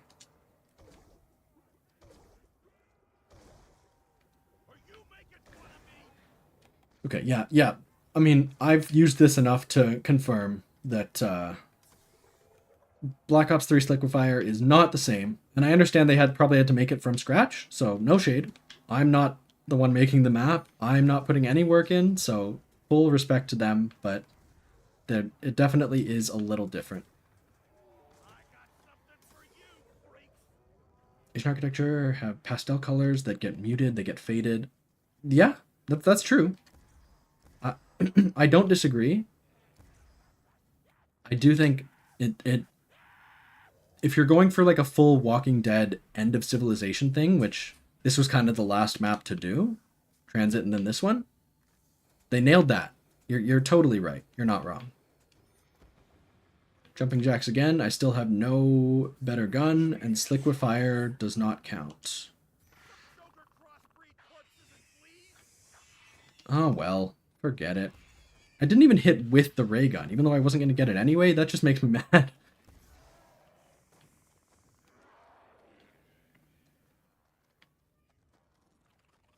Yeah, no, you're right. Like, I get you're right, and I do appreciate it in that way, and that is something interesting to think about. I hadn't really put that together with the it being Asian architecture specifically. So you're right. Maybe I'm too harsh.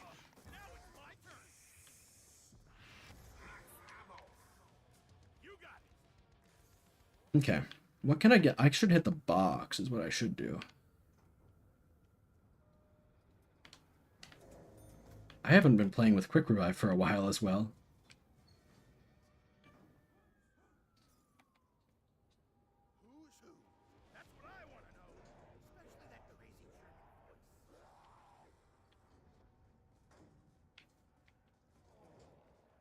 Ba, ba, ba, ba.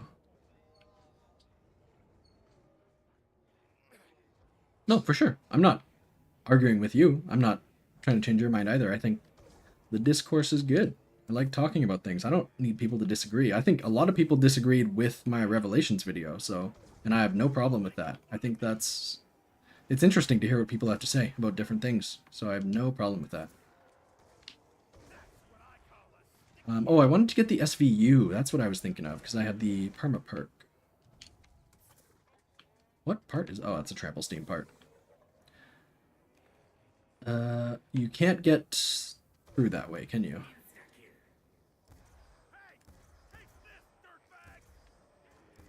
Oh no. Oh no. What? Oh, I guess ray gun you don't see the red screen, so that makes sense, but... This is a great timing for an insta-kill.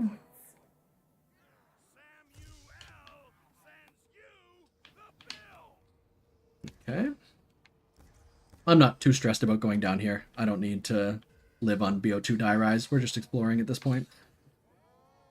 I hope you can't hear my cat going absolutely nutso mode in the background. If so, I am sorry.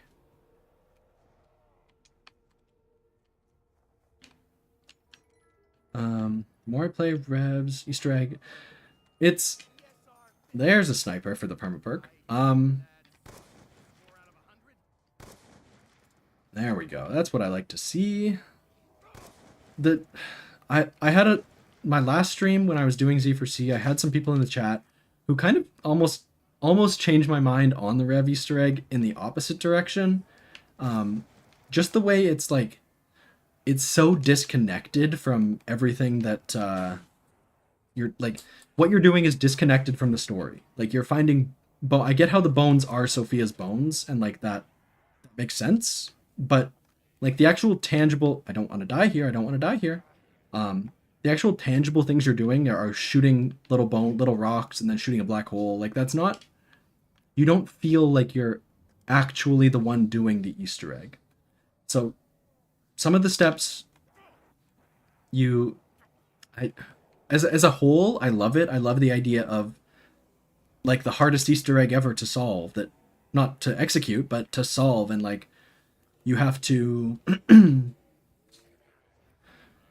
you have to like work with the community to solve this impossible thing, and like I think that's cool. But like looking at individual steps, like I understand that it's you're not really like Ascension, you're pressing buttons and you understand why what you're doing saves Gersh. Like you to some extent. Some steps are weird for sure, and there are better examples, but that was just the first one I thought of. Like it's better when an Easter egg makes sense with what you're doing. Where you're what you're doing in the gameplay of the steps, where what you're shooting your gun with, what you're interacting with, like is what is progressing the Easter egg, instead of, shooting a rock that turns into a bone, and then the bone with a black hole, and so it since it's at the black hole, it gets transported to Noct. Everyone knows that. And so that, because that kind of stuff is a little weird. I agree that, like, I understand it. It's not like literally random. You're gonna kill me. I understand the whole Sophia thing, like how that's a through line of the egg, and she basically becomes like the savior with how she gathers the children and everything. I just feel like it wasn't connected enough for me, and that combined with how hard the steps were can leave a bad taste in your mouth. Because like if they were easier steps but kind of random, that makes sense. But if they were still hard steps, um, if sorry, I'm just reading chat. If they were hard steps, but like you had a hint because it was something very tangibly like you knew you had to do, you had to get the chronorium, and things like teleporting, like that makes sense. I don't know. I don't know. I have many thoughts. I have many thoughts. In the Revelations video, you said it was the Easter egg that took the longest, but wasn't that Call of the Dead? First of all, give me a second. 1 second. LOB 096. What card is that? What card is that? Machine Conversion Factory? Is that a Yu-Gi-Oh reference? It's not the most iconic card, but LOB 096 is a Yu-Gi-Oh card code, so I just had to check it out. And to your question, that might be true. Am I frozen here? Nope. Okay.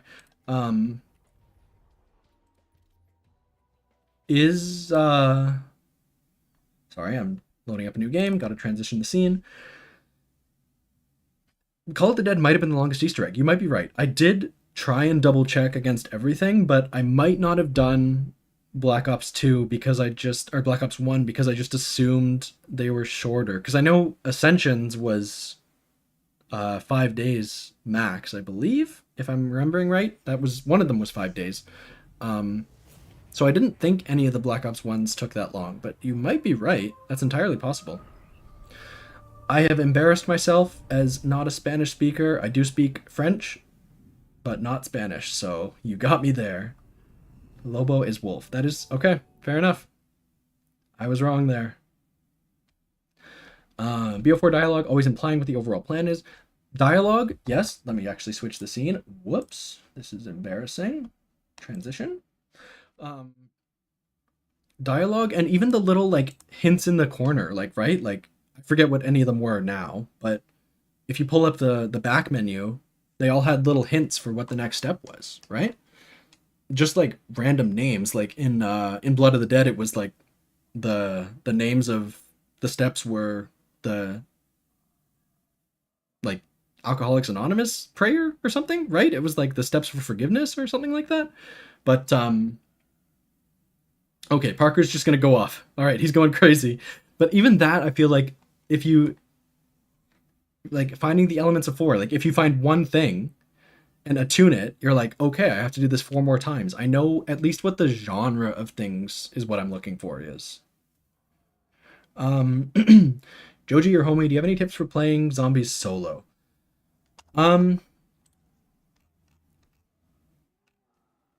Yeah, that's tough. It's tough. It is a lot more fun with friends. I am mostly a solo player because I love the mode and I can find a lot of fun in it. I'm gonna go back. Um, I can find a lot of fun playing solo. I think you have to find. Obviously, this is kind of cliche, and you've probably already tried to implement this, but set goals for yourself. Like at the start of the stream, I was like, okay, I'm dying too much on die rise. Let me get to round 25 or 20 or whatever it was. I did it. Like it's kind of the same thing as life. Like you have to find them. You can't. You're not going to be good at the mode unless you want to succeed. I'm talking like crazy philosophical stuff about zombies mode, but I'm not. I'm genuinely not trying to. I'm like trying to think about how I play the mode, and I'm just like, I get into a game and I'm like, okay, this game I want to get the Apothecary God Mask, or this game I want to get, I don't know, I want to get all the perks. I want to do the origins, like what's it called? The you know what I'm talking about? The blood money, not blood money, zombie blood perk little things. Whoa. Okay, that was not on your end. That was me locally. My Black Ops 3 just exploded, but I'm back.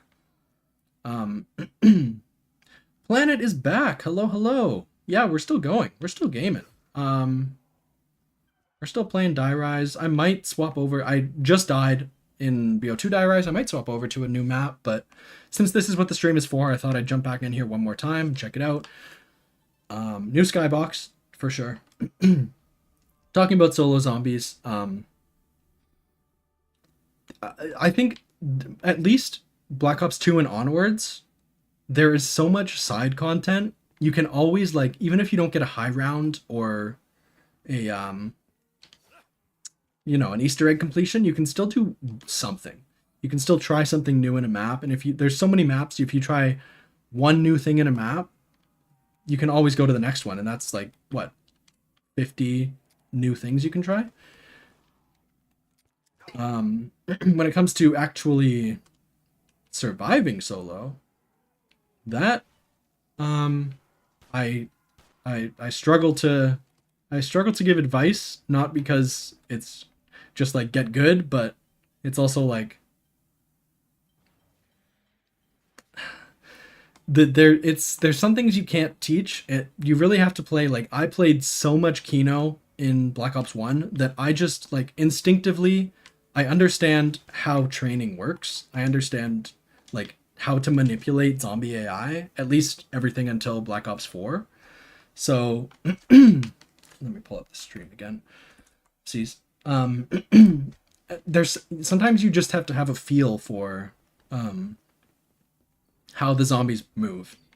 And don't try and rush too fast. Like it's okay to stay in the starting room for a bit. No shame in that. And whatever the M14 equivalent is, get that instead of the Olympia equivalent. M14 gang for life.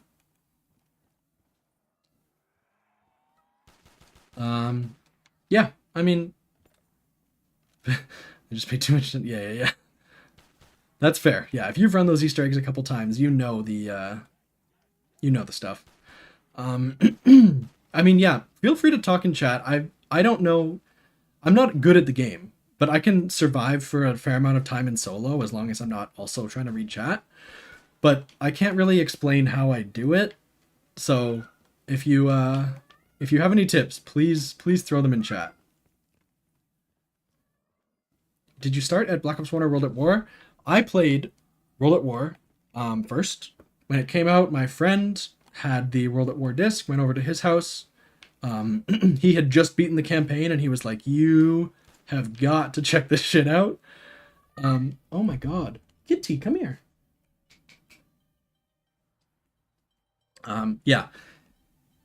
He was like, yeah, you have got to check this out. It's insane. We got to round like we played for like 4 hours. The highest we ever got was round like 7. Pentagon Thief, you got the Olympia? Nah, keep it. For real. Yeah. So yeah, I started early. I did not play most of the DLC maps in World at War's life cycle though. Just because it was my friend, so I didn't go over to his house all the time. But then Black Ops 1, I was like daily playing. And I obviously went back Did I just kill myself again? Okay, no. Um, yeah, I was playing Black Ops 1 every single day of my life. So when I got bored of that, I would start to go back and check out the World at War maps that I missed at the time. Not that I missed them, but I guess I did miss them. Missed the DLC maps. But yeah, once Black Ops 3 came out, I was hooked. And this was like this was my game and I knew it.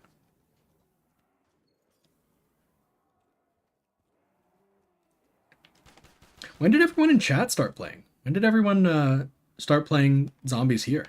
I'm interested to see. I wonder if there's a lot of Black Ops 4 or Black Ops 3 guys, or if chat is older, like me, ancient.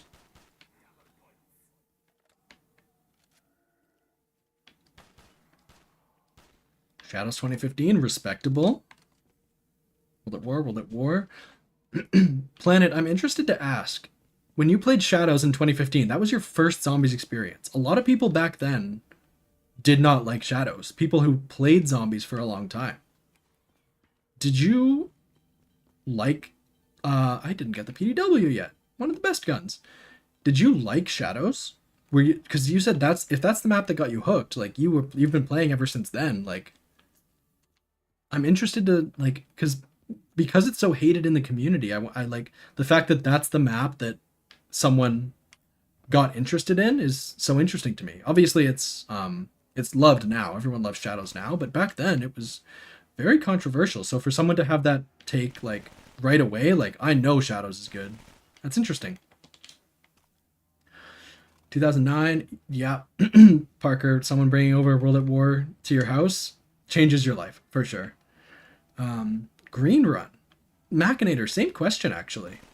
Because like again, people didn't like the Black Ops 2 launch, so to get into that and be like playing farm survival and like this is zombies and I love zombies, kind of proves the community wrong in a lot of ways. So it's interesting to have that perspective. Played a bit of BO1, wasn't my game. BO2, okay, yeah, see, same thing. You have fond memories of Transit because like that's where you start. And maybe that's what it is. Maybe you start there and you're like, that's your baby.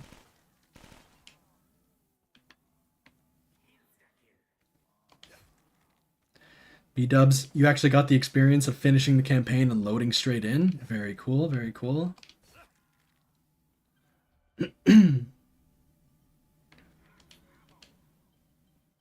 Never got to Pack a Punch. Didn't get any other. Never getting Pack a Punch on Shadows of Evil, but still loving it. That's a base take. That's whoa, almost died. That takes a strength of will that has not yet been seen in the zombies community. Parker is asking what's everyone's. That's Parker, right? Am I crazy? Yes. Okay. Parker is asking what's everyone's favorite zombies song. Great question. I will leave the floor open. I think I have my answer, but I want to see what people are saying. 115, respect. Respect for the OG. Um,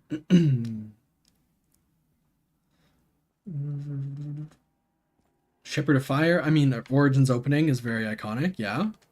There's a debate to be had about whether licensed songs count.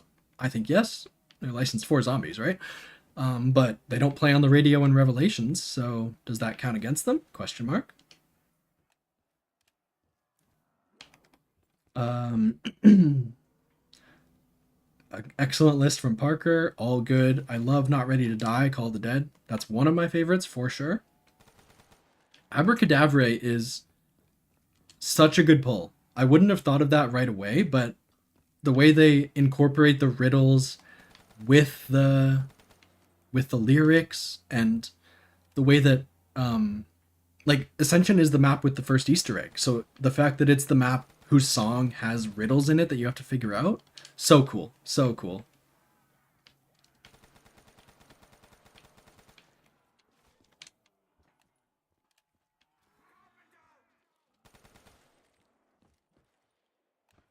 Um Yeah, I need to listen to the Black Ops 4 songs more. I have not listened to all of them. Like Light from the Shore and I Am the Well are things that people I see in chat, and people I have heard those before. I've heard people say they like those before. I have not listened to them enough to appreciate them fully.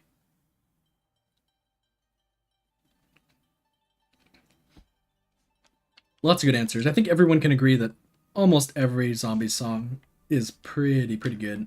Me personally, get ready for the most boring answer of all time, Beauty of Annihilation. I think that has to be my favorite. I can't. I know it's like Guy's favorite Easter egg song is the first like Easter egg song everyone liked, but I mean it's just too good. I had downloaded to my Xbox. I wasn't even watching on YouTube. I had it downloaded to my Xbox the Beauty of Annihilation trailer for Derice before it came out, the map pack trailer.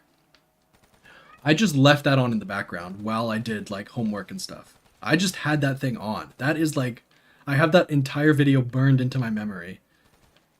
It's just yeah, so good. We love boring answers. You love me. They love me. My favorite pizza is cheese. My favorite drink is water. Unironically, me. I love cheese pizza.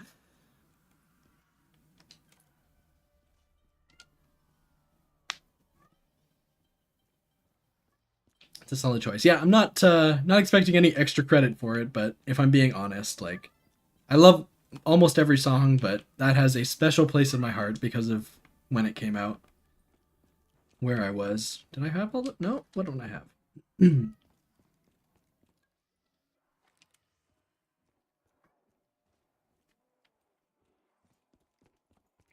Mystery and the new version, the Where Are We Going remix is also very good. I have a tough time deciding which I prefer between original mix and new mix of Where Are We Going for sure. Oh my god, give me a second. Give me 1 second.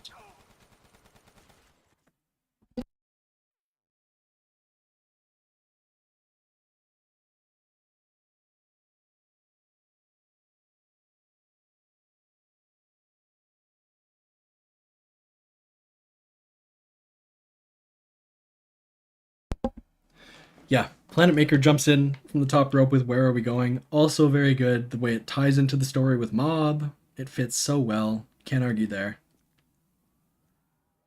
And Flippity, that's exactly me. Like maybe I'm not a true music head, but like just the fact that I was there in Black Ops 1 and World at War era, like all of those songs just have a special place in my heart that it's hard to beat out.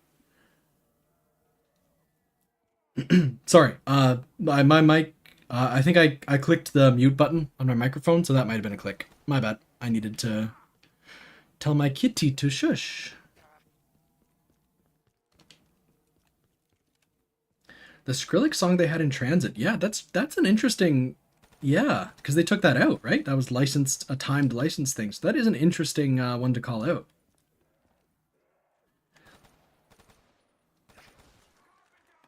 Randomizer, you asked before and I totally missed it. The kitty's name is Nami. Nami from One Piece. And also because I have her kind of muted, hopefully she's not making too much noise, but also because she goes me me me me me me me, and that's all that she sounds like SpongeBob sleeping. So that's the noise she's making in the background right now. I don't know if the mic is picking it up, but she just memes. Ambi. Oh, nice. Ambrose. That is a cool name. That's a sick name for a cat. Yeah, Machinator. There was a Skrillex song in transit like temporarily. Like they had the license for a year or something and then they had to take it out, but there was originally more Easter egg songs on transit. Did I not check the kitchen again? I'm actually so stupid. I am the stupidest guy that there is. Okay, it's not there. I'm not stupid.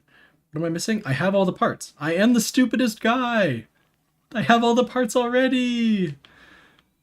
Okay. Oh, you can't own a cat? Do you like cats? Do you ever hang out at a friend's house with cats or anything? Because I, I you know what's interesting? I used to be allergic to cats when I was very young, but I guess I grew out of it, which I didn't know was a thing you could do. But now I am totally fine with a cat.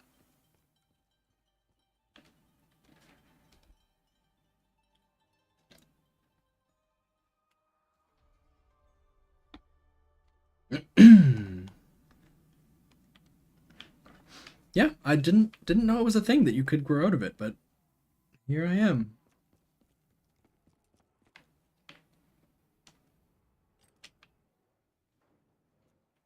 Allergic to both cats and dogs, but I love both dearly.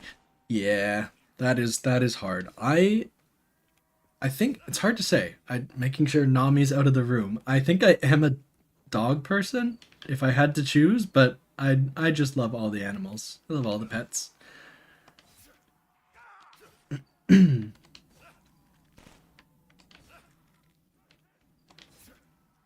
Oh, that's too bad, planet. I am sorry.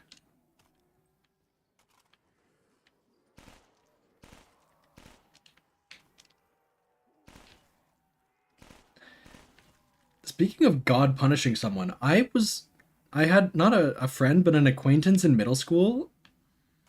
I mean, this is not a relatable story. I don't know why I'm telling it, but I just had to tell like I had a friend in middle school who was allergic to every fruit. Like when they sent home the list at the start of the school year, that's like, don't bring these foods into class. It was like strawberries, watermelon, tomatoes, celery. I was like, what? What can you eat? I can't. Celery is 99% water. What are you talking about? How are you allergic to water? So, she lives a hard life. That is unfortunate. Yeah, mango, pineapple was 100% on the list. Strawberries, I know were on the list because strawberries are my favorite fruit, and I couldn't have them all year because of Rochelle. So yeah, it was a it was a rough time.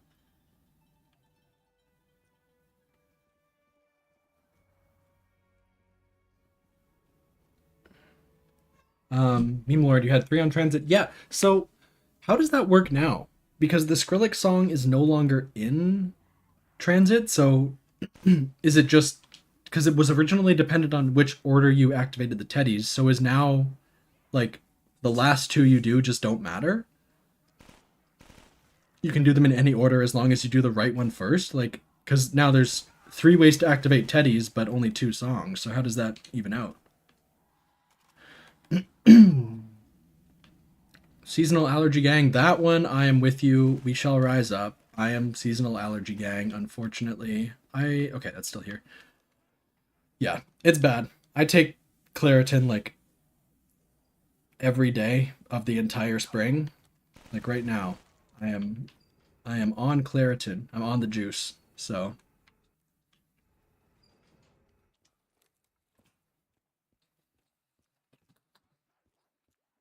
imagine being allergic to a month of the year. Honestly, so sad. So true. So me. Um, Tight Wiggle. Hey, you're not late. Our wizard arrives exactly when he means to. No, welcome to the stream. Thank you. I really appreciate that. I really appreciate that you get hyped. I'm glad you get hyped. I love making the videos, and I'm glad to share it with people that have cool things to say in the comments. So thanks for watching. Absolutely. This is gonna kill me. I have just killed myself. Okay. Develop.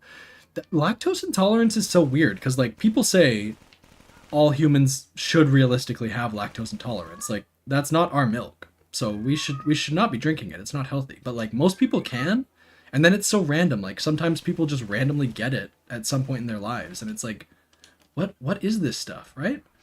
Yeah, that is Cat. She is making some noise. I am so sorry.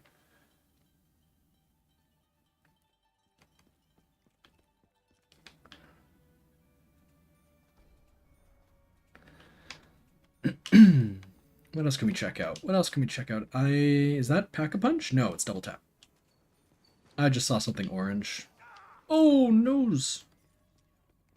Get a new gun. Let's see what another.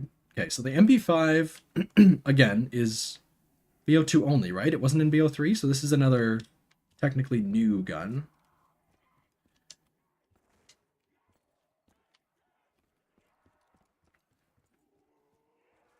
Yeah, again, I don't know how much. I don't know which guns are totally remade, which guns are ports from BO2, which guns are ports from Advanced Warfare, but either way, Zella has done some incredible work. I like the my biggest problem with the BO2 BO1 versions of World at War maps is that like they have the new Black Ops 1 guns in them. So that this exists, a custom map remaster that puts so much work into making it BO2 accurate. Huge respect for that. Huge respect. Okay, we got a couple hot topics in the chat. Couple big debates. All right. First one, zombies related. Origins Panzer or BR3 Panzer? I gotta go with Origins Panzer. Origins Panzer is still manageable. Um, like it's something you can kill with an MP40, but like it's still a bit of a challenge. BO3 Panzer is just like have a staff or have a bow or give up. I don't want you to play this game anymore. Like it's not fun to deal with just like running super far and then like taking two steps back and shooting half a clip and then doing it again and again and again. It just has so much health. Um, and the flamethrower and the shock charges. I prefer the BO2 Panzer for sure. Um, even the bows are not that great. Yeah, I mean, if you had like on the lower rounds, like the first couple panzers, like round 12, round 16, round 20, those panzers you can deal with like Wrath of the Ancients or a storm bow, but after that, yeah, they do fall off. So yeah. It's just like it just changes up the game so much that it's tough. I will get back to the other big debate in a second, but Randomizer, I'm 100% a Void Bow guy too. Void Bow, best bow. It doesn't have the raw killing power of like a Storm Bow, or the raw get out of jail free card of a Wolf Bow, but the way you just shoot it at the ground and it has the explosive damage, and it's also autopilot. The skulls just go out and like shoot things for you or eat things for you. I love it. I love that stuff. So I am a Void Bow guy. Okay, I don't want to miss this huge debate. Is ice cream something you eat or something you drink? I think I want to bring some attention to this. I want to say, Machinator, you have ruined my life because I was gonna call you an idiot and say that you eat it, but realistically, you're not chewing ice cream, and by the time it goes down your throat, it has melted. So like, you drink it? Oh no. Okay, I do not want to take part in this debate anymore because it has ruined my life. Take a bite of ice cream. I mean, I said that, but like what I mean is you wrap your mouth around the spoon and then just kind of absorb it. Like you're not chomping down, right? I hope you're not chomping down on ice cream. Um okay. Now we're talking about Derizen Drac bows. Um People like making the fire bow. If you're host, yes. If you're not host and you're playing with someone from Europe, like I have done, then the fire bow upgrade is not a good time. 100%. Ice cream with any fixings? I'll take a chocolate dipped soft serve cone. I will take sprinkles. I will not take them together. I don't want sprinkled chocolate dipped. I'm not a caramel guy.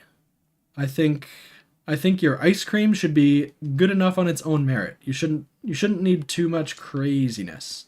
I think if you get a classic strawberry or vanilla cone, that's and if that's good, you know they have good ice cream. That's what I think. In Spanish, you say go drink an ice cream. That is interesting. That's a cool linguistic difference. I did not know. Because, yeah, if I was to say, I mean, I'm trying to think. If I'm asking someone to the ice cream shop, I'm saying let's get an ice cream. But if I have to say how we're consuming it, we are definitely eating ice cream. If I said we're drinking ice cream in English, that would be definitely an odd thing to say. Chocolate chips? That's a chocolate chips. No, chocolate shavings. I will accept. I will accept shavings. I don't want the full like baking droplet chocolate chips. Oh, that's not what I wanted. Anyone know where Pack-a-Punch is? Anyone got the hookup on that? Using the ice cream as flavor, as a banana split example. Not my style, but I respect it. I don't even like having ice cream with like an apple pie because like the apple pie melts the ice cream and then you're definitely drinking it. And I want the ice cream to melt in my mouth at the best. What? Oh, goodbye. Goodbye, friends. So yeah, I don't like ice cream with things. I will prefer to eat it solo, bowl, or cone. But I can absolutely respect banana split or any other such mixings. Milkshakes, objectively the best. Yes, 100%. You get your ice cream, but you don't have to do any work for it. Love that. Love that. Peach cobbler and vanilla ice cream is the sloppy steaks. Yes. I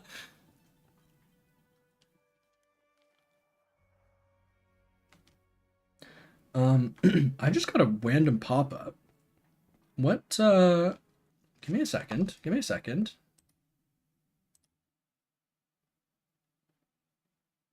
Oh, okay.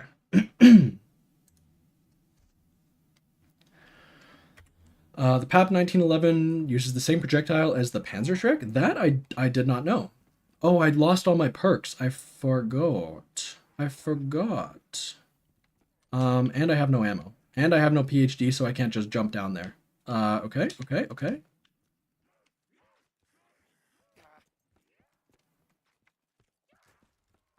No, I thought I was doing good there. I thought I was actually doing something cool. Yeah, I didn't know that about the World at War M1911. I guess it's just the 1911 back then. I mean, you can see how much they were doing with so little. Like, they knew they wanted to have cool, unique pack-a-punch effects, which is good. I love those unique pack-a-punch effects, like making an explosive pistol, but they didn't have a ton to work with, so being able to, like, just pull something in from outside, like just using another gun's damage and projectile, that's cool. That's inventive game design. Okay. I think with that death, I didn't get anything super great this one. Um anything super any super high rounds or anything, but I think we got a good look at Die Rise. I think that might be the end of the stream for me. I think I am gonna call it there. What's this? 4.5 hour stream for my first stream, first real solo stream. I'm doing okay, but I had a lot of fun with you guys. Thank you for stopping by. Thanks everyone for chatting. I had a lot of good talks with a lot of people. I love hearing your thoughts on all the different zombies things and ice cream related things. I mean, this is super cool to have a chance to talk with you guys about what you like about zombies, what you dislike about zombies, what I mean, this informs future videos, right? Like I'm getting ideas from you. I still have my own opinions, but like there are some things that I hadn't thought about in a couple different cases, and I've gotten some like good ideas from you guys in the comments and in chat. So that definitely informs future videos. So thank you for sharing your perspective.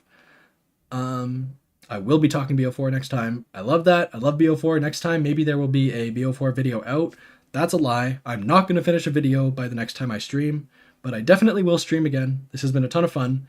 The BO4 video will come out after that. I'll probably stream sometime in the next couple weeks. I will schedule it in advance so people can check it out. But yeah, that's going to be it. Thanks for coming, guys. Thanks, everyone.